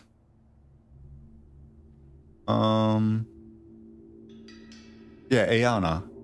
Yeah, so Ayana was the wife that Korvac demanded Horan sacrifice to save his daughter. And he refused, tried to kill himself, but the god tricked him, refused to let him die. Instead, the attempted suicide killed Ayana. And she became, and from her body sprang a water spring that was inexhaustible. So we have Waters of Ayana, that's basically the fountain that they are speaking of, or the source of water for the Corvan lands. So by the light of Ran, by the waters of Ayana, the emptiness before us moves. Its tendrils seep into my very thoughts. I stare into what should be empty blackness, and yet whispers fill my mind. How can mortals stand before such raw malevolence? The answer is as plainly before me as the sands beneath my feet. We cannot.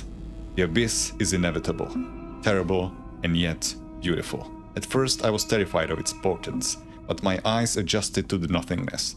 I realized that we are all meant to become as one with it.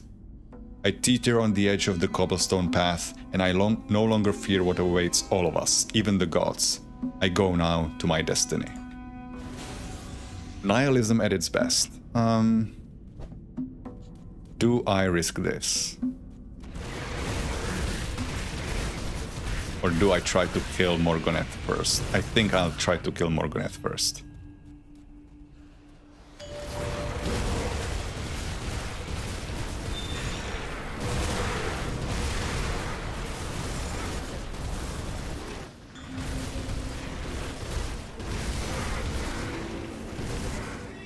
Portals again.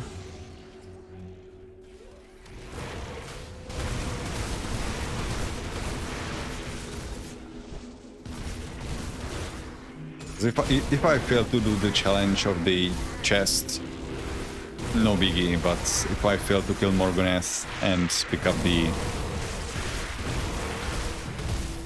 reward at the end just because I went to the chest first and died there, I would have to redo this.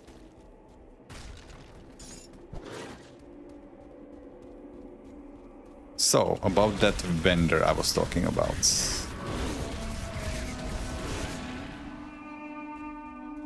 My damage was not leaving me very confident. Oh, this is not the place. Oh yeah, it interconnects here.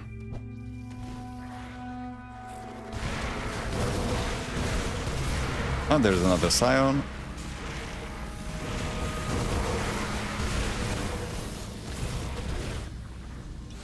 That was a mistake. Come out here.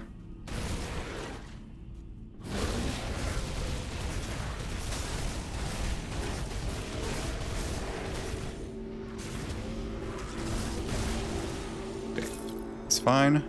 Genevieve Court, Cruel Edge. Those tentacles like slapping me around. For a lot of damage.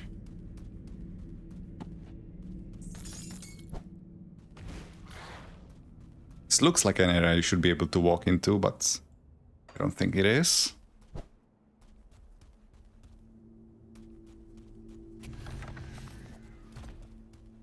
I just run away from the statue, it won't follow me.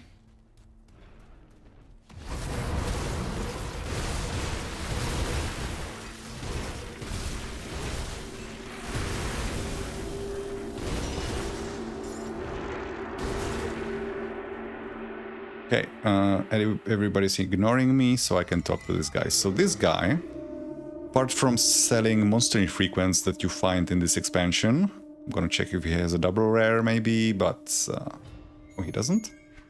It's not on this tab or this one.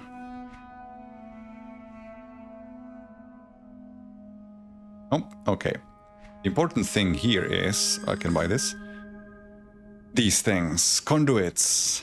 These are very quirky amulets. There is one for each mastery. Actually, I should be checking this because I do not have the blueprint for the Berserker conduits.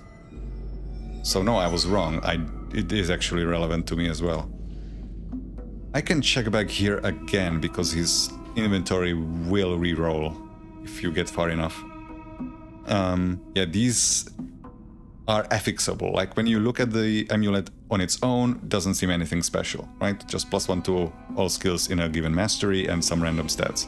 The random stats will be affixes where one, I believe the suffix, gives you a bunch of one specific resistance, nothing particular, nothing spectacular, I should say. Hey Sahibkra, welcome back.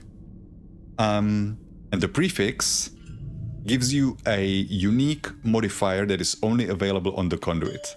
And they tend to be something very unique. Like, for example, you can make physical Ravenous Earth on Necromancer. If you roll the proper Divine conduit. Sorry, not Divine. On Necromancer it would be Undying conduit. And same thing for everything. You can have Acid Vera Raven only on conduits. Just like some really crazy shit is available with these. But unfortunately, he's not selling the one that I'm missing. I have all of the others. I do not have the Berserker one. The other important thing that this guy sells is this. Ugel's Ichor. The black liquid inside emits no scent, yet your senses are appalled by it. Its very presence seems to nullify magic. This, I believe, is the way that the secret quest in this expansion has been changed. So, the way the quest works is, after you've broken the 6 seals, the 6 boxes, and you go to the proper location, you will be able to pass through if those crates have been broken. You run through a certain area, which is not very pleasant, and you reach a portal. Now, if your inventory contains the chill heart, you will be able to enter that portal. And in there is going to be a whole bunch of maggots. And those maggots are not hostile. And they have an incredible amount of health, I believe. And they basically one-shot you.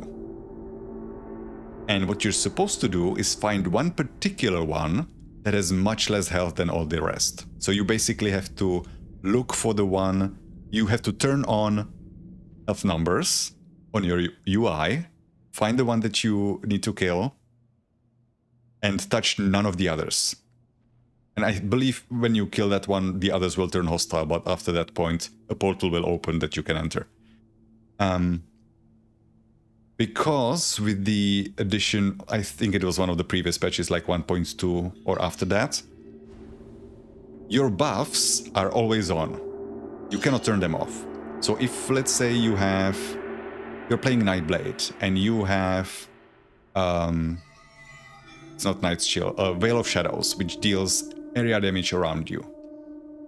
If you were to enter that area, the aura would automatically damage the maggots that are nearby, and those maggots have a shit ton of health, you cannot basically kill them, and they will one-shot you, right? You would be screwed. You wouldn't be able to get to the one maggot that you're supposed to kill. And you cannot turn those auras off. You could before, now you can't. The solution is this thing. If you drink this, it will basically turn off your auras, I believe.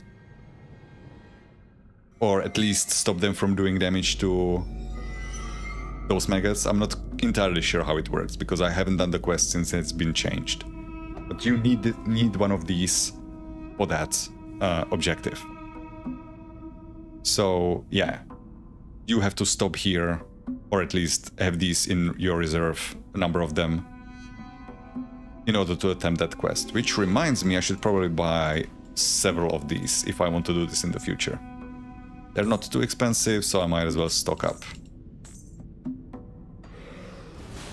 Okay, that's that. We have another lore note. If you are not aggressive with me, I can read it now. It did not follow me, okay. Tuha's report, page 4. The malevolence is palpable this deep into the abyss. You can feel it in the air, like a whisper that gnaws at you. A slow blade to the nerves. I've seen it in the eyes of the men.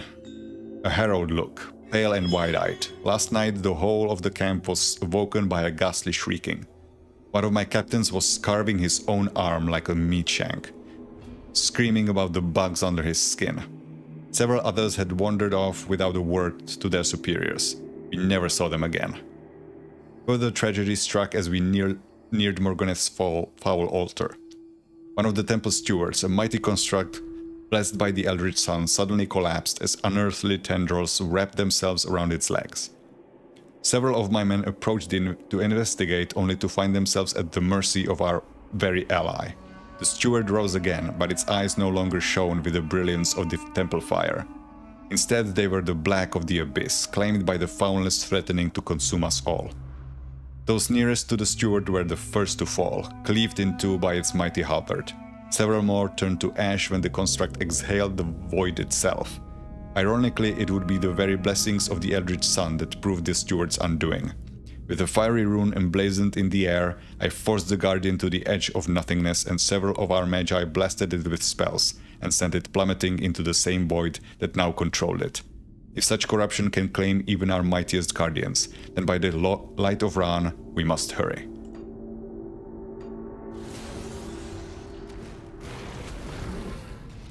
I see more tentacles, so we have another Scion to deal with.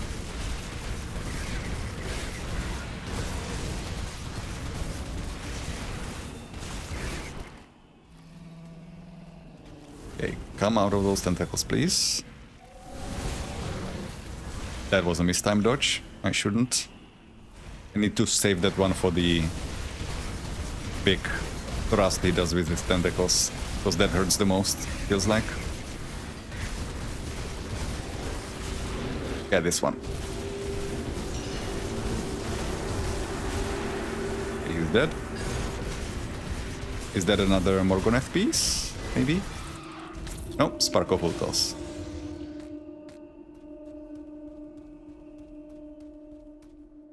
Oh, it's not here. There is a hidden area in here that gives some context for the super boss of this expansion. The one that you can summon in Karen Docks, or maybe it's Corvin Sands. Still, if you sacrifice a Celestial Essence, you can summon a super boss and fight it. Just for the fun of it. Well, not just for the fun of it, it also drops a super good helmet, but... Once you have that helmet, or several copies of it, you don't really need to fight the boss, unless you just want to test yourself. Because yeah, super bosses are the hardest enemies in the entire game. By a wide margin. So in here, this is the area I was talking about. Scion of the Sands.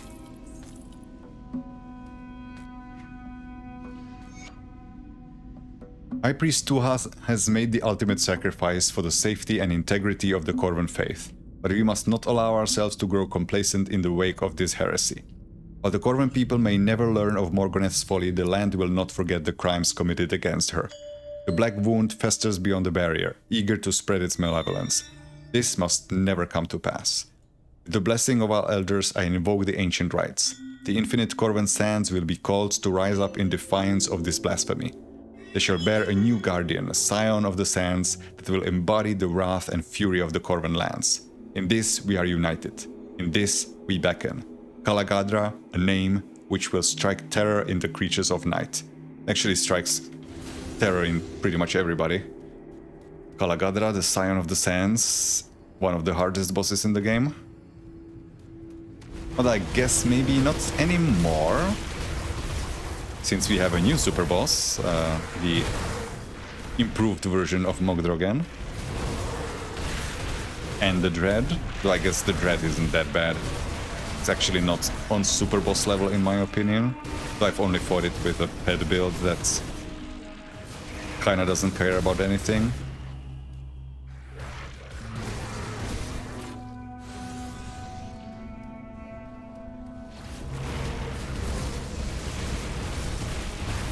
I must say I forgot that Kalagadra was summoned because of Morgoneth, or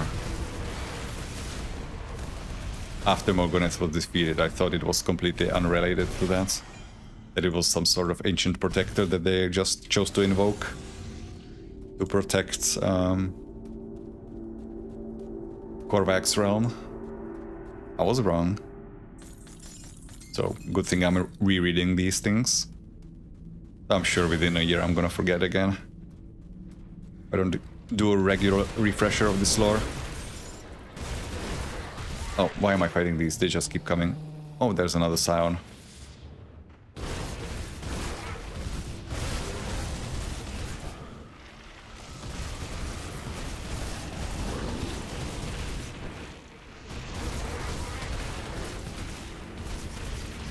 We left one scion alive because it's actually two, I think.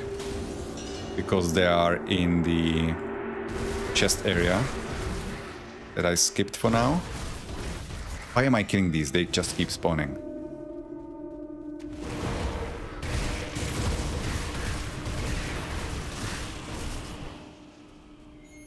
There's another one.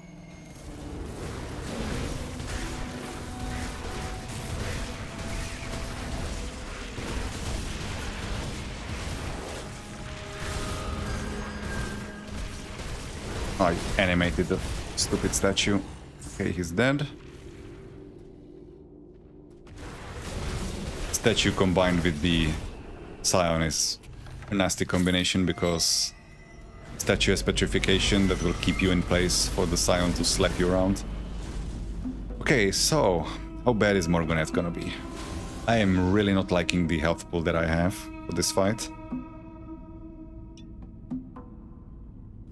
Wish me luck.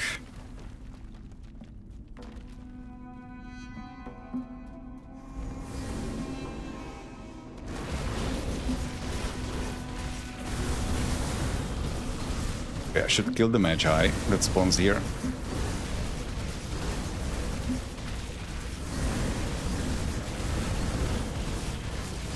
Ah, fuck. I was hoping to avoid the jump. If you create distance with him, he just jumps at you and it does a lot of damage. Ow. And also summons these tentacles. Okay, maybe I ignore the mage.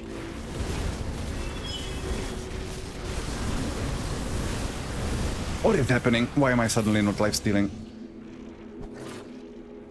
Fuck me.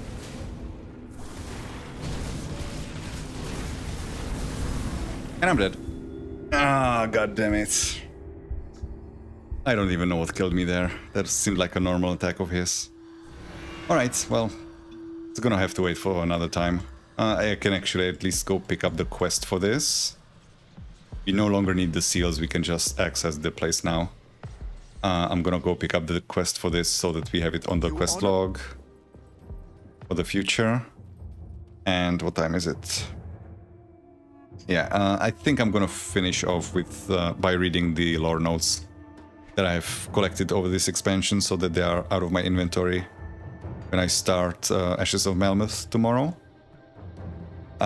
So if you are up for some story time, feel free to hang around. Otherwise, thank you for coming and see you next time. Okay, we're gonna talk to Riggs here. Welcome back, my friend. Got anything new for me? You know, I think I do. You're really gonna be in my debt now. You ready to make another deal? Let's do it. Azarkas Sands amulets. Okay. That's what I like to hear. This is what I've got. Now remember, I'm gonna be coming around to collect on this someday, and I do hope you're ready to pay up. I will be. And here's this quest. So this item we receive after we defeat Korvac, I believe. And then immediately after that he gives us this quest. Back so soon. There you are, right on time. I always had you pegged as someone I'd want owing me a favor, but defeating a god?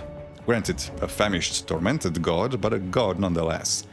I think you and I have some matters to discuss. Matters of debt? I don't owe you anything. Now don't be like that. A man makes an honest deal with you and this is how you respond? Someone with a shorter temper might not take too kindly to that.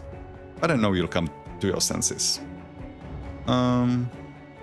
So, if you refuse, he will start sending some of his debtors after you. I can just say this. Look, let me spell it out for you in terms you might understand. I've got people all over this land that owe me a big. Any one of them would leap on a sword to be free of such weight.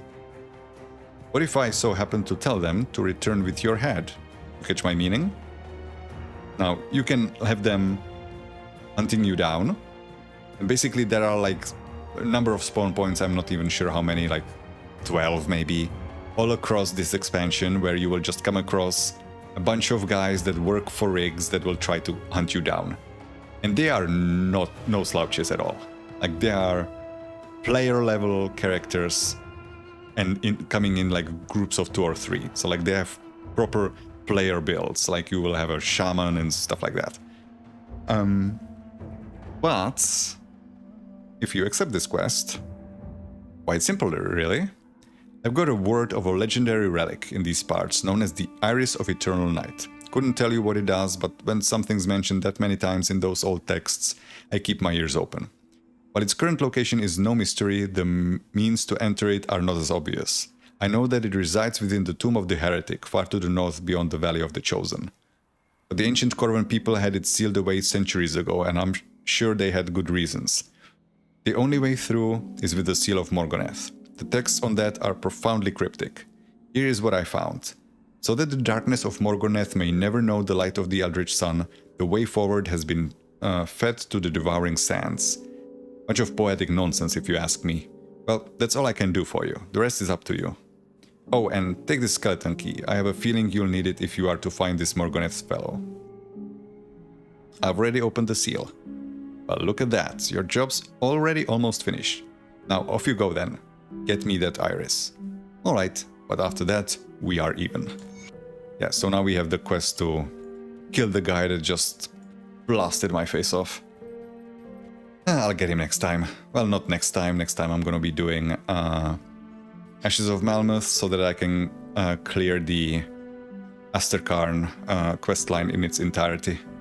And then I might come back to all of the challenge dungeons because I also skipped on Port Valbury entirely.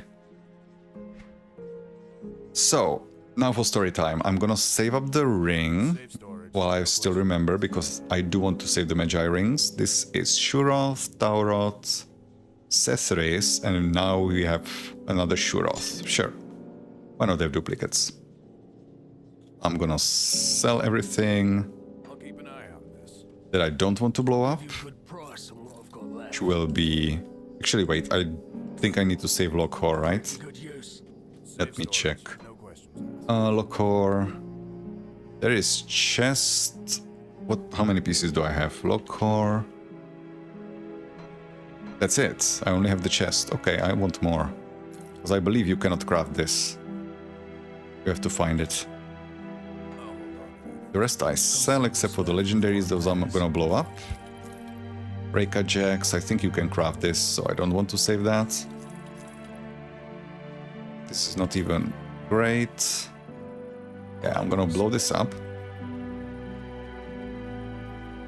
Actually, I should maybe finish off before I read the lore notes. I should maybe show the secret quest. Yeah, let's do that. I'm not gonna progress into it. Not that I would be able to kill the boss there. If Morgonath wipes the floor with me, then so does Crate. That's Defender. Azraka. Oh, not bad materials. Okay, so... Oh yeah, I'm human because I died. I also should talk to this guy. Oracles of Drieg spoke of your arrival. Oh no, if he opens the portal... Yeah, it will just show up. Okay, I don't have to enter. Yeah, so the secret quest. After I've broken all the seals, I should actually change my potion, right? I do not have the environmental... I do have the environmental protection. So, if you go to the Karen Docks, that's the closest one. And walk back.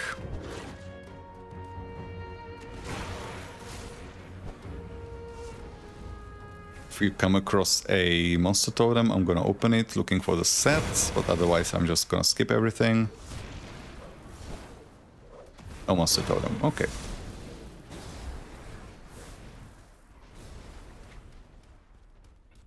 So, up in here is this crate marker that appears only on ultimate difficulty. You've broken all 6 of these hidden crates that I've cleared over the last 2 streams. This opens. You enter in here, Bone Bleach Basin. A tornado starts damaging your health. Now, I have this Primordis modification on my potion, which prevents... It says environmental contagions, that's bullshit. It's environmental effects. If I drink it, for the next 30 seconds I'm not taking any environmental damage, so the sandstorm isn't doing anything. And in here are these Bone Bleach dromedaries. A pretty unsubtle reference to the cow level in Diablo 2. What cow level? There is no cow level. But despite this being a kind of a joke location, it actually, they dropped this weapon. And it's not half bad. And it's the only place you can get it. So this is Pierce Shadow Strike. It doesn't convert Shadow Strike, but it gives you Cold to Piercing conversion, so I guess partially it does. An Aura of Conviction, so some flat damage, physical resistance, and 30% chance on crit to reduce the cooldown of Shadow Strike. That's new, that wasn't there before this expansion. So that's a pretty interesting Infiltrator, melee 2-handed Infiltrator weapon. Which, I mean, that is a strange-ish concept, considering if you're playing a two-handed melee infiltrator, you do not have access to any of your weapon pool skills from Nightblade. I guess you just hope to spam enemies down with Shadow Strike somehow. Now, if you do not have the environmental protection potion, you will just be taking damage from this sandstorm, and you can take refuge in these places. If you're like behind these rocks, basically on this grassy terrain, you are protected. So you can regen your health here, and you can also, as you're running through, the main purpose of these camels is you can lifesteal from them. So you don't have to just run through and constantly be bleeding health, you can recover it from these enemies, if you are a lifesteal build. Sea of Dust, page 1. Our journey into the basin of the long-dead Karen Bay is off to a bitter start. After several days into the trackless dunes, we found ourselves delayed by a massive sandstorm. 3 days it blew, and twice I had to dig my way out to keep from being buried. Our guide was not so lucky. It looked as if his tent had ripped at some point in the night, and all the sand poured in on top of him. Paris thought we should turn back, but the rest of us were in agreement to press on. With the extra water and food of having one less mouth, we should be fine. The promise of wealth is well worth the risk. This location is kind of big. There's not actually that much in it. It's basically trying to get you to keep running in this sandstorm and eventually die to it. So there's not much point in exploring all of it, but there are a few points of interest in here. So I guess I'm gonna run through it a little more than I normally would, but I can afford to because my Primordis potion is protecting me from the sandstorm. All of the points of interest will be near landmarks. So like if you're just seeing sand, nothing there. But if you see like structures, broken down ships, don't know why I cast that, or these rocks, that's where stuff you should look for is.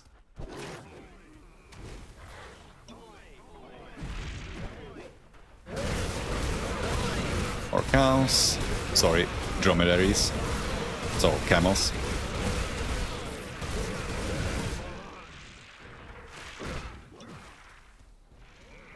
I don't remember all of the locations of import here. There's just some lore notes, some jeweled gloves, and that's basically it. Yeah, Sea of Dust, page 2.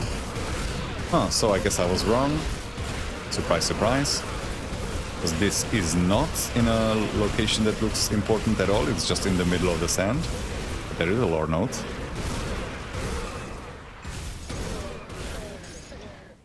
I can just stand here, not taking any damage.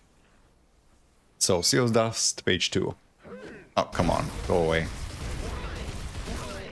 Sea of Dust, page 2. Yesterday the caravan wagons were lost, sucked into the dunes. I said get lost. Sucked into the dunes in a burst of air and sand. Many of our porters and some of my dearest friends were gone in an instant. I had heard tales of quicksand, but never in my worst dreams would I have imagined how truly horrifying the reality is. The sting that filled the air was ghastly, acidic, and full of rot. How many over the centuries had been pulled into that unimaginable death? What fools we were. Only my friend Faris saw the danger and we ignored him, and followed our greed into death's jaws. Last night he and I argued and fought, taking out our frustrations on each other. This morning I started at my friend... What? Oh, I started as in I was surprised. This morning I started at my friend lying there in the blood-soaked sand, my knife still plunged into his heart. I was alone with the vultures circling overhead. Huh. Why did you kill him? Okay, where are those silly gloves? I don't quite remember. They're in an urn, but I'm not sure sure where that urn is located. Is it maybe at the very end of this area? I mean, I can afford to explore because I'm, again, protected from environmental damage. This used to be an absolute pain in the ass to do. And also, important note, you cannot open a rift in here. So if you die halfway through, well, you're gonna have to start from the beginning again. And the sandstorm keeps getting worse. The deeper you go, the more damage it deals. At the start, it's completely manageable, it's basically not there. But if I let my potion run out now... Look at how much damage I'm taking. That's like 4 times the amount I was taking before. Sea of Dust, page 3. I climbed to the top of a massive dune in hopes to get a view of anything. Rock, a landmark, a bird. Anything. From the top of the ridge, my eyes stared in despair. The sea of dust stretched to the horizon, vanishing into a shimmering wall of cloudless blue. Water ran out yesterday, and the blinding headache makes it impossible to think clearly. Lost in these endless dunes, I no longer favor my chances. Okay, I mean, I'm obviously going... Let me check something. Oh, this does damage me.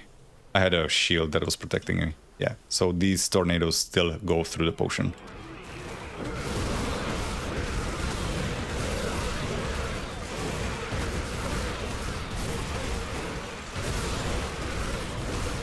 Puncturing of alacrity. I mean, it's 2 common affixes, but it's a good combination because more piercing damage and attack speed. And this is piercing, bleeding, distinctly less attack speed.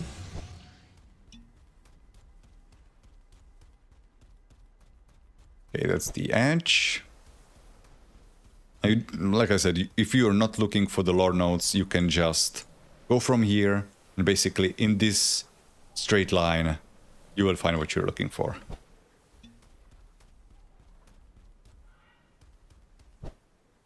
I got stuck on a dune.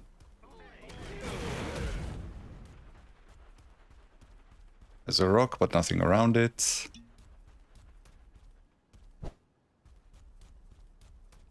Should go a little bit more towards the center, because also the areas that keep you safe in case you don't have the potion, the areas that keep you safe also happen to be in this straight line.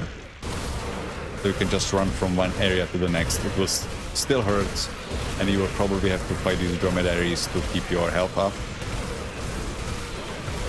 But as long as you're going from landmark to landmark, you know you're headed in the right direction.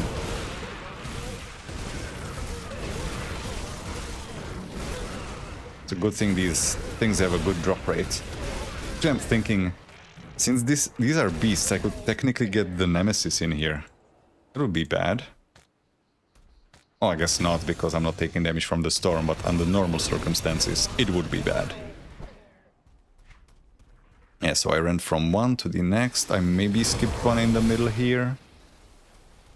Not for lore, because we did found nodes number 2 and number 3 in order. I really don't remember. Yeah, there's another little place you can hide, but no drops here. Okay, screw these.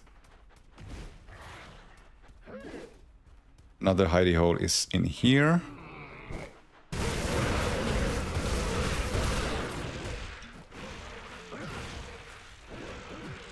But again, no breakables.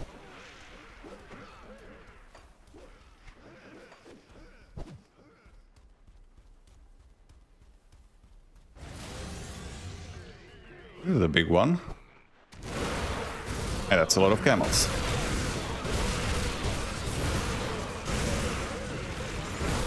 They even talk similar to the cows in Secret Cow level. They don't moo, of course. They're up. Oh, it's not the gloves? It's... I saw the gloves drop here. Maybe I was wrong.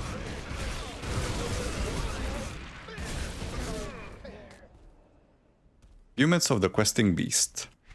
Literally poop. This certainly is a lot of excitement.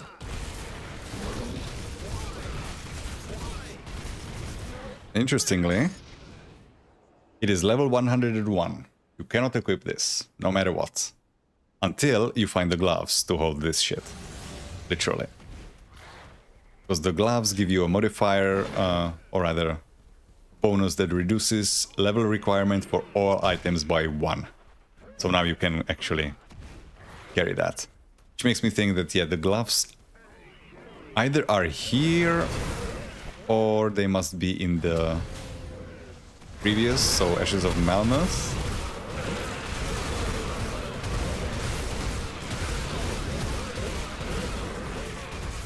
Actually, let me look that up after I get to the end of this. I'm gonna look up if I missed the gloves. Okay, once you reach this area, you're safe from the storm.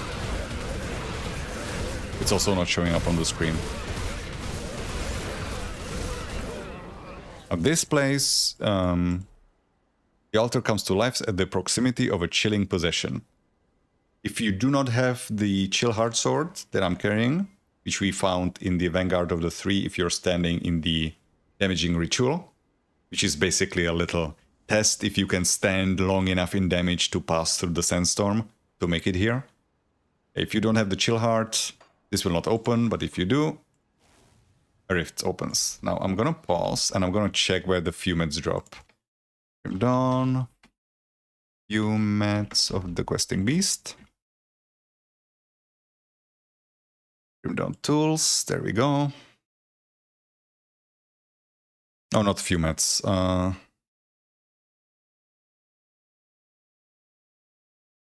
It's Fumet Grips. Fumet Grips, which require the unawakened version.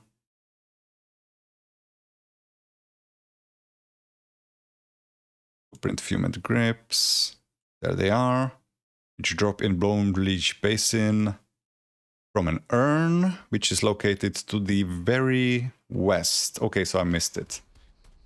Oh, while I'm looking at the map, am I missing any more lore notes? No, there's 1, 2, 3. This chest drops the Fumets. This chest drops the Fumet Grips. Okay, yeah. So I'm gonna go get the gloves as well. I thought I went far enough, but I guess not. I was too far north.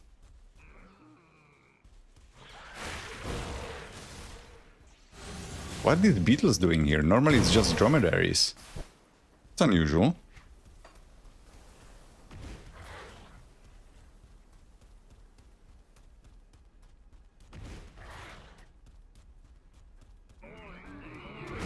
There it is. You made the grips.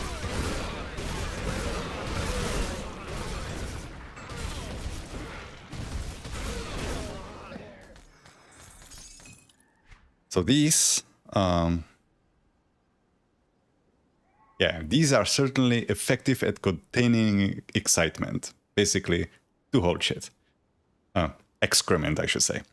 So yeah, this has a player level requirement of 101, which you can never reach. And this reduces player requirement for items by 1.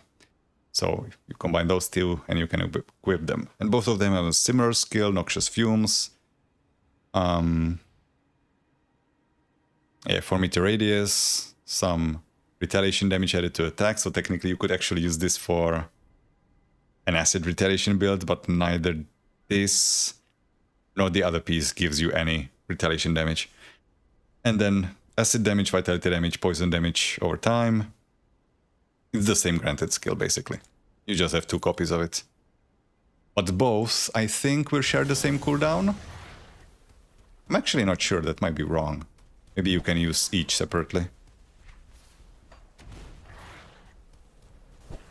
It's not common that you get the opportunity to have the same skill twice with cooldown, so maybe it works differently than I think. Now, when we go into that portal, this is gonna be where my knowledge of the current state of the quest kind of ends, because it has been changed. We no longer will be taking any damage from the environment. There will be a another shrine that requires a skeleton key. These ones appear in every hidden quest. There's a series of levers. And I honestly don't remember which order you have to pull them in. Does it matter? Let's say that it goes like this. Like by color, maybe? Oh, well, either it doesn't matter or I did it right. And in here, we have those... Oh, not yet. First we have some normal hostile enemies. That's nothing special.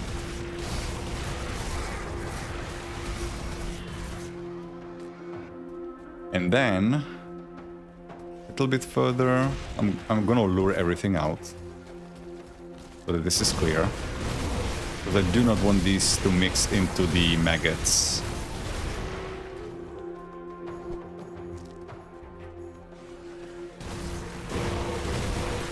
Ah, there is one maggot. We do not want to damage that. And I think we might have. Oh yeah, I can also open a portal inside here now. Yeah, one of the maggots is after us. Fuck. What do? I need to disengage. I also need to turn on health numbers. Because without that we cannot... No, leave me alone! That thing will one-tap me. It has 5 million health. Okay, I think I need to... Okay, run off. And open a rift. Go out, that should de-aggro it maybe. I can also actually port out this way. Maybe that loses its interest. Nope, he's still coming after me, shit. Well then we're gonna have to do it with him chasing us. Okay, I need to change my skill location, because I do not want to hit one of these maggots on accident. Okay, which one has the least health? These are all like 6 million, 5 million. There should be one that has like 100,000 health. Now, I do not have any area of effect damage on me currently. Otherwise, I would need to drink this to turn it off. At least I think so. Let me try. What does this do? Yeah, it nullifies you. Yeah. All of my debuffs have disappeared. Or all of my buffs have disappeared, I should say. Other than my transformation. Which one is it? It also has slightly different colors, so you do not technically need to turn on health numbers, but it's so hard to distinguish that I usually do it with the health numbers. That's a weird shadow showing up. Where is it? Oh, there he is. 179,000. 72,000. Okay, when I attack it, unfortunately, the others will aggro. Oh, I can't. Oh, can I? I can. Okay, time to run around. Yeah, I'm dead. Yeah, I needed to just commit and kill it. Hopefully the others will have de-aggroed by now. It also turns off the potion, which is actually helpful. So otherwise I would have to wait for it to time out. Yeah, I was just using the potion to show what it does, but it doesn't have an effect on my build. Are they still angry at me? They are not. I'm here. I need to... No, they are. They woke up. Okay, I need to find the maggot.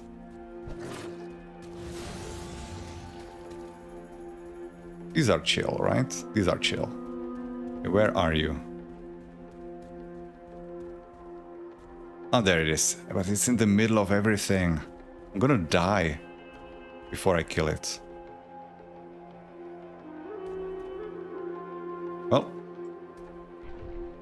here goes nothing. Oh, come on, so close.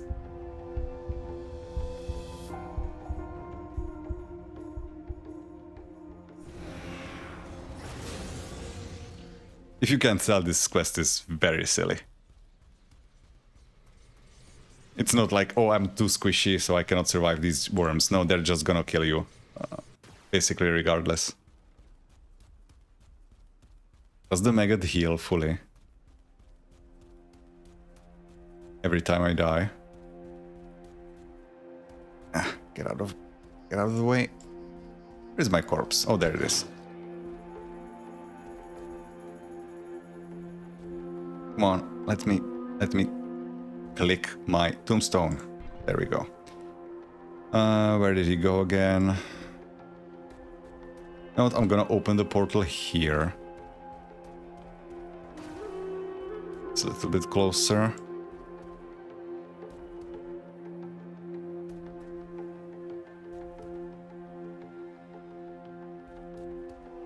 Oh, there you are. I think I can fix this if I curse him. Does everybody else aggro? Probably, right? Got him. Get me out of here. I'm dead. That's enough. As long as he's dead, you've done what you needed to. Okay, I can rearrange my skills again. Back to where we were. And doing this below level 100 is ill-advised because I'm just losing XP every time I die. Okay, now there's a rift gate here. Or portal. Where's my corpse? Let me click on it. I do not want to attack these guys. Let me click. Is this a point-and-click adventure that I have to mouse over? Get out of the way! Stupid cursor.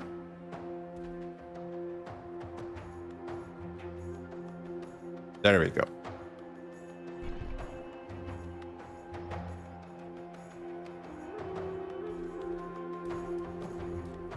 Shadows are kind of wonky in here.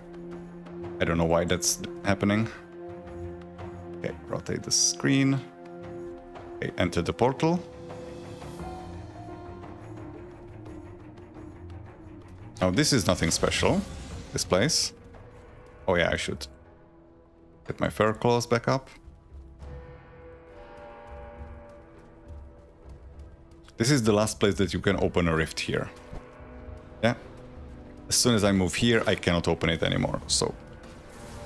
This is your last checkpoint, basically.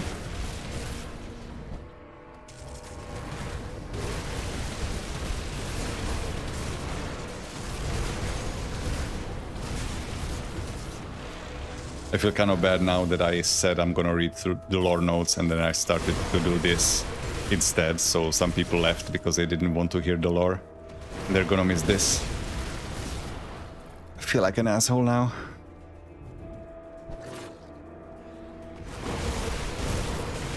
But I mean, it's questionable whether or not it's even valuable to them. Maybe everybody that's watching already knows this and I'm doing this for nothing.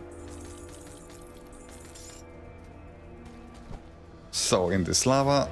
Actually, does this potion... Oh yeah, this potion also prevents lava damage. That's nice. Primordis is proving useful again. So, we enter this rift. And like in the first quest... the first hidden quest in the base game... We're back in... Devil's Crossing. Or some version of it. Now, in here... is the probably the most imbalanced. Well, that's probably no longer true because of the hidden quest in Fangs of Esterkarn. But what are you doing here already? One of the most imbalanced bosses in the game. This guy, he himself is mean, sure, but he's not the biggest problem. The crates that he summons, that's the biggest problem. And the crates keep getting worse. These do insane damage, to the point of sometimes just one-shotting certain characters. And either you kill them and they split into more crates, or they time out over time, which counts as them dying and they split into more crates. So what happens there is you are on a time limit. The longer the fight goes on, the more crates will be filling the arena, and they will just be destroying you. So what you're doing is running against the clock, against a very nasty boss. And what used to happen, thankfully no longer does, is when you died, the crates would just stay there. So the next time you re-enter the arena, it's already full of the crates that you spawned in the previous attempt. So this attempt is gonna be even worse, and you just need to find kind space to keep away from the crates and hit the boss. And every time you died, it would just keep accumulating. Thankfully that no longer happens. Now the crates despawn and you can start the fight over again. So farming that enemy is slightly better than it was. The things that the boss drops, spoilers I guess, are... This is not the right stash tab. Super secret.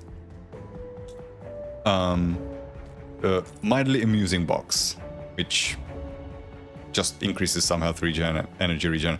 Not a useful thing. It's just a joke, right? If you put it on, it's just a box on your head. Oh shit! I bricked my character. I need to find something that gives me spirits, because I cannot equip my armor currently. Fuck me. It doesn't give spirit. Why am I looking at its stash tab? There's not gonna be anything in here. Spirit. I surely have something that gives me spirit bonuses.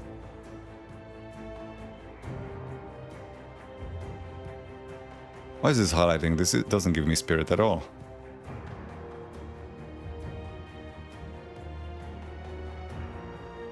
I do not have the stats to equip that. Maybe this will be enough? Nope, that's not enough. God damn it, why did I swap that item? How much spirit am I getting from the shoulders? How much spirit am I missing, more importantly? 480... I'm not missing that much. Oh, but I'm not missing it for that. I'm missing it for the chest piece as well, which requires... Well, this should be enough. Plus 20 spirit should be enough. Right? And now I can... Oh, I cannot put this here because it's soulbound. Okay. And now I can equip this. Okay. Unbricked my build. Jesus. Didn't expect that. So yeah, nothing special on this one. This is just a joke item. The other item that it drops, and this one is guaranteed, the other one isn't. I guess the good thing about this item is it's level 1, but you don't really use it for leveling, because you will be using the Lokar set if you have it. The other item that he drops, that the creator drops, is this. Wilhelm's Wondrous War Gem.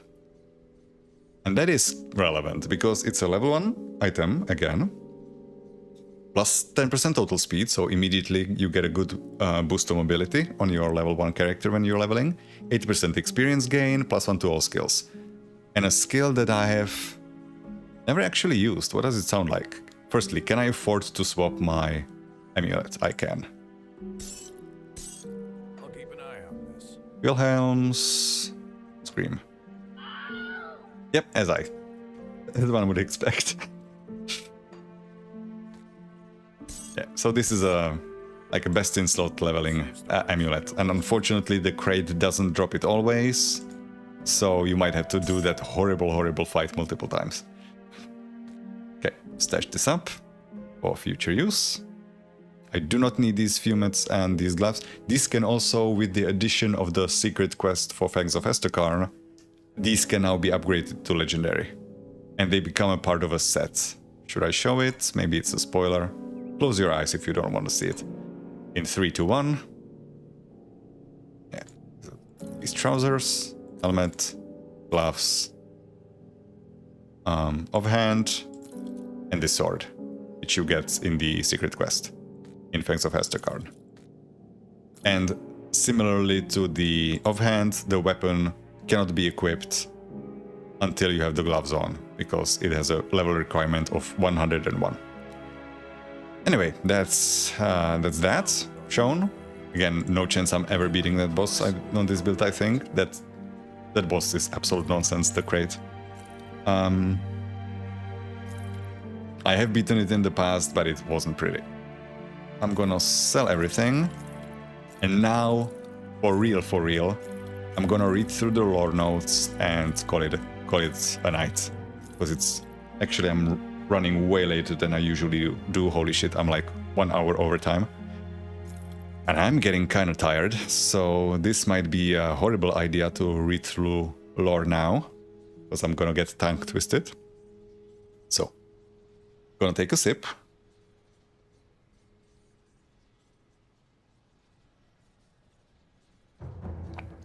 Read through the lore, and then I'm gonna end the stream. So, if you're up for story time, again, thank you for hanging around. If you're not, I guess, see you next time, and thanks for coming, for watching. So we're gonna start with, I believe we are starting with the writings of Rion the Scholar, which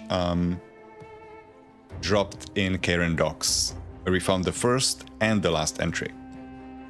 So, writing, I sold it instead of reading it. That's not what I wanted to click. I forgot I have still the shopkeep window open. Writings of Rion the Scholar, first entry. I must admit, this place is truly a jewel in the desert. In my travels, I have been to the farthest reaches of the world, seen and experienced much. Sadly, most sites did not live up to their own tales. This place, however, is a marvel that exceeds even the grandest of stories. Transcribing its beauty and grandeur may prove challenging even for me. I arrived via ship at the Karen Docks late last night. My charter, a merchant vessel called Spire, packed to the gunwale with fine goods from distant shores. Its captain, a stalwart and grizzled sailor, whose dedication and leadership shone through in the motivation of his crew. Like a finely tuned machine, they deftly navigated the dangerous waters west of the Corvan River Delta. We first spotted the Grand Port while still at sea, miles before entering the river where it is located. The Karen beacon shone brightly over the horizon.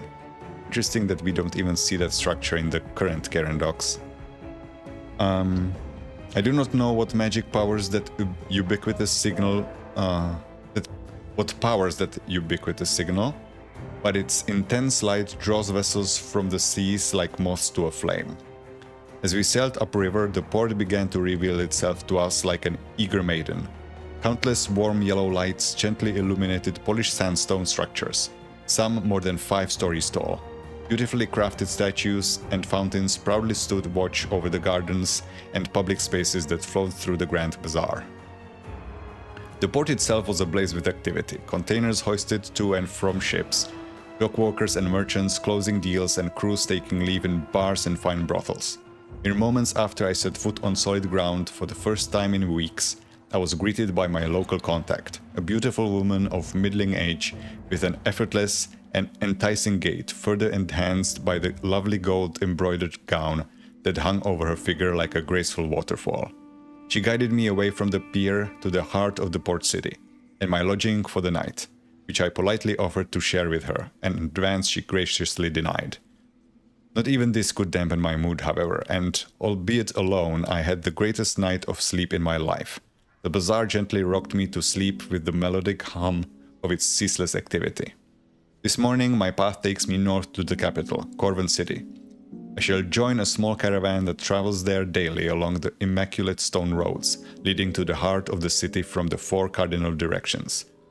I could see the path now as I sit and wait in the lovely garden bower just outside my lodging. Its stonework shines in the gentle morning sun. Immaculate golden-leafed braziers mark its boundaries as far as the eye can see. If the next leg of my journey rivals the first, it shall truly be the experience of a lifetime. Writings of Rion the Scholar, second entry. I arrived today at the heart of Corvan City after a grueling 3 days of travel, a journey which began on a high note as we traversed the lush oasis just beyond the walls of the Karen Docks. The Corvan capital is something else entirely. Lush stands of palms grace the shores of flowing streams, fed by subterranean springs, which bubble up from the depths with an impressive ferocity. In the midst of a stark desert, it is truly a sight to behold. I've been told that this one source provides the cleanest water to the region. I wonder if this is the water spring of Horan, or I guess his wife, right? Because the Sunbane Oasis, which he speaks of, that's where the sanctuary of Horan was located. Which I guess it explains why there's an oasis there. I never put that together. So the Sanctuary of Horan is the origin of the Sunbane Oasis. It's not there by accident. Okay. I've been told that this one source provides the cleanest water to the region. Apparently an entire class of water merchants exists, with the sole duty of collecting the life-giving nectar from there and distributing it throughout the land. This is also where I had my first exposure to the curious and deep-rooted faith of the region. My traveling companions, the daily caravan from the Karen docks to Corvan City, insisted that we stop at the temple, known as the Sanctuary of Horan. Positioned in the heart of the oasis, it was apparently crucial that they stop while the burning sun was at its highest point, the prescribed hour to observe a daily ritual in which they give thanks to their god for his mercy and pittance. I can understand why a culture surrounded by such harsh and unforgiving lands would be grateful for whatever it is that has graced them to create such a stunning civilization. However, I quickly learned to be wary of these rituals, as the prescribed hour for worship is not one, but several a day. I know now why the journey to Corvan City takes 3 days. On the second day of our journey, we passed through a smaller city on the outskirts of Corvan. This was truly an unusual locale. It appeared to be more temple than practical residence. I surmise it is a center for religious practice, perhaps where the local faith's most devout followers can go about their various rituals unhindered by the bustle of Corvan proper. Just beyond the temple city lies a vast network of tombs. I was told by one of the caravan's drivers that previous Corvan leaders and powerful devotees of the Corvan faith are buried there along with countless precious relics. Apparently the valley was chosen as a burial site, because the roiling hot blood of their god flows close to the surface there. I suspect there is an ancient magma flow passing beneath the valley, perhaps the remnants of a long-dormant volcano. These revelations are quite curious and worthy of further investigation. I shall hope to learn a great deal more about this faith, its practices and practitioners during my time in Corvan City. Writings of Rion the Scholar, 3rd entry. Today was my first full day in Corvan City, and I must say I am awestruck by its majesty, as I was when I first landed at Karen Docks. The focal point of the city is a grand temple dedicated to the Eldritch Sun, Korvac, a deity I am unfamiliar with, but one that dominates the local theology. The temple's majesty is indescribable. It seems to dwarf everything in sight, even nearby mountains. And it radiates with such an energy that its heat can be felt even in the midday sun. Even I, a skeptic, find myself in sheer admiration. I've been told that the heat of the temple had dwindled for some years, but has recently rekindled, a cause for celebration and ritual. I suspect it is built on a geological feature. Oh, if only you knew. Perhaps a volcano or hot spring of some sort. I should very much wish to gain access to the inside, though, as I discovered by visiting several smaller temples around the city, this is unlikely to happen. The main temple holds particular importance and entry is strictly prohibited to outsiders. Though it appears to be the focal point of the local faith, Korvac is by no means the only entity worshipped by the Corvan people. There also appear to be lesser gods, whom the people call ascendants. What that means exactly I am not clear on, and nobody had a straight answer for me either. The stories regarding these individuals vary, and not all of them seem to be holy men or even devout practitioners. By my observation, they may well be wealthy individuals that have bought their way to deification and the social reverence that comes with. Nonetheless, minor temples were constructed in their honor, and they are all worshipped in their own right and for various means, sometimes even before death. I should very much like to know what qualifies a person for a place of such honor, and so tomorrow I will be visiting several temples positioned around the main temple of the Eldritch Sun. If birthright will not grant me access, then perhaps the grease of a few coins will. Writings of Rion the Scholar, 4th entry. Following today's investigation of the tombs and temples of Corvan City, I must say I am more confused and, frankly, enthralled by the Corvan faith than I could have possibly imagined. Today I had the privilege to bear witness to a ceremony at the Temple of Ran, where the Ascendant himself was present to perform the honorable rite. It is my understanding that Ran holds domain over the sun itself, and it is by his blessing that the sun rises each day to warm the earth and give life to the harvest. The ceremony itself was brief and involved the slaughter of 5 goats upon the golden altar, their blood spilled into the carving in the form of a many-pronged sun. Ran was a splendor to behold, his skin as golden as the suit of armor he wore. The armor glowed with burning energy, and yet, as some of the acolytes in the temple described to me from their blessed opportunities to lay their hands upon it, it is cool to the touch. With the way he presents himself, it is easy to see why his followers believe this man to be a deity. The acolytes tell me that this is actually the 12th incarnation of Ran. His father was the 11th, and so on down the patriarchal chain of his family. Each of them had allegedly lived for centuries, and each had willingly given his life in the service of the Eldritch Sun. I was astonished to discover that the deification of this figure was his birthright. It does, however, lend credence to my suspicions regarding the true nature of these Corvan gods. The acolytes of this temple were more than eager to share Ran's history with me.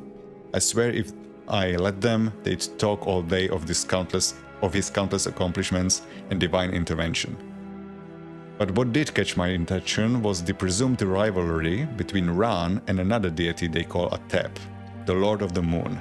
As this rivalry heated up, Atep, I've learned, had slighted the Eldritch Sun and was thus banished from setting foot in Corvan City, or to ever again feel the warmth of day upon his flesh. The divine Korvac was not without mercy. Once every 30 cycles of the sun, the disgraced Atep was to make pilgrimage to Corvan City and make an offering upon the Grand Temple steps. This is an extraordinary and incredibly creative explanation for the cycling of day and night and the wax and wane of the moon. If this strange practice of ascension weren't enough, the people of the Corvan Valley also appear to deify native animals and sometimes odd combinations of people and animals. So basically like the Egyptians. The Corvan griffin is a particularly common target of this practice. The creatures apparently live in rigid hierarchical packs, which elevate a single, usually male individual to an alpha known by the Corvan people as a sovereign. We actually fought a griffin sovereign, the Azaleon, at the entrance to the Sunward Spire in Corvan City. These griffin sovereigns are then worshipped by locals as minor deities. The intricacies of the Corvan faith are remarkable, but it must not go unmentioned that they all lead back to Korvac in one fashion or another. We shall focus future investigations on this penultimate deity. Writings of Rion the Scholar, 5th entry. I can no longer count the days since I first arrived in Corvan City. I have been so enveloped by my work that I've lost track of the rising and setting of the sun. Ran would be so disappointed in me. I find it difficult to pull my attention away. I've hired a young man to bring me meals 3 times a day, and I must admit they are piling up outside the door to my chambers. My time is spent poring over mountains of text and tomes, rites and ceremonies in an attempt to better understand the origins of this Korvac. What I have learned thus far is truly fascinating. As far back as I can go, there seems to be no inconsistency to his presence or domain, no evolution of his worship. It is as if the core of the Corvan religion had somehow remained pure since its inception. Quite unusual. It is that, or its founders had put a great deal of effort into obscuring its true origins. The texts I've perused make it seem as though their rites and rituals are performed today as they were first described centuries ago. According to these texts, Korvac reigns over the Eldritch Realm, a plane of existence in parallel to our own of his very making. That's questionable. They say that no mortal may bear witness upon its splendors and live. Some fools have tried and paid the ultimate price for it. The texts warn of a many-eyed guardian, Drig, that stands as a warning to all that would dare trespass upon the god's domain. Korvac himself is said to be primordial, ancient and eternal, progenitor of all that mankind cherishes. From his eldritch throne, the Corvan god ascended numerous champions to enforce his rule, yet even been known to elevate those that dare challenge his worship as a means to appease them, turning former foes into steadfast allies. The now familiar names of Ran and Atep came up several times in the various tales spun around Korvac's divine actions. The history of the Corvan faith is indeed generations in the making. The Eldritch Sun is depicted both as the blessed flame and the dreadful terror of destruction. It seems he is both adored and feared by those that show him reverence. And with good reason. Though Korvac is generally depicted as benevolent to his followers, there are numerous records of disasters or outright cleansings that were attributed to the god's retribution for mortals displeasing him. Some of these events seem eerily familiar, though I cannot recall why. I suspect there are similar myths which I have been exposed to in nearby regions. There are also a number of rituals which bear a remarkable similarity to primitive practices I have researched in the past. This leads me to wonder if there are other tribes and civilizations that have been worshipping Korvac since antiquity, but perhaps by a different name. This is a matter which will necessitate further investigation. I need to drink. Ugh.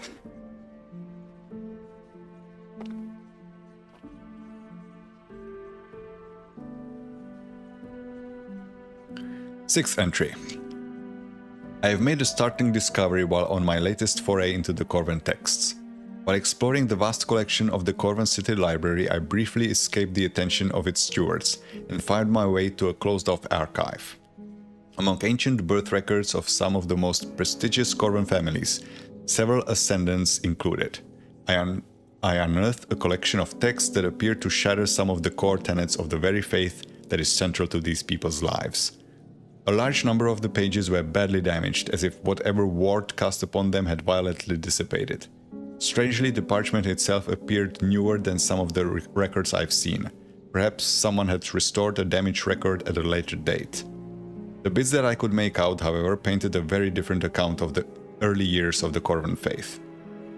Korvac himself was shown as a usurper, a conqueror of a realm he had no part in making. It is not entirely clear if the Korvac that is spoken of today is even the same one described in those texts, or whether that is the name given to the master of the Eldritch throne. Another curiosity was the description of the upheaval involved in such a transition of power, a whirlwind of creation and destruction within which were caught the unfortunate believers. Sadly, before I could complete my analysis of the text, one of the stewards discovered my presence in the closed-off archive and promptly chased me out of the building. What little I've managed to read offers some troubling conclusions. Is Korvac's rule destined to falter as it had before? If so, will the same destruction consume these people when it does? It is truly a shame that I could not spend more time with these texts, as they represented a fantastic culmination of my research into the origin of the Corvan faith. Alas, I must prepare to leave this land, and though I have learned a great deal, I am certain there is more than a lifetime of knowledge hidden away here. The devotion and machinations of the Corvan people have proven to be one of my most fascinating studies. Writings of Rion the Scholar, final entry. This one we found back at the Karen Docks, so the first and final entry were right next to each other, basically. But I'm reading them in order. Of not finding, but of writing. Ryan's notes, final entry. Sadly, my time here has come to an end, and I find myself back at the Karen Docks where I first embarked on this most magnificent journey. I met once again with my captivating local contact. Catrice is her name, I've learned. And as if this marvelous place were eager to grant me a parting gift, she agreed to share in my final night's lodging. Tomorrow I shall once again board the merchant ship Spire and depart for distant shores. My destination, Cape Erin, and the untamed lands that lie beyond. There I will attempt to make contact with the indigenous peoples and study their deep understanding of herbal medicine and insatiable penchant for human sacrifice. Oh, Aztecs maybe? Wherever my travels take me, I shall certainly cherish my time here in the Corvan Basin. Now, considering we find his writings scattered all across the land, I'm wondering if maybe Catrice over here was eager to share in his final night because they were going to assassinate him, because he learned maybe something he shouldn't have in those archives. I wonder if he made it out. We'll never know. And to finish off, Corvan Expedition. Corvan Expedition, first entry. The writings gathered here are to serve as a record of our journey to reach the Lost Corvan City. So this is after the destruction, because they're saying Lost Corvan City. This expedition is the culmination of a lifetime of study by myself, Thomas Pearson, and my esteemed colleague Roderick Crane. Together we have focused our efforts on ancient lore that speaks of a magnificent city of gold, hidden deep in the burning desert. A city whose people and culture vanished generations ago. By following the works of Rion the Scholar, there he is, sparse regional folklore, and a number of cryptic religious texts, we were able to piece together a potential location for the lost city. Okay, so given that they were actually using the scholar's writings, I guess he did make it out? Which makes me wonder why we find his texts scattered all over the place. Maybe he published several the book and multiple copies of it were scattered. Where were we? From Rion's writings, we know that the main port of entry to the Corvan civilization was a place called the Karen Docks, a massive coastal city positioned in a protective bay just inland of a large river delta. However, recovered Corvan folklore claims that the waters of this river delta and the protective bay where Karen was situated turned to flame and were burned away during the supposed cataclysmic event that ended the civilization.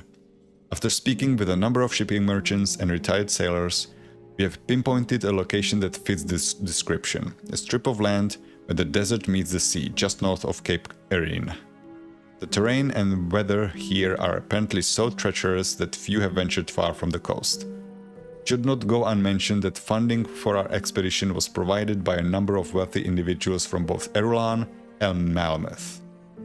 It does concern me that their interest in the lost city may not align with ours, and they have sent a retinue of individuals to monitor our progress and look after their investment. I'm concerned that they may attempt to interfere if things don't seem to be going their way. Roderick assures me that, whatever their intentions, we will not allow them to waylay us from our goal. Though I suspect he's told them that they are likely to find some sort of treasure or otherwise valuable items to make it seem worth investing in our expedition. And so our journey begins. For an expedition, 2nd entry. Day 23. Until today, our journey has been an exercise in the mundane. I have lost track of time as I watch the ship's crew go about their routine day in and day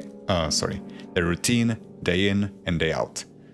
I feel more than a bit useless, but the captain has explained a number of times that our involvement will only make his crew less efficient. So I sit, read, watch the clouds pass overhead and review my notes over and over again. That all changed this morning, shortly after dawn, when I was violently awoken by the sound of cannon fire. A shattering boom gave me such a start that I fell out of my hammock. When I rushed above deck, the scene was somewhere between utter chaos and military precision. Before I could determine what was happening, the captain ordered Roderick and I below deck. Later, when the fracas had subsided, I had a chance to speak with him. Evidently, the dawn watchman spotted another ship with no colors flying. A sure sign of piracy, the captain said. Instead of risking an attack, he decided to go on the offensive and begin firing as soon as the ship was in range. Whatever he did, it worked, and the other ship fled. However, it appears that this is a common tactic among pirates of the region. They follow ships and attempt an attack at night when the crew is less alert. I shudder to think that our expedition could have come to such a grisly end before we even reached the barren shores. Day 27. The captain tells me we're nearing our destination, no more than a day's sailing left, and then an indeterminate number of days searching the desert for the lost city. The retinue of babysitters sent by our investors have been asking a number of peculiar questions about the burial habits of the Corvan people, and about the types of objects we might hope to find there, none of which I have answers to. I caught one of them reading an ancient-looking text of some sort the other day. Aurenial Arcanum, the name read.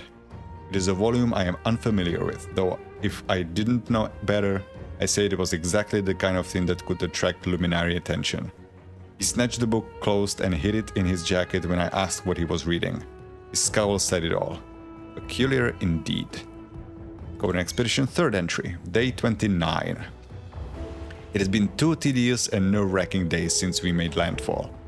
My time is spent cautiously picking our way through arid canyons and barren valleys with no sign of civilization.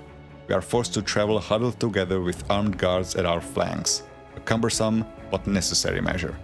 One of our porters was mauled by an unknown predator while relieving himself. We must be incredibly cautious to prevent further attacks. I'm no expert in the study of animals, but I've witnessed many here that defy my understanding of the natural world. Massive reptiles skulking in the dunes, flying predators with wingspans as large as a ship, beetle-like insects the size of a man. This is a place of deep primordial energy. I feel certain we are on the right path. Day 31. Today we have reached the first true evidence of civilization, the lotus symbolism and crumbled remains of guardian statues that I've previously only seen depicted in texts made it abundantly clear that these were indeed the remnants of the Corvan people. Around midday we walked clear of the insipid and deathly dry desert, and there laid out before us were the sprawling ruins of a once glorious city. Beyond the sand-covered husks of buildings I could make out the remnants of a massive port, and the bones of ancient ships now resting on the dry salt bed. There was no doubt about it, these were the Cairn docks, the port that connected Corvan City to the luxurious trade routes that brought power and riches untold to these shores. Beyond it, the now barren bay that served as its connection to the outside world. Our efforts are paying off. We are now on the path once trod by the Eldritch Sun himself. Day 32. We've uncovered an ancient bathhouse and temple complex at the center of the port city. I think that's the place where we found Anderan robbing, where the Anderan's brothers. Our accompaniment insisted on exploring the ruins and carefully cataloging every grain of sand that appeared unique to them. I tried to impress upon them that this was not the intended destination of our expedition, and that it was not the time for delays. Not when we were so near, not after so many years of preparation. I will not allow their petty attempts to recover meaningless artifacts to stall our progress. Perhaps the time for more drastic action has come. I will speak to Roderick in private beyond prying eyes. We will reach an agreement as to the appropriate next steps. For an expedition 4th entry, day 33. Now we are free from all hindrance, free of the pretense of money-making and investors who were so concerned with their returns that they shackled us with a league of babysitters to watch over us. This morning, as our cohorts made their way back into the bathhouse for yet another day of sorting and cataloging the belongings of dead people, Roderick and I barred the doors shut from the outside. I'm brimming with glee to think of the looks on their faces as they return from a long day of grave robbing, only to discover that their treasure trove shall also be their tomb. Okay, that's fucked up. Like, sure, slip away, delay them maybe, but have them die there? That's a bit much. We are of course alone now and without protection. However, traveling will be easier with just the two of us, and I have prepared a number of wards that should keep us well hidden and protected from the ravenous wildlife. Onward to the temple and the burning heart of Corvan City. Day 35. I am awe-stricken. I stand here after so desperate a journey at the foot of a grand temple devoted to Korvac. The city of his name stretches out in all directions. Its buildings in ruins collapsed as if kneeling to pay tribute to the eldritch god.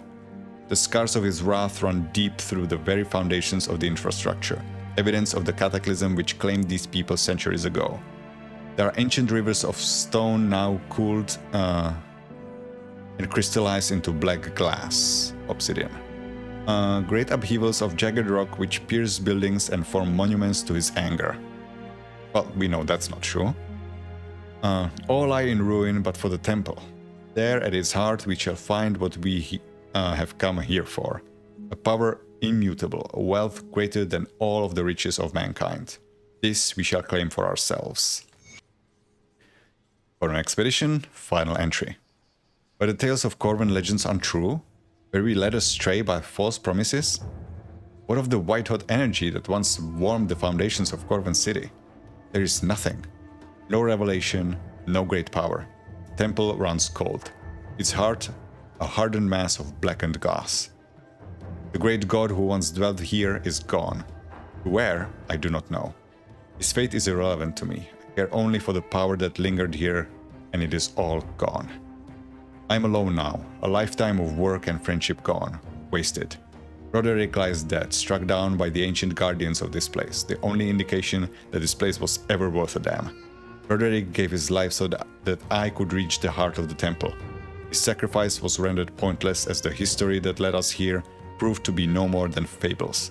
I am certain a great power dwelt here once, but it is long gone, perhaps claimed by another.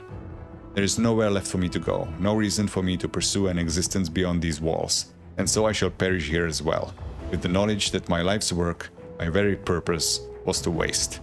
Or perhaps I should return to the guardian that felt my friend and allow it to take me as well. A final tribute to the eldritch son of old. And that is the conclusion of Forgotten Gods. We have gotten through all or almost all of the lore. Maybe there's a little bit left over in the Tomb of the Heretic, which we will be returning to because I died there. So the quest will remain here, but for now I'm also going to rearrange my quest log, because we have made progress on the Ritual of Cleansing, but now we are going to the Ugdenbog. We'll be picking up the Lost Father. This is also relevant, right? Righting Wrongs is the Ancient Grove in Ugdenbog, which this is a quest that we received from the new faction, the Noctukari, in the Fangs of Estekarn expansion. Desperate Measures leads us to Burwich, which is also now relevant. Paying Debts, that is the Morgoneth quest, and Shadow Realm, that will wait for later. Cast Revenge, that is Archivist Talon in Port Valbury. I will not do that yet. I will first do what I need to finish the quest in Fangs of Estekarn. So that's going to be the plan for next stream, for tomorrow. I will definitely get through halfway, the halfway point of Ashes of Malmeth, do everything I need to do, and I will go back to Fangs of Estekarn and try to finish the final quest there, fight Baronath, and do whatever else follows after that. So yeah, next stream is gonna be like halfway Ashes of Malmeth, halfway Fangs of Estekarn. And if everything goes well, I will finish all of Fangs of Estekarn. Hopefully also find the damn Ice King set that I'm looking for. And then we're gonna finish Ashes of Malmeth, which will be probably like 1 or 2 more streams after that. And then we'll do some endgame for this character, hunt down Dread, fight some Nemesis, do the not Eldritch Realm, the Shadow Realm, up to like 36. And see what kind of monster we can make out of this. So yeah, that's the plan for the future, and I hope to see you there. Thank you for watching, and good night, good morning, good afternoon, or whatever it is, wherever you are, and see you next time. Bye bye.